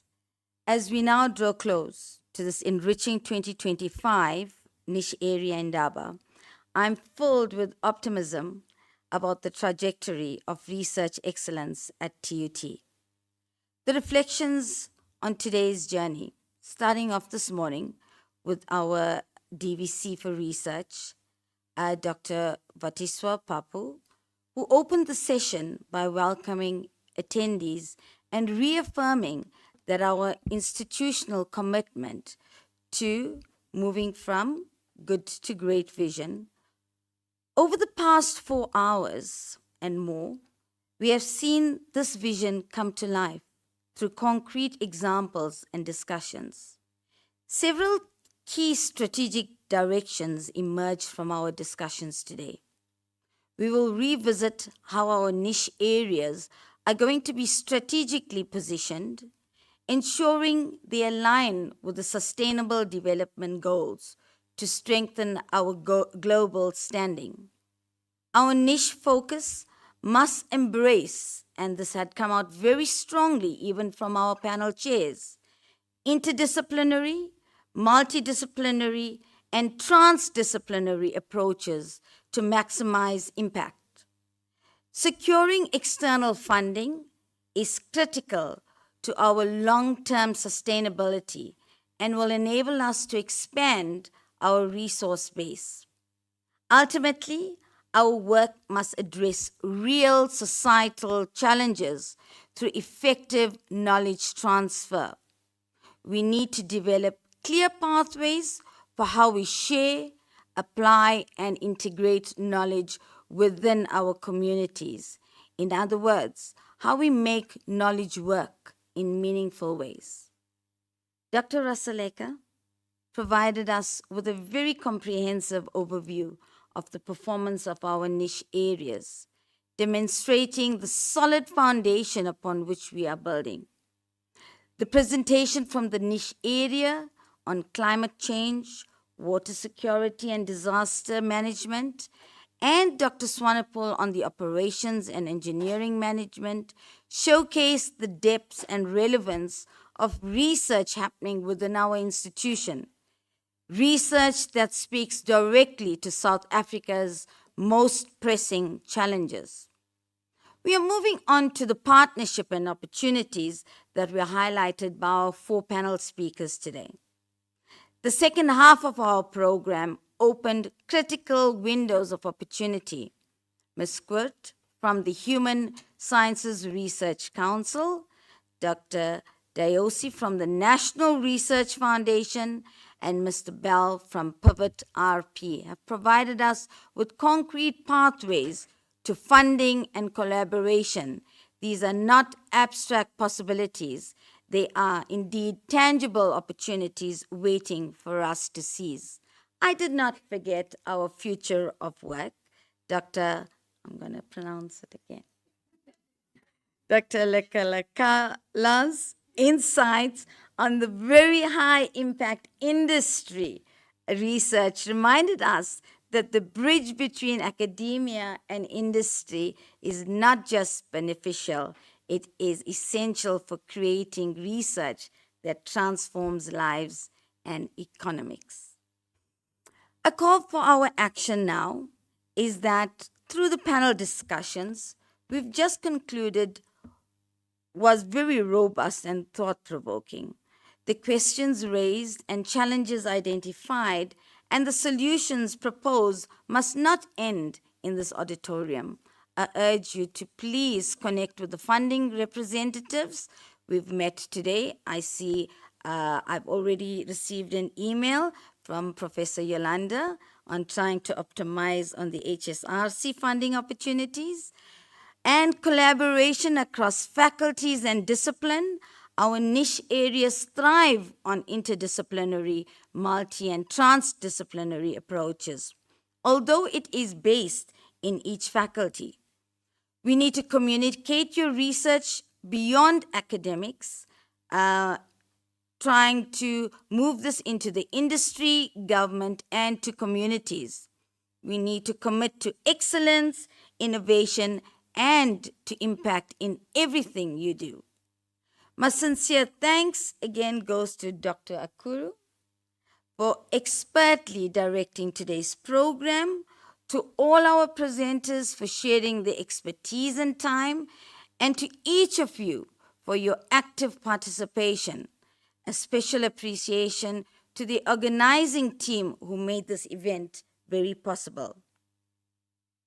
As you explore the exhibitions outside in the foyer, I encourage you to network, to exchange ideas, and to perhaps plant the seeds of human future collaboration over lunch. Remember, the journey from good to great is not a solo expedition, it is a collective endeavor. Let today's conversations that occurred in our auditorium and online be the catalyst for tomorrow's breakthrough. Thank you and enjoy your lunch. Just an announcement from Ms. Govender in that the panel members and the program chair should please remain in the auditorium for a photo. Thank you very much.